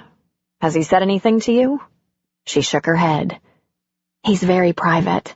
I didn't know you were separated for about a month." "That doesn't surprise me," Jerry laughed. "Well, are we okay, you and me? Because I don't want you worrying about it. And for God's sake, I can't have you calling me ma'am. I feel old enough." "You're not old," Kelly said. "You're perfect. I think everyone wants to be like you." "Please," Jerry said. "No sucking up. You're completely free and clear." "I'm not sucking up. I'm telling the truth. You're one of the most admired women I know." "Okay," Jerry said, waving it off. "Thanks for that. But there's one thing I need your help with. The future of my marriage depends on it. I'm counting on you, Kelly. As my friend, as a woman, as my husband's closest confidant." Kelly leaned toward her. "What?" she asked with a posture and expression that said she'd do anything. "I need to know who she is and where she is." Kelly sat back looking paralyzed with terror. It took her a long time to find her voice. Then she shook her head. "You realize that he never told anyone. That people suspected because they got along so well, but no one knew for sure. Even I didn't know. I guessed." "Yes, you did know," Jerry said with a smile. "Maybe you didn't know because of Phil, but you knew because of her." "How can you say that?" "Because I'm a genius," Jerry laughed. "Because I read Cosmopolitan in the bathroom.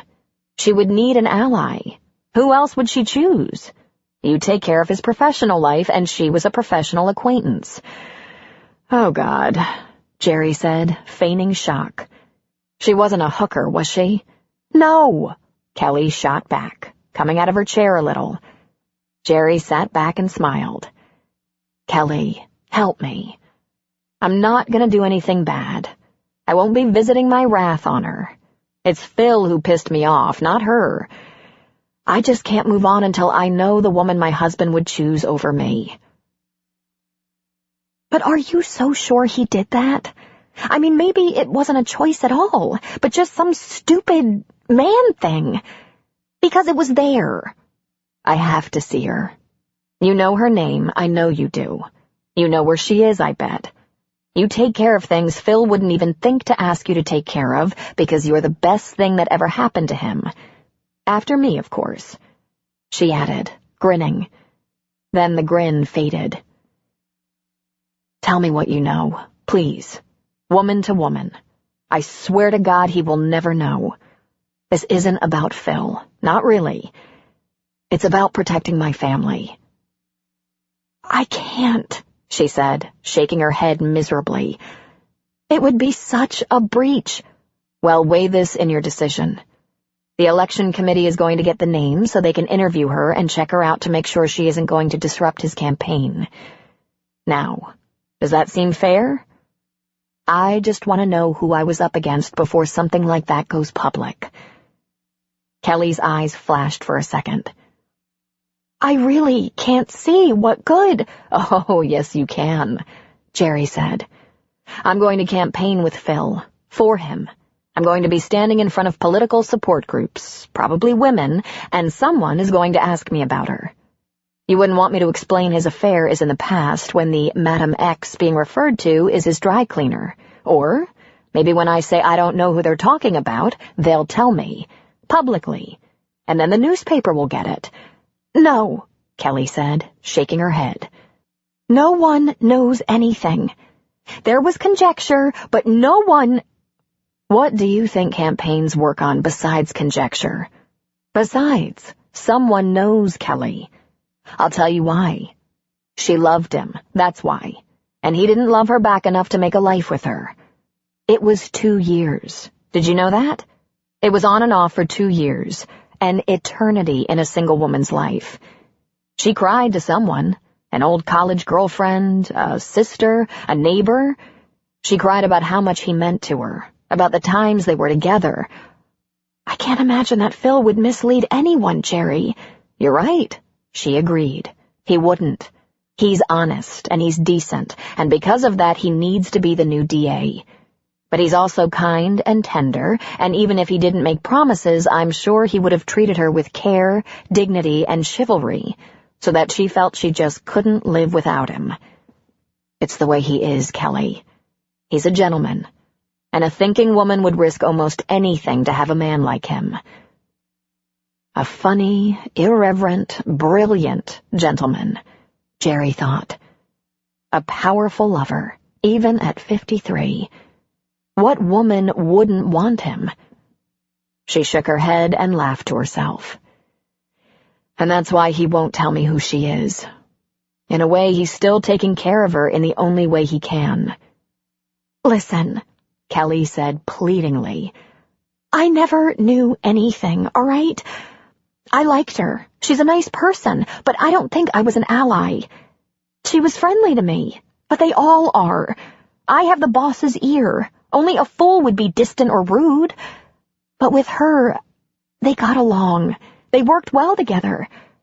I heard some gossip, and I blew it off as ridiculous because of the way you two are, the way he was about his marriage, his family. It wasn't until about 6 months before she left the prosecutor's office that I began to wonder because... She took a breath. Because he seemed to suddenly not notice she was around. He avoided her, as though they'd had a falling out of some kind, and you can't have a falling out unless... Unless you were lovers. Jerry finished for her. She never confided in me. Never. And of course, Phil wouldn't say anything. But she left, and then... Then what, Kelly? Jerry pushed. She tried to reach him.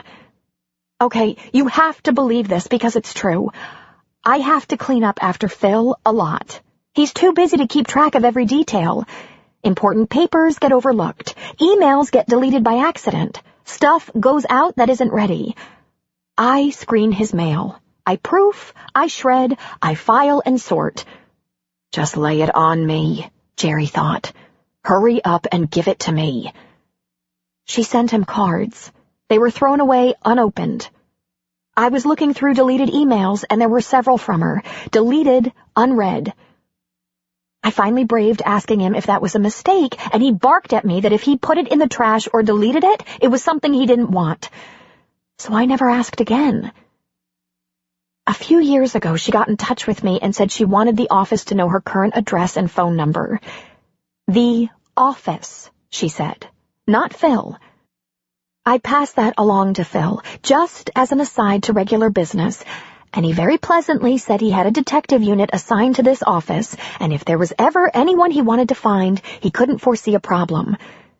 Kelly's expression was pleading. She sent a few emails to me, asking about the office and staff, never mentioning Phil, but I suspected it was meant to keep a connection alive, at least for a while. I responded that everyone was well, also without mentioning Phil. He couldn't let a woman get that close and then dismiss her cruelly. Jerry knew her husband too well. She'd seen him in action. When he was pestered or pursued, he made polite excuses, avoided with finesse. It took a lot for him to lose patience, to harden up, to say, "Stop bothering me." The cards and emails suggested he'd had to say, "It's over," more than once. Finally, he simply stopped responding. "I'll need that last updated address and phone number," Jerry said firmly. "I don't know if I can let myself do it, Jerry," Kelly said, shaking her head. It won't be better for her to have her first confrontation with the election committee. They're brutal. Half the time I suspect they so anger and terrorize the subject she's pushed into making a stir. No, it would be better to come from me. "What are you planning to tell her?" she asked nervously. Jerry shrugged. "That I know about her, that he's running for office. Beyond that, I'm not really sure. But I'm not angry with her, Kelly."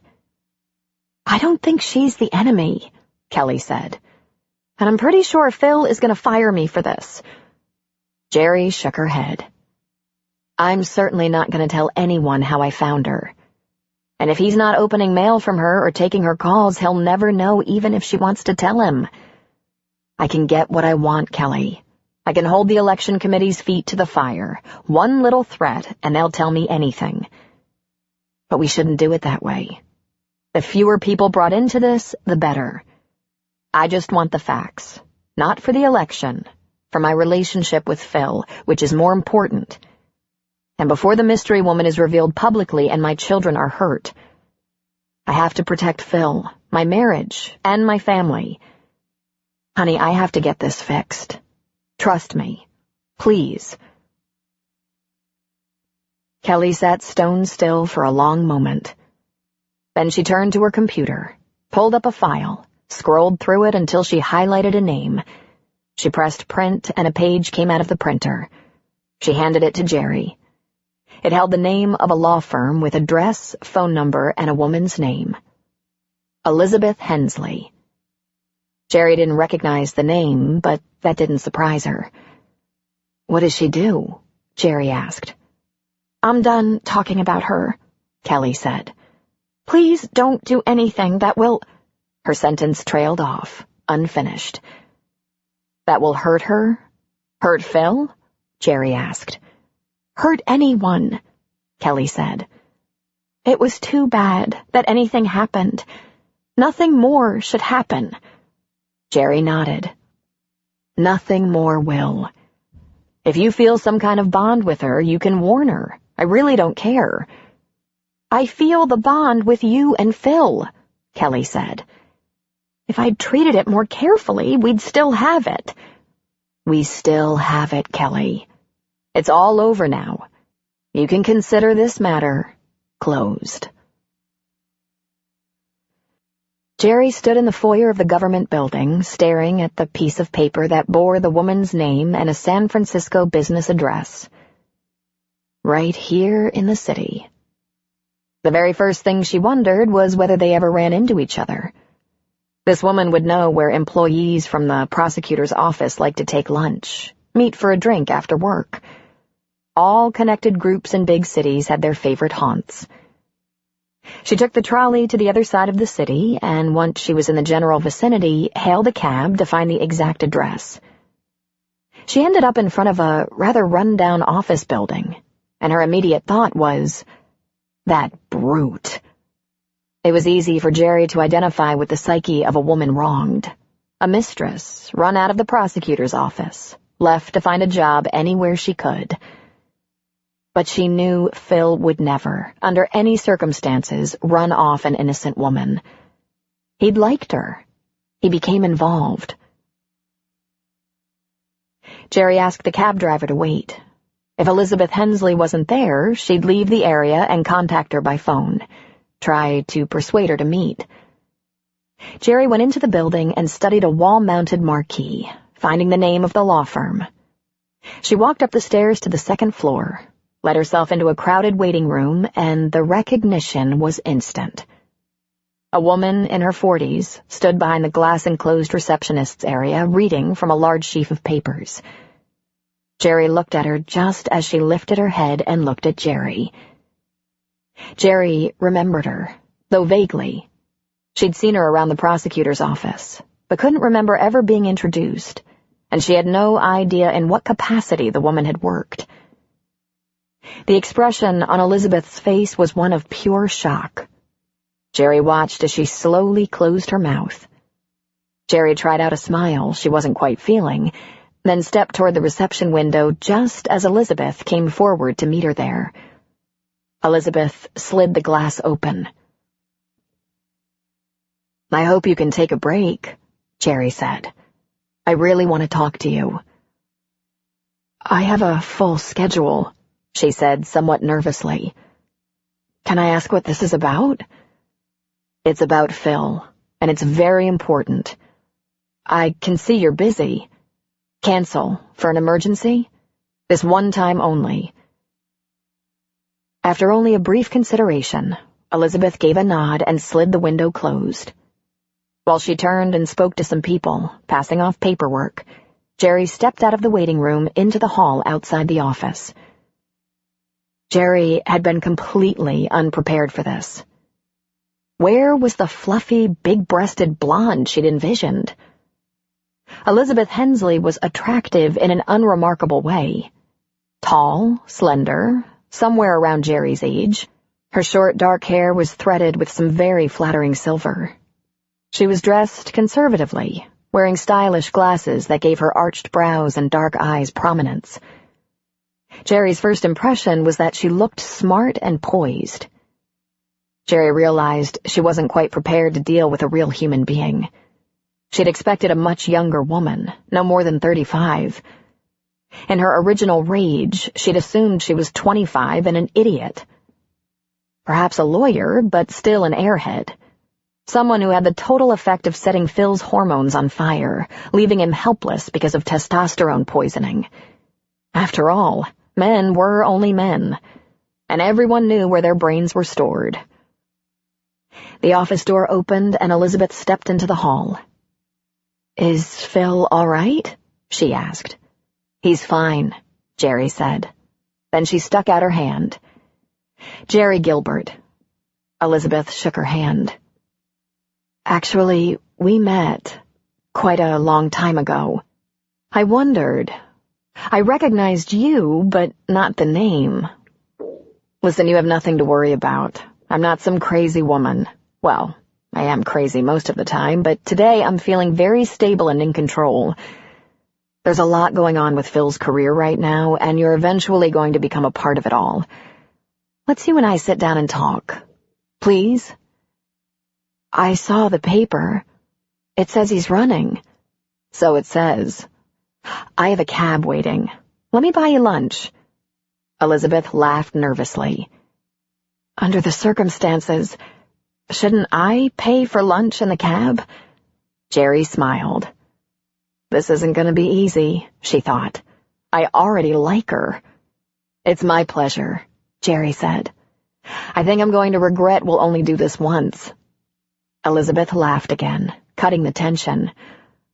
"I would have expected something like that from you," she said. "You've already outclassed me."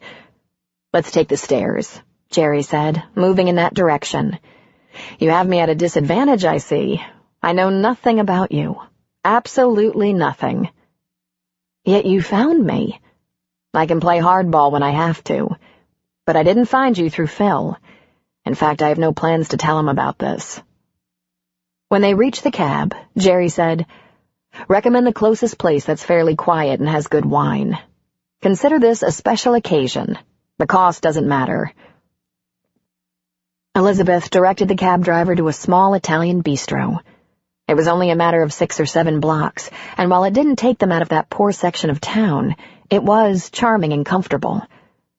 There were quite a few people already dining who were far better dressed than the clientele in Elizabeth's office, but it was quiet enough that they could talk freely without being overheard. The waiter was at their table when they were barely settled, and Jerry quickly ordered wine, hoping she wouldn't guzzle it desperately. "So," Jerry opened. "Did you have any warning I was coming?" Elizabeth shook her head. "I wouldn't have looked so shocked had I known. You took me by surprise." "Well, it's finally happening." "He's running?" "He is. And I'm afraid the election committee has some nerves about you and your relationship. They'll probably be in touch. They might be invasive and rude. I'm sorry. I can't do anything about that." "I know. I always knew," she said. "It was an issue." "It was?" "Of course. Your husband has a public life. It comes with the territory." "Right," Jerry said. "I thought it best, the warning coming from me. At some point I'm going to be asked about you." She shook her head. "There shouldn't be any panic there. I can honestly say he was my boss for a while, and we eventually became friends, but I haven't spoken to him in years." "He told me everything," Jerry said. The wine arrived as if it had been an emergency order. Jerry quickly and perfunctorily ordered an Italian salad without even glancing at a menu, and Elizabeth did the same. This meeting wasn't about food. And then, cautiously, Elizabeth said, "I think you'd better be more specific." Jerry took a calming breath. "I'm not trying to trick you into telling me secret things. I heard about it accidentally. I confronted him, and he told me he'd had an affair, on and off for 2 years, that it had been over for 5. Does that mesh with your memory?" Elizabeth sipped her wine. "Perfectly," she said. "He said he'd do that if it got out, he wouldn't lie to you. He's a terrible liar. Oh, he can evade and hedge and redirect. He's brilliant at it in court, but when confronted with an absolute, he just can't lie. He's been pursuing the truth for too long. I guess it's his destiny." She put the glass down. "How'd it get out?" "I never told anyone, and I can't believe he did." "Someone in the office made an assumption, not based on actual knowledge," Jerry said. "Really, if he'd exerted the slightest effort, he could have talked his way out of it." She took a big gulp of wine. "Listen," she said. "I was unprepared for you. I was looking for a young, sexy, big-breasted nymphomaniac who held the delusion that prosecutors actually made money." This time, the laugh that escaped through Elizabeth's bright smile was spontaneous. "Are you saying I'm a disappointment?" Jerry thought this might be a 2-glass lunch.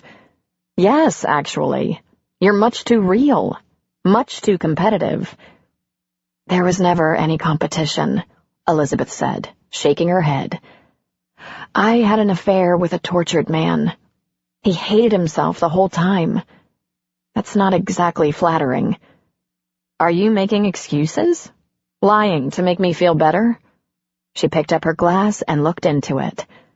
"I wish," she said without lifting her gaze. "You must have been drawn to him for a reason." "Wait a minute," Elizabeth said.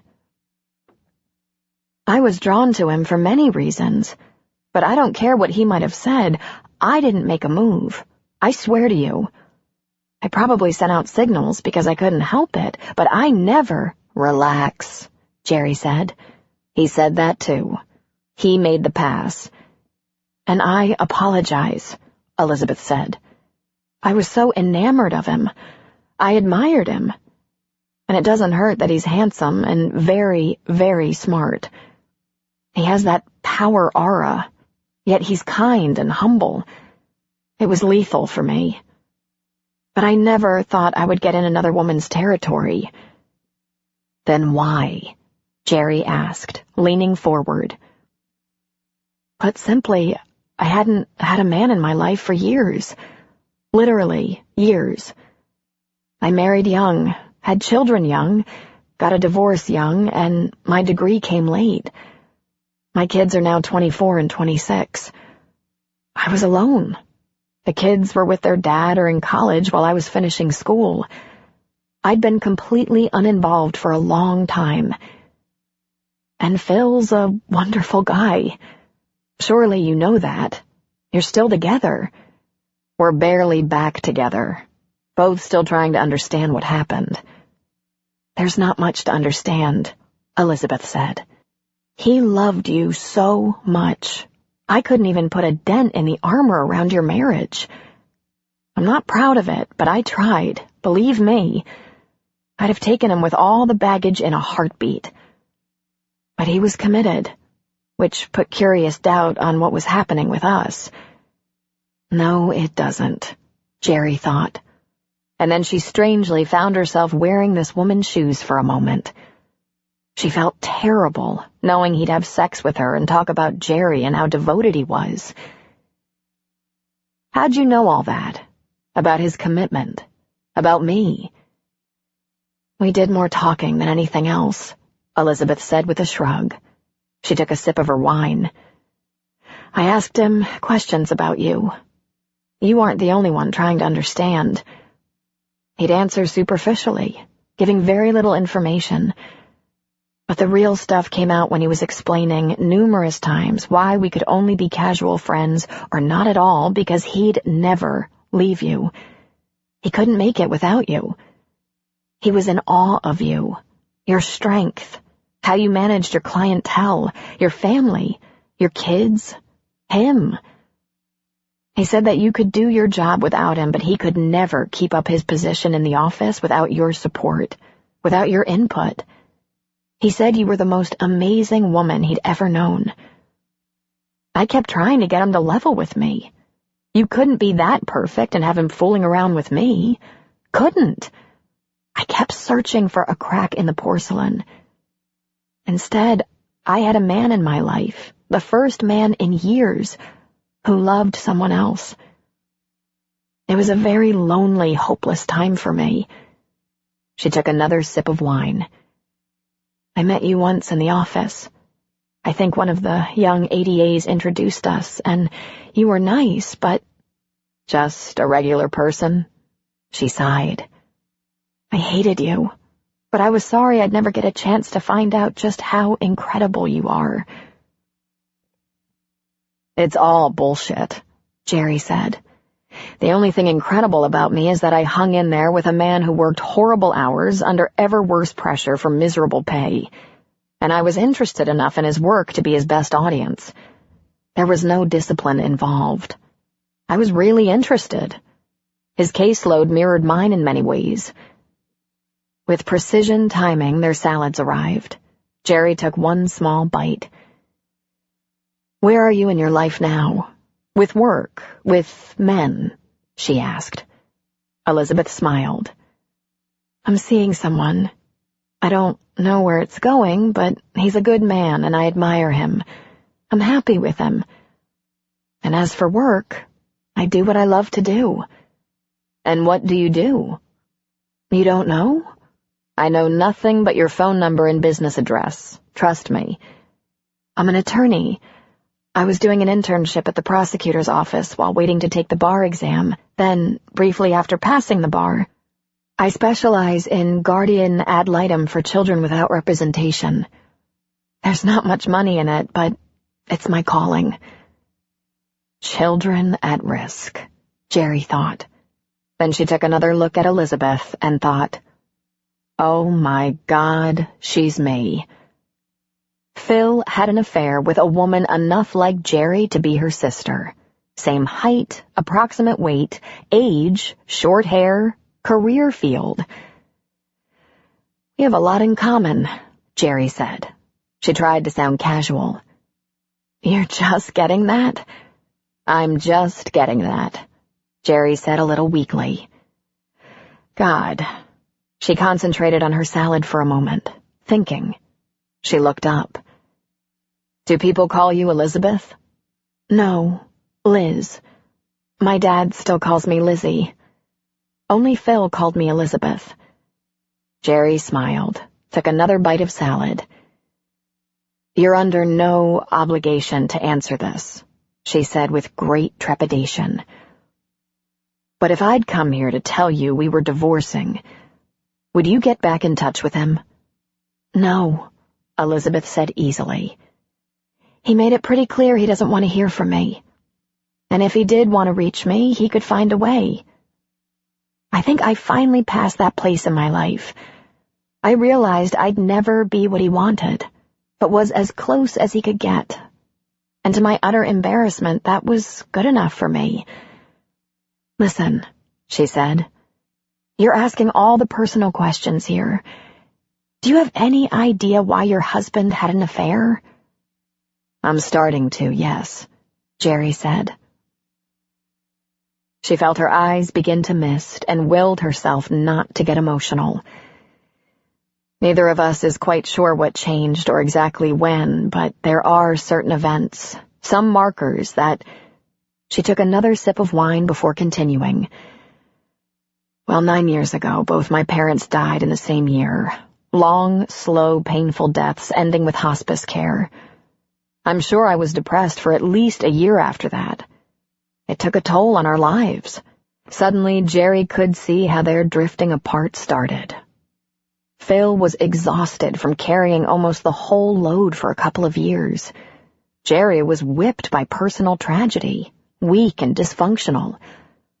"Oh, God, I'm so sorry," Elizabeth said. "I'd be lost without my mom and dad." "Well, I think I came out of the depression, but I might not have come all the way back," Jerry said. Life held less joy, less spontaneity, less sexual hunger, she thought to herself. "I had no idea, of course," she said, smiling at Elizabeth, who seemed oddly like a friend. "As Phil puts it, everything about us became keeping the boat afloat. We've always been a functional team. We could really get the job done. That's the beauty and the problem. So much about us has always worked. I had no idea there were gaping holes. I thought we were doing so well under the circumstances. Better than most couples. If I had no idea things were missing, I guess it's reasonable that he didn't understand it either." "I think you can rest easy on that," Elizabeth said. She reached across the table and covered Jerry's hand with hers. "I don't think Phil had the first idea why he was involved with me, and his involvement wasn't as physical as you might think. But he was like a man who couldn't help himself, a man confused by his own actions. I loved him, but he loved you, and only you, the whole time. And yet, he was searching for something." Jerry could have explained it to her, but she demurred. Phil was looking for intimacy with someone to whom he'd been deeply bonded, his best friend for over 20 years. He wanted to reconnect, to be as one with his mate. It wasn't just the sex, she thought with some relief, some sadness. Jerry had been emotionally unavailable, not just sexually unavailable. She couldn't have gotten through those 2 years without him, and she was unsure how much longer she'd been numbed by loneliness. She was an only child who missed her parents so much. Phil had been completely there for her. But the truth was, she hadn't been there for him at all. She couldn't because she was worn out and empty inside. He might have wanted the sex at that time in his life, but what he needed was his partner back. All of her. He wanted to give her all of himself, but she just hadn't been present.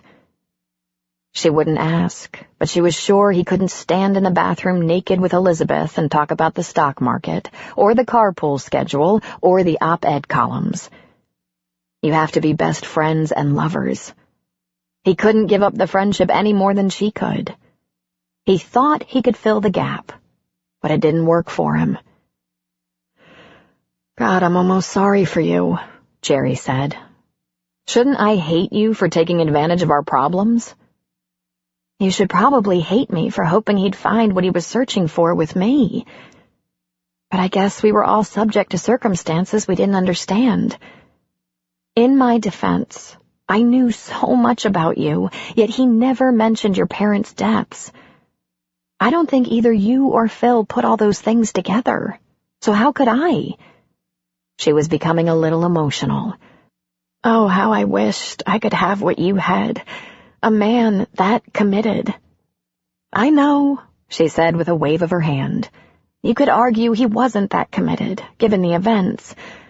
But he was, which is why I moved on, and you're trying to put things together." "But was he at least good to you?" Jerry asked.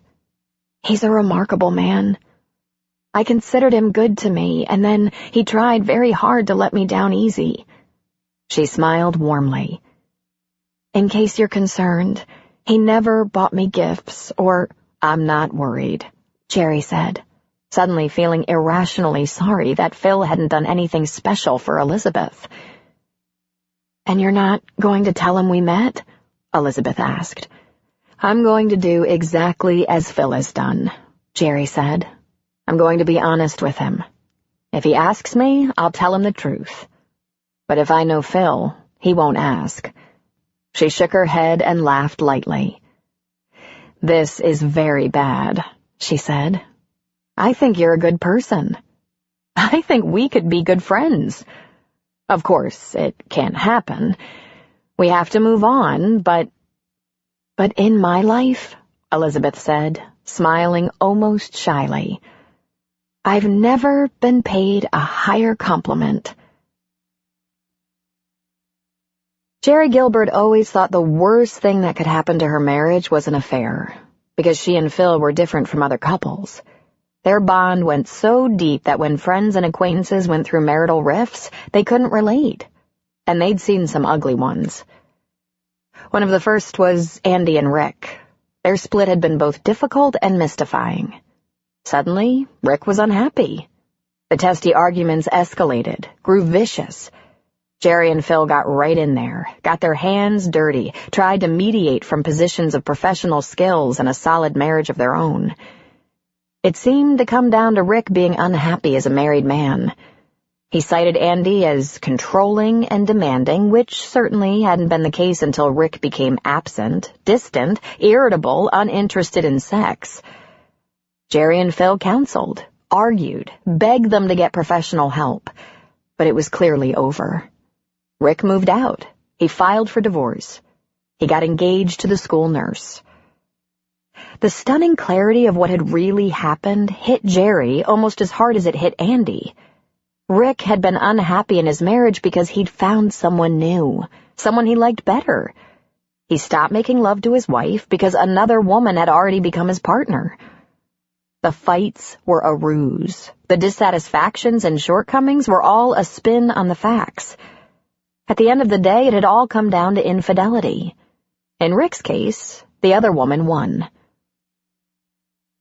"That gutless wonder," Phil had stormed when he learned the truth.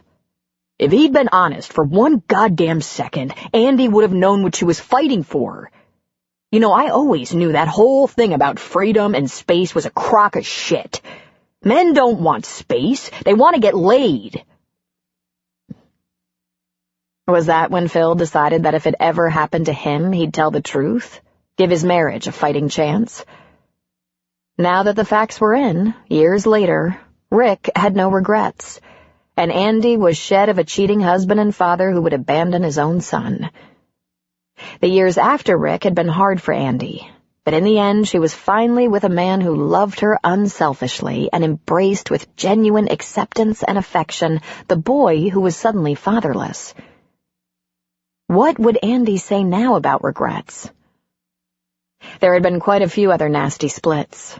People did unconscionable things to each other. One of Jerry's coworkers had come home from a business trip to find her house bare and her bank accounts empty, spouse missing. There was a couple in the neighborhood who had thundering fights and frequent separations, having actually been divorced and remarried to each other twice. Phil worked with a couple of men who'd cheated. One had a child with another woman. Sonia came to Jerry's mind. Her meltdown brought out an entirely new human being, stronger and healthier than the one before. But it was BJ who tipped the scales to the side of the truly catastrophic. She was the poster child for the worst-case scenario. The best that small family could hope for was survival, coping in the face of tragedy. Relationships floundered. It was the rule rather than the exception. Some kicked and squirmed and fought right up to the death. Some recovered. It was all in what you did, whether you created a break in the rope or a knot to hang on to. Jerry actually enjoyed her long and revealing lunch with Elizabeth. It was a pity they couldn't do it again, but they both knew they couldn't. It would be their one and only meeting. Though she couldn't think of anything else she wanted to know from Elizabeth, certainly something would come to mind later, and she'd have to let it go. That part of their lives was now complete. Jerry was certain that even if she dropped dead that very evening, Phil wasn't ever going back to Elizabeth. He tried to fill the festering hole inside him, but it hadn't worked. It hadn't made him happy. No, if Jerry suddenly fell off the planet, Phil would carry on. But the next woman in his life would not be Elizabeth. Jerry had suffered pretty dramatically for a few months, but she now knew Phil had been torn up about what he'd done for a few years. The meeting with Elizabeth verified it. It wasn't exactly flattering. On her way home, Jerry stopped off to see Joyce Arnold in her clinic. "What are you doing here?" Joyce asked. "I'm not sure about the hormones," Jerry whispered. "Can we talk somewhere private?" "Sure," Joyce said, leaving her scheduled patients for a quick consult, leading the way to her office. "What's up?" she asked, sitting behind her cluttered desk.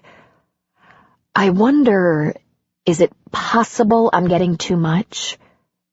"Any symptoms? Are you feeling all right? Why are you so concerned?" "I feel fine, actually. But last weekend, I went to Phil's little rented guest house to have a big fight with him, and I almost killed him with the wildest sex I've had in 20 years. "Oh, really?" Joyce said, smiling mischievously. "And you think I did that to you?"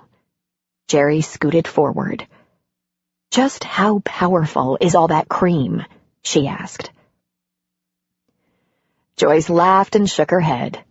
"It can kickstart a dead battery, but after that you have to do all the driving." She grinned. "Things going better at your house, or were you just slumming?" "Cute," Jerry said. "It's only partly the hormones, Jerry. I told you, if you don't use it, you lose it. That seems to be the rule of thumb for most body systems, from muscles to brains.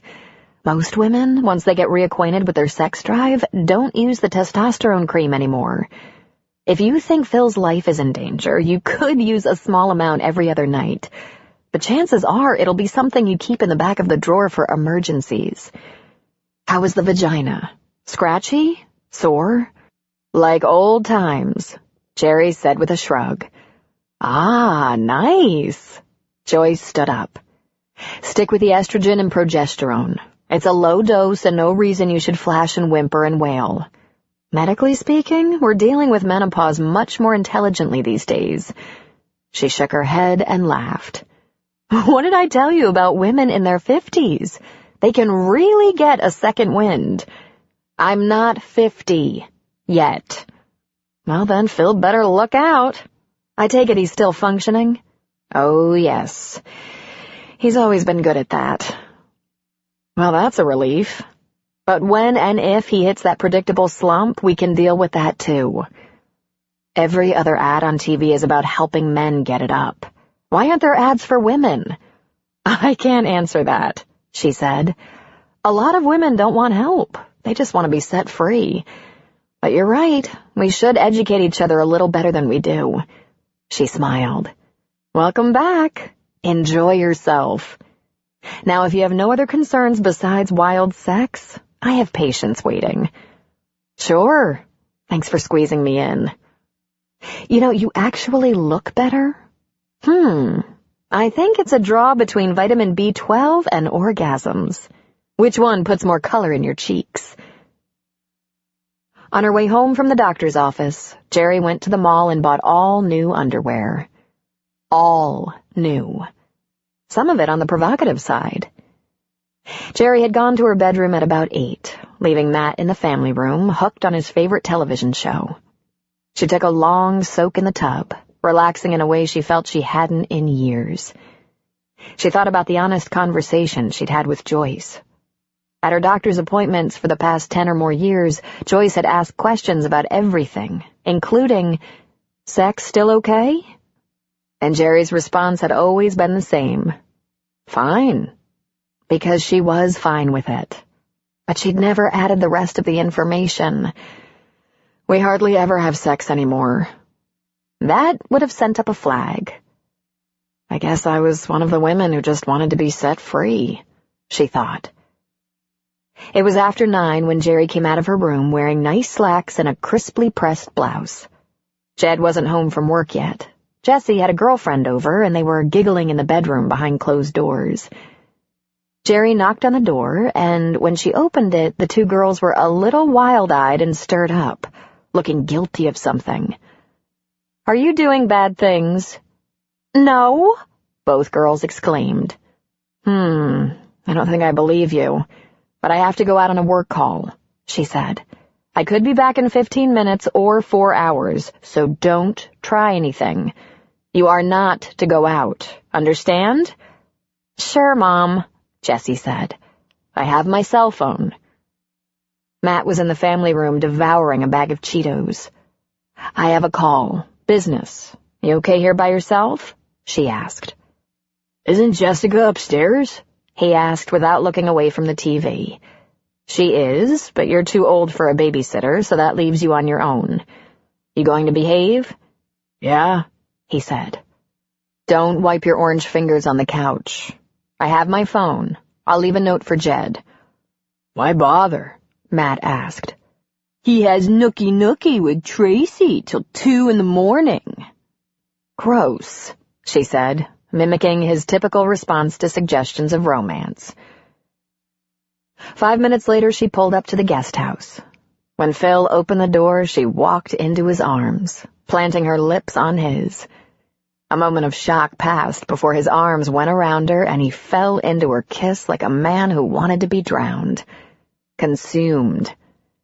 Without letting her go, without breaking their kiss, he pulled her inside and slammed the door, immediately pinning her against it, pressing her so solidly against the hard wood he could feel every curve of her body. And then his lips slid to her neck, his hands to her hips, rocking her against him. "How'd you get free of the kids?" he asked hoarsely. "I said I had a work call. It kind of feels like an emergency." "I'm good with emergencies," he said. "You were taking a big chance, you know," she whispered. He lifted his head. "Telling me you didn't want us to be how it was, but how it should be." He ran fingers through the hair at her temple, his hand cradling the back of her head, bringing her mouth against his again for a deeper taste. "This isn't like you," he said. "I want it to be," she answered. "This isn't because—" His question trailed off, and when he couldn't finish, he just kissed her again. "Because what?" she asked, tugging his shirt out of his jeans. "Because I asked for more of you?" She laughed. "No, I've never been a good fake." He started to unbutton her blouse while she ran her hands up under his shirt, and they kissed again, hard and hot, pressed together so tightly she could feel his excitement against her. She could almost feel the thundering climax building inside her. He opened her blouse and put his lips against the top of her breast above the line of her bra. Then, with a finger, he pulled down the bra. He said. New bra. New panties, too, she said, nibbling his ear. You're not afraid I'll have a heart attack and drop like a stone? No, she laughed, sucking on his ear, using her fingers to deftly open his pants. He had the bra unhooked and his mouth against an erect nipple. We definitely have to keep the guest house, she whispered, easing his zipper down. She slipped a hand past the waist of his boxers. Or at least the door.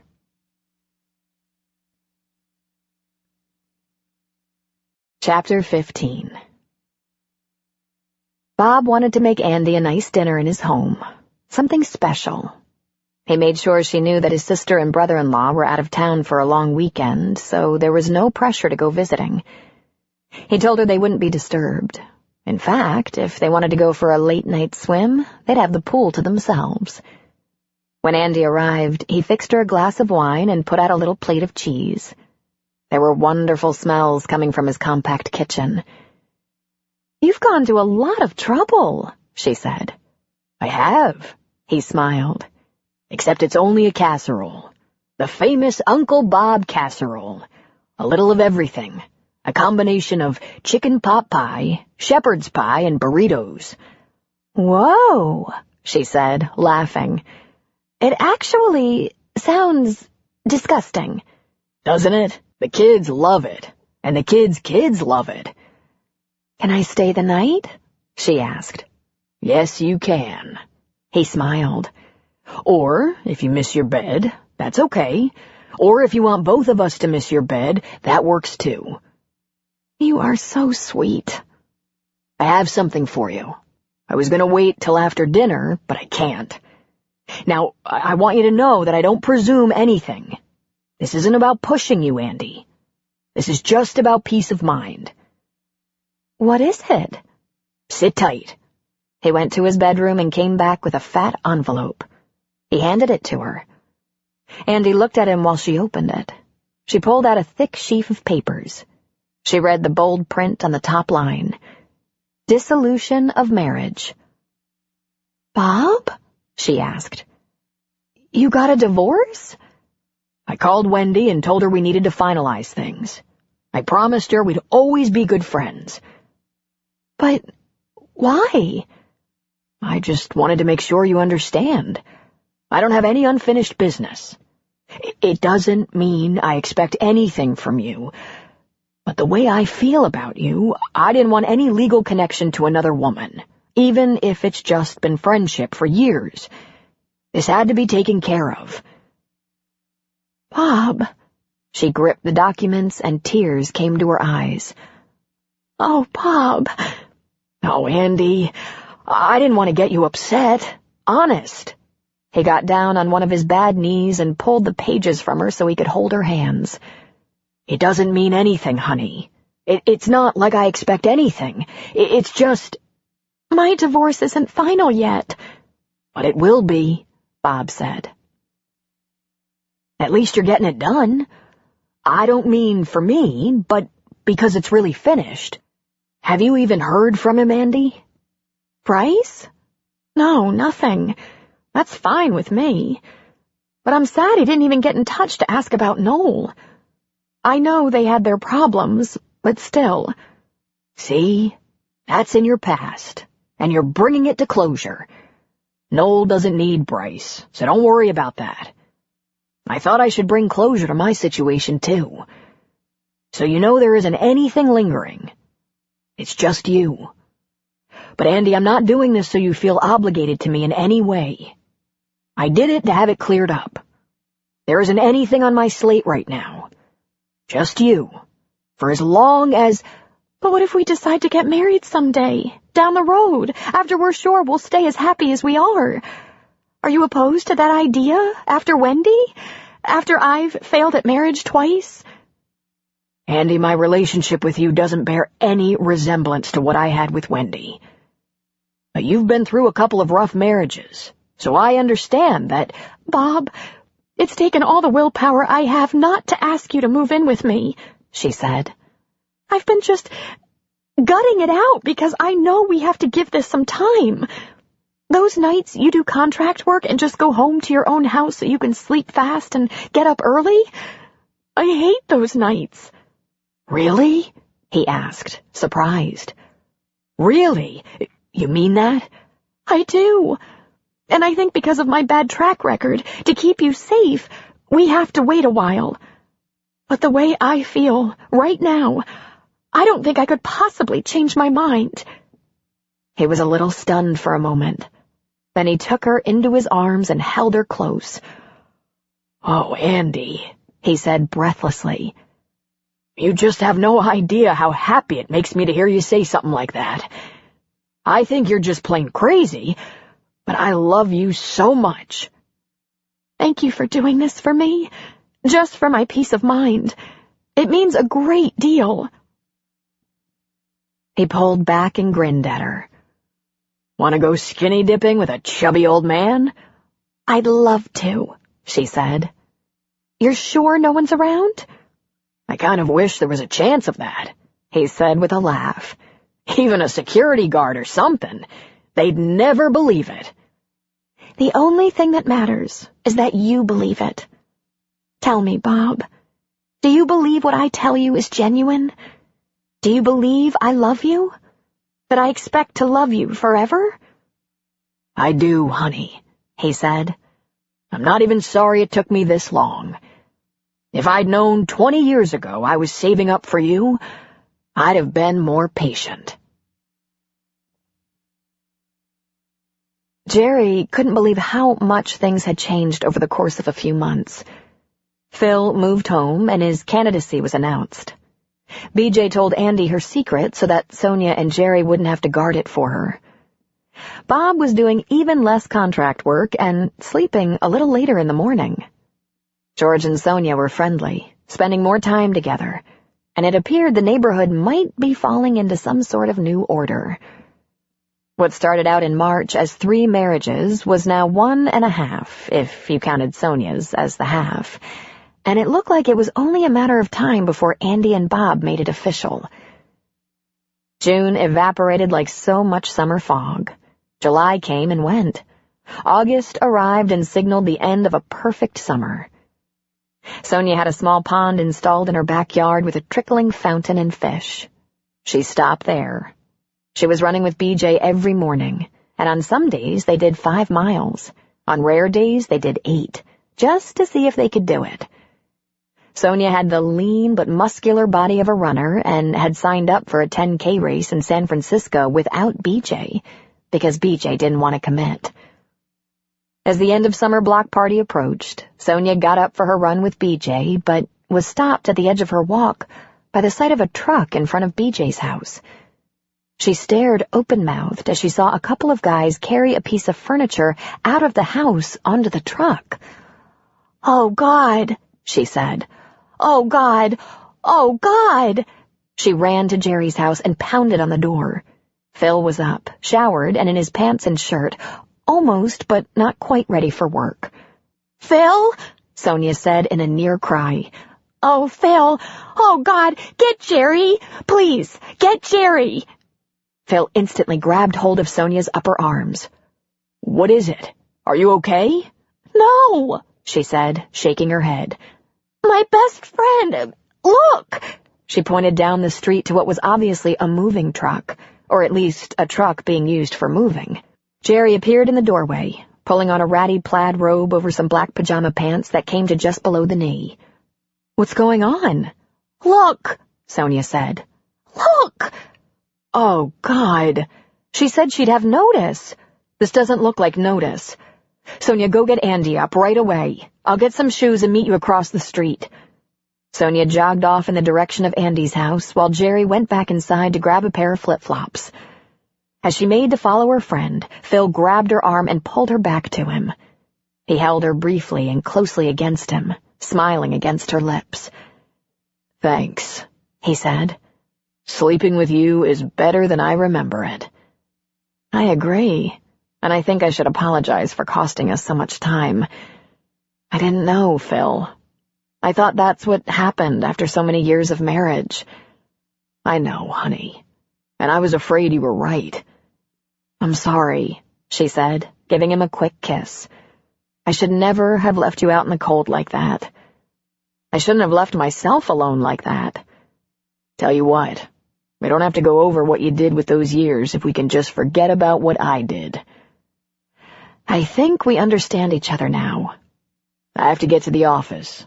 Kiss me." She planted a quick and deep one on his lips.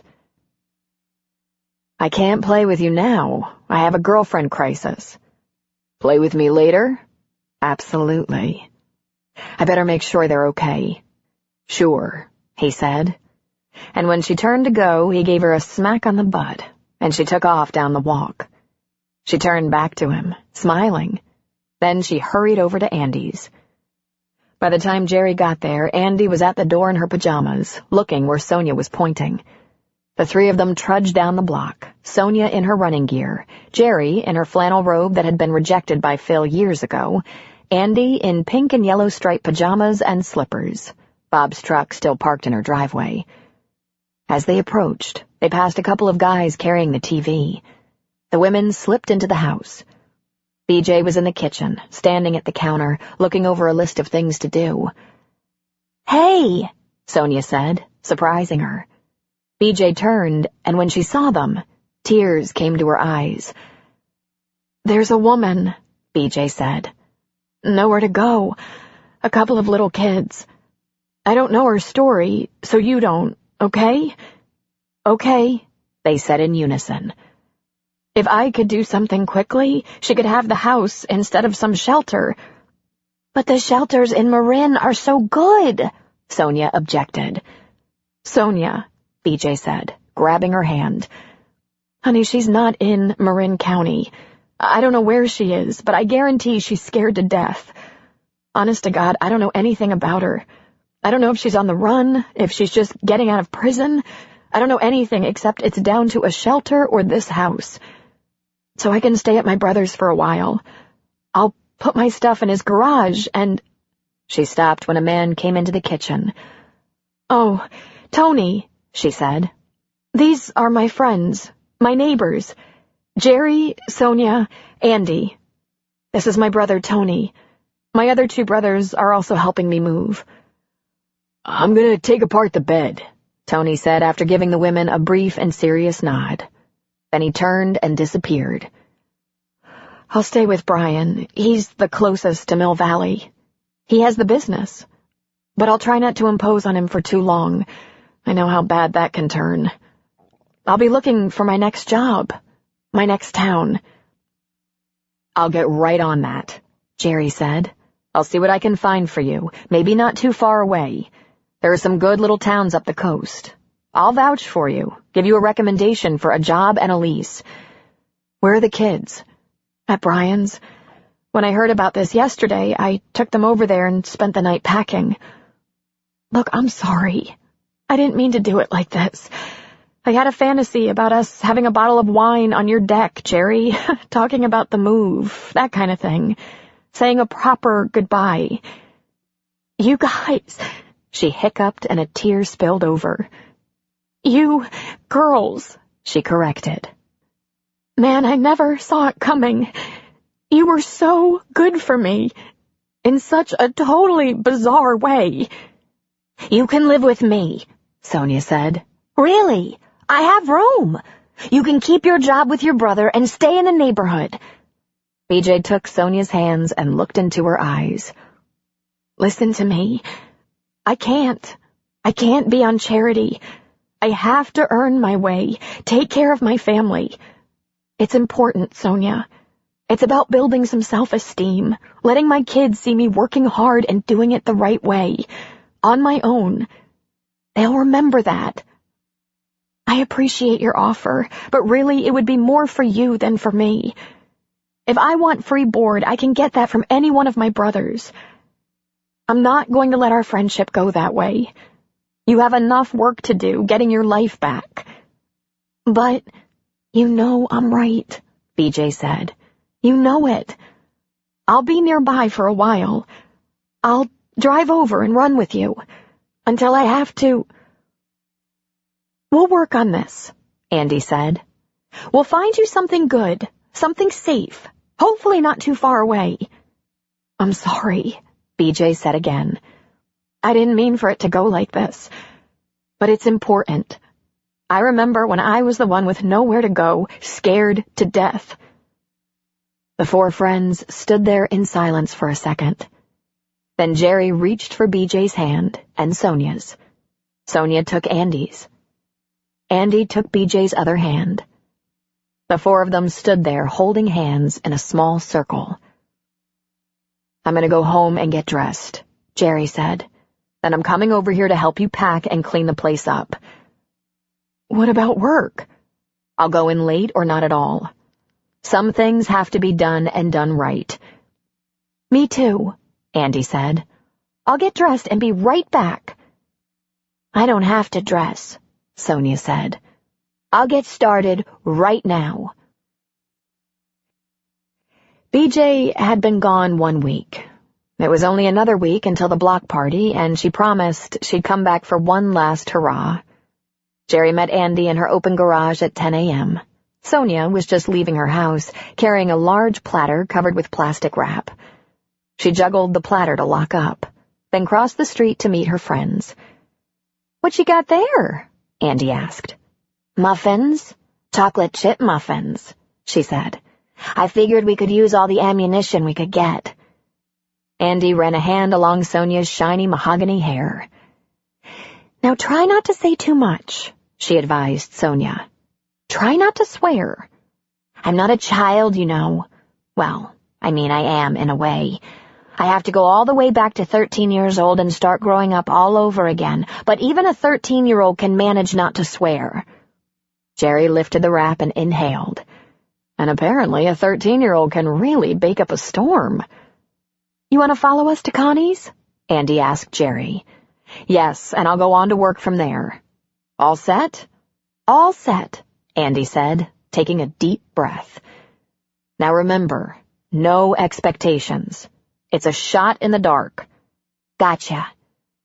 And I have some other ideas for BJ, so this isn't the only possibility, Andy said. Gotcha. Let's just do it, Jerry replied. Less than 15 minutes later, the three women were knocking on the front door of Connie's massive house. Sonia carried the muffins. Jerry held her briefcase.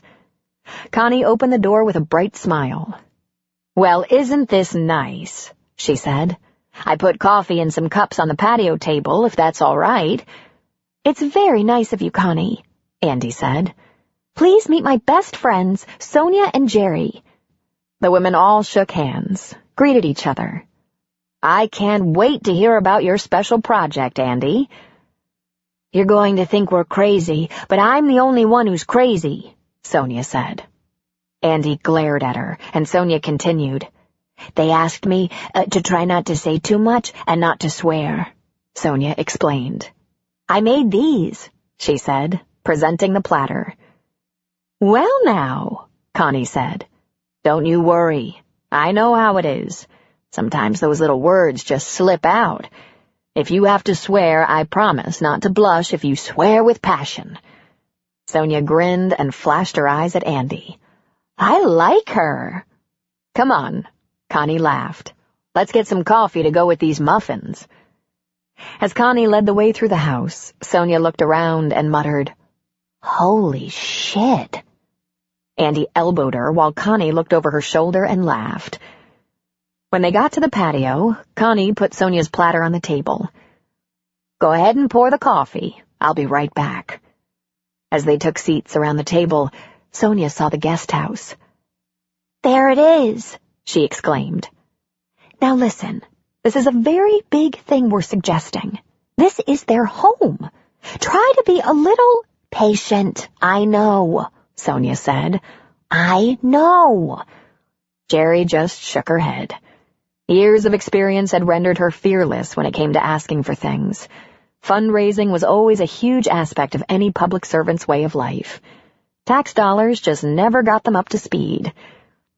Connie brought small plates and napkins to the patio. Connie, do you ever get just plain intimidated by this house? Sonia asked her. Not anymore, Connie laughed. As hard as we had to work to get this place presentable, I feel like it's my blood, sweat, and tears in here. She passed the plates and sat down, lifting her coffee cup. We don't need this kind of room, of course, but we have 4 grown married children and 9 grandchildren. Right in the area. We're a formidable crowd when we're all together.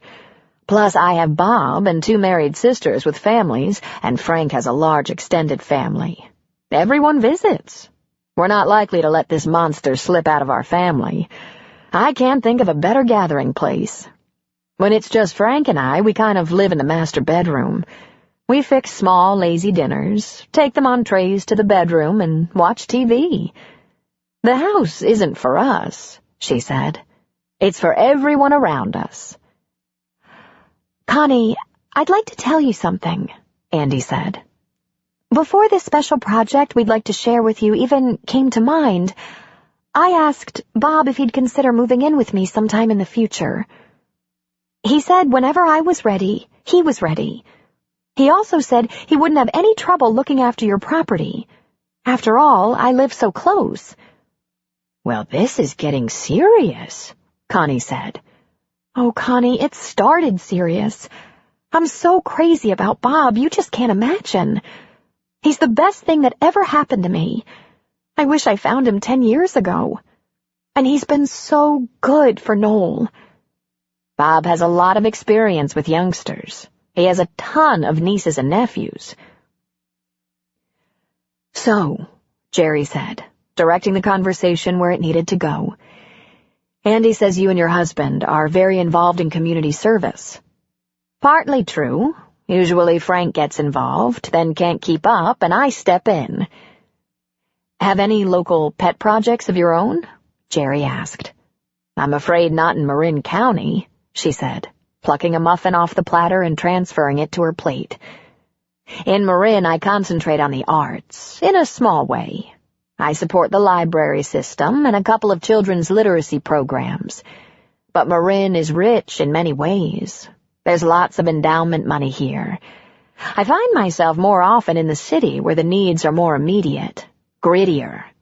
Primarily AIDS research, babies born addicted to drugs, and the gospel mission. I've always thought you've probably just about reached bottom if you're eating and sleeping at the mission. They need help constantly. And there's a food bank. Any women's work? Women's work? She asked, biting her muffin. The Rape Crisis Center gets some money, and I sit on the board, but I couldn't cut it as a counselor. I'm afraid that's about it. I keep thinking about the kids. Jerry's a counselor, Andy said. Child Protective Services. And her husband is Phil Gilbert, running for DA in San Francisco. That's your husband? Connie asked. Congratulations. The press likes him. Today, Jerry said, laughing. Listen, this is a wild card, Connie. We have a neighbor who's been the victim of domestic abuse and is having a hard time getting on her feet. She's a good woman with a couple of nice kids. Her past is very provocative. No, it's worse than that. It's downright shocking. But as we've gotten to know her, the 3 of us agree she's a stellar woman, a devoted mother, a loyal friend. Right now, she's basically homeless. Some nameless philanthropist who tries to help women coming out of terrible ordeals like hers let her use a rental property for a year. That's how we got to know her. But that year is up, and there's another woman with children who needs a hand, and our friend BJ has to move on. She's staying with her brother while she looks for her next job, her next home. Really? Someone just gave her a house? Connie said. It's a transition home, a stepping stone, Jerry said. I hope someday I get to meet this person. She was okay with that, but when I offered to have her move in with me, rent-free, she wouldn't do it, Sonia blurted. She said she has to build self-esteem, support herself and her kids, that they'd remember that. She's right about that, Connie said. Kids. They won't listen to a word you say, but they'll end up acting like you acted while they're growing up. As a result, I have 2 sons who are buying dilapidated real estate and working themselves to death to fix everything up. You'd think they'd have looked at our years of labor on this house, our bitter fights over what to do and how to do it, and choose another path. Well, BJ is adamant, Jerry said. She doesn't want any more charity. She has a decent job with her brother, who's an electrician with a small company in Mill Valley, but there's no way she can afford to rent here. I've been looking for another town somewhere around here where she can afford the rent and get a job. Do you need a donation? Connie asked. There was silence for a moment. Jerry knew there was no point dragging things out. No, Connie, it's something much more personal. We wondered if you'd consider offering her a position as your property caretaker, with, perhaps, a break on the rental price of your guest house. She shrugged. Andy's got her talons in Bob. She's going to snatch him away from you. I understand that wouldn't leave you without help, and I guess you've got lots of other family who could step in if you needed someone to look after the place.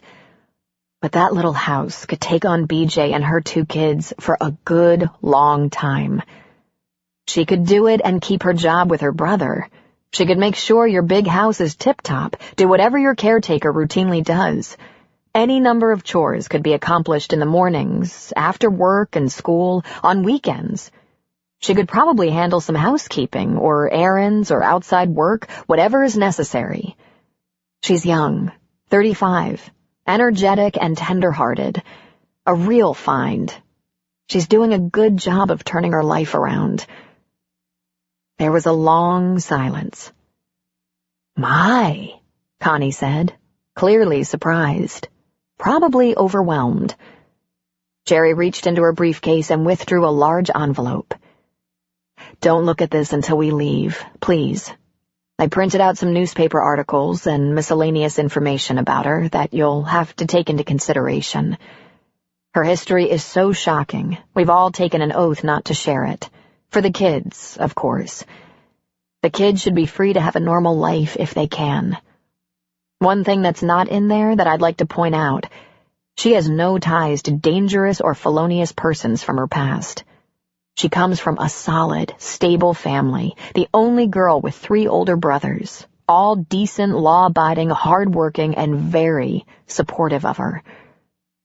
Her parents can't help her? Jerry shook her head. She can't live in the same area as her abuser's family and friends. I think you'll understand when you graze through this stuff. One brother is here, the one with the business that employs her. The other 2 are still back in Fresno, but they come here often, whenever she needs a hand. It's very important to her to earn her own way.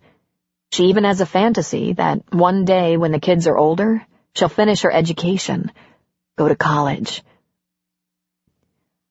How old are the kids? A 9-year-old daughter, an 11-year-old son. But this is crazy. I shouldn't consider something this bold without talking to Bob. Bob does know this woman, right? Connie asked. He's met BJ, Andy said. But he doesn't know anything about her history. I honored the promise to keep it all quiet. But Connie, Bob's the last person I'd hesitate to tell. I've never known anyone like him when it comes to understanding and acceptance.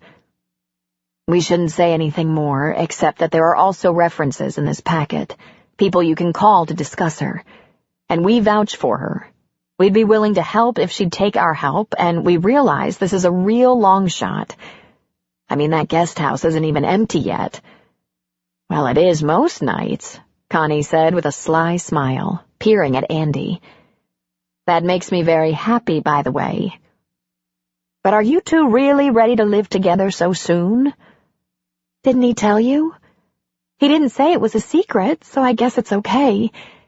He and Wendy have divorced now. He's so thoughtful. He didn't want me to feel he had any unfinished business.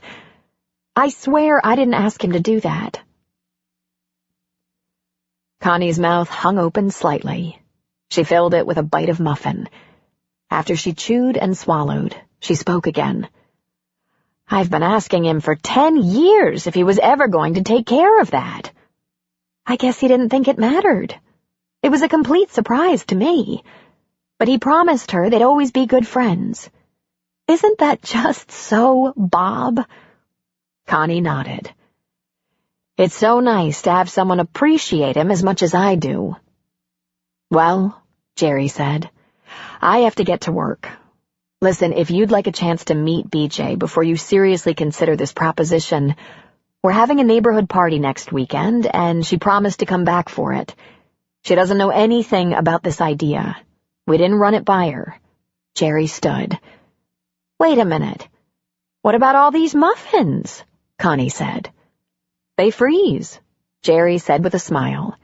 And hopefully you'll have us back for coffee when we don't have such an alarming agenda. She put her hand out.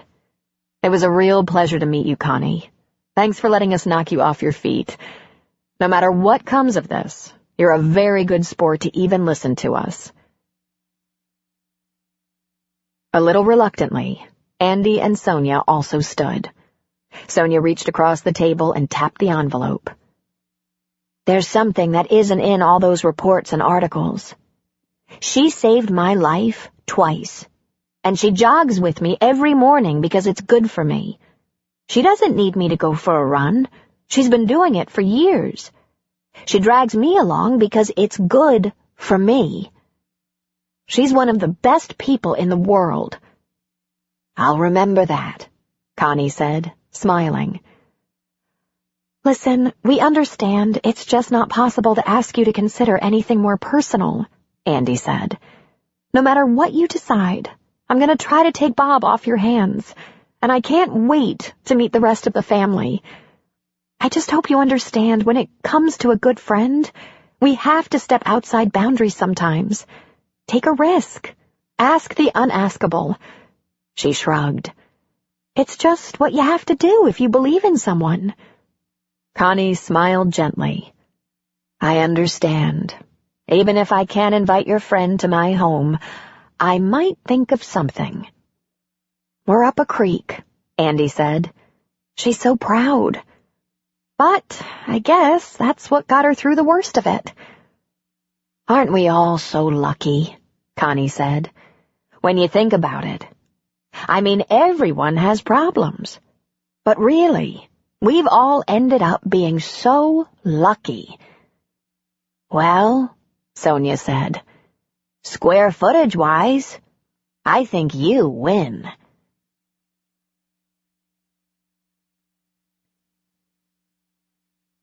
The block party came together nicely, even though it had depended almost entirely on Jerry and Andy making phone calls. The neighbors did all the work, but at least it was their usual work, divided equitably. There was an enormous amount of food, activities were planned out, prizes for winners were displayed, and the neighborhood children were kept busy and happy. There was one new feature this year, a booth under a huge banner. Phil Gilbert for San Mateo County District Attorney. Although it was another county, many residents of Mill Valley commuted to San Francisco to work, and word about him could spread. Plus, it was one of their own moving up in the world. Phil spent much of the day accepting congratulations and taking campaign donations from people he'd known for years. BJ and her kids showed up, ate, played, ran a few races, hung out with Sonia, Andy, and Bob most of the time. George, who really didn't enjoy gatherings with a lot of people, came around and stayed much longer than anyone expected. Sonia didn't seem in any way uncomfortable with him there. In fact, he had his arm casually draped over her shoulders or around her waist quite often. Noel attended, though he hadn't brought his good friends, apparently not quite ready for that. But he was very chummy with Bob. They ran an egg relay together, and although they did miserably, they seemed to find it hilarious. It was getting a little late in the afternoon, close to 5, when Phil found Jerry and pulled her against him. "Sneaky," he said. "You found a way to keep me from drinking too much at the block party. Turn it into a campaign rally." "I had nothing to do with that," she insisted. "It was them. God, I already hate them. Your committee. They're so damned bossy." "I know," he laughed. "But I don't have anyone better in mind, and I guess they get the job done. After all, they got Clay elected and re-elected I don't know how many times. And we both know what we know," he said. "Are you going to put on the Velcro suit and let them throw you against the dartboard?" she asked, grinning. "You know that's my favorite part of the whole party." "I was hoping to skip that this year, since I'm not half-tanked and stupid." "Aww. Would you do it for me? Because I really love that." "You have a mean streak." "I know, but I've tempered it a lot lately. And now it's just for fun." "We'll see," he said, because in point of fact, he'd let them hurl him off the Golden Gate Bridge if it made her laugh, tease and take her clothes off. He squeezed her and kissed her neck. "I'm not sure this is normal," she said to him. "We're having sex like teenagers. I honestly don't remember anything like this when we were much, much younger. When we were much less flabby and creaky." He laughed. "It may not look as pretty as it used to, but it sure works for me." "Look," she said, stiffening enough to pull away slightly. Across the park, a big gold SUV had pulled up and double-parked. Connie and a man Jerry assumed was her husband walked into the park. Andy and Bob spied them and greeted them. Phil and Jerry watched while they seemed to chat a while. Andy ran off and returned with BJ, and again there was chatting. Then Connie reached for BJ's hand. She held it while she talked to her. "It's happening," Jerry whispered. "What I told you about. Connie's guest house." "Don't get your hopes up," Phil cautioned, pulling her against his side. But then BJ put 2 fingers in her mouth and let out a powerful whistle that brought her 2 children instantly to her side. BJ made introductions. Connie bent slightly to smile into their faces and say hello. Then they all went to the double-parked SUV, BJ and her kids, Andy and Bob. "Oh, God," Jerry said. "It's really happening." "Stay calm," Phil said. "Nothing's happened yet." "But Connie's taking them to her house, to see it, to talk about it. If she'd decided against it, she wouldn't come to meet her, chat with her, and then leave to think about it some more." "There will still be negotiating," Phil reminded her. "It might not be right for them. I mean, it could be, but—" "No! Andy and Bob will make this happen. Oh, by the way, I said I'd give any help that BJ would accept. If that means subsidizing rent, I'm committed." She turned to look into his eyes. "I feel strongly about that." "That's okay," he said.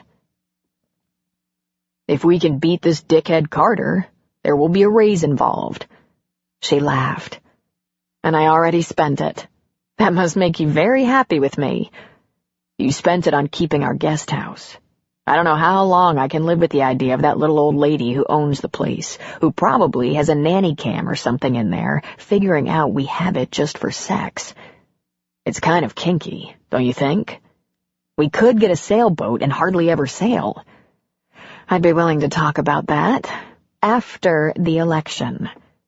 "The election is 2 years away." Jerry laughed wickedly.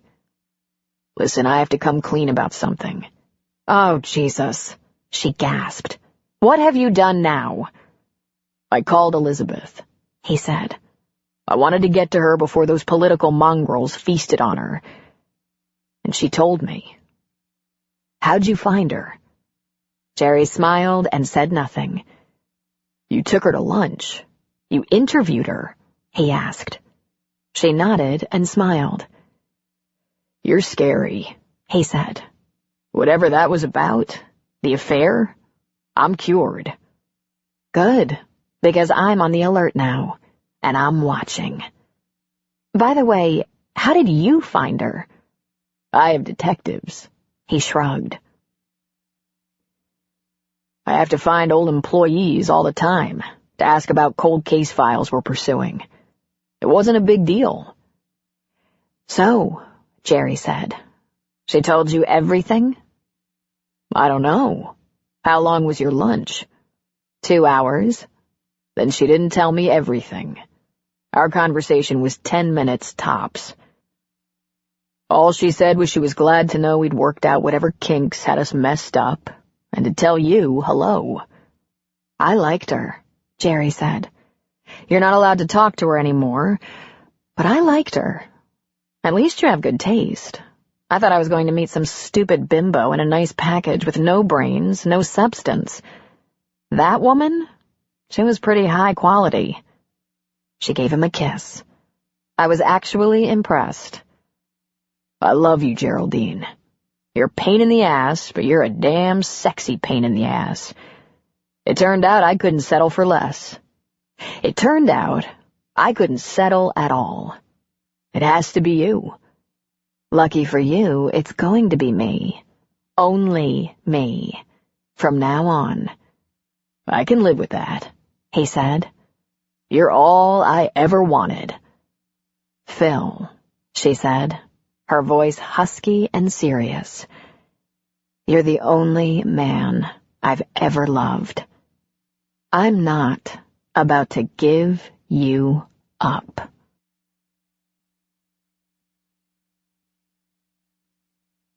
The end. You've been listening to Four Friends by Robin Carr, narrated by Therese Plummer, and directed by Kathleen Gormley. If you've enjoyed this book and this performance, Recorded Books recommends another title by Robin Carr, The Chance, also narrated by Therese Plummer. With its breathtaking vistas and down-to-earth people, Thunder Point is the perfect place for FBI agent Lane Carrington to recuperate from a gunshot wound and contemplate her future. Knowing her wounds go beyond the physical, Lane hopes she'll fit in for a while and find her true self in a town that feels safe. She may even learn to open her heart to others, something an undercover agent has little time to indulge. Eric Gentry is also new to Thunder Point. Although he's a man with a dark past, he's determined to put down roots and get to know the daughter he only recently discovered. When Lane and Eric meet, their attraction is obvious to everyone. But while the law enforcement agent and the reformed criminal want to make things work, their differences may run too deep. Unless they take a chance on each other and find that deep and mysterious bond that belongs to those who choose love over fear.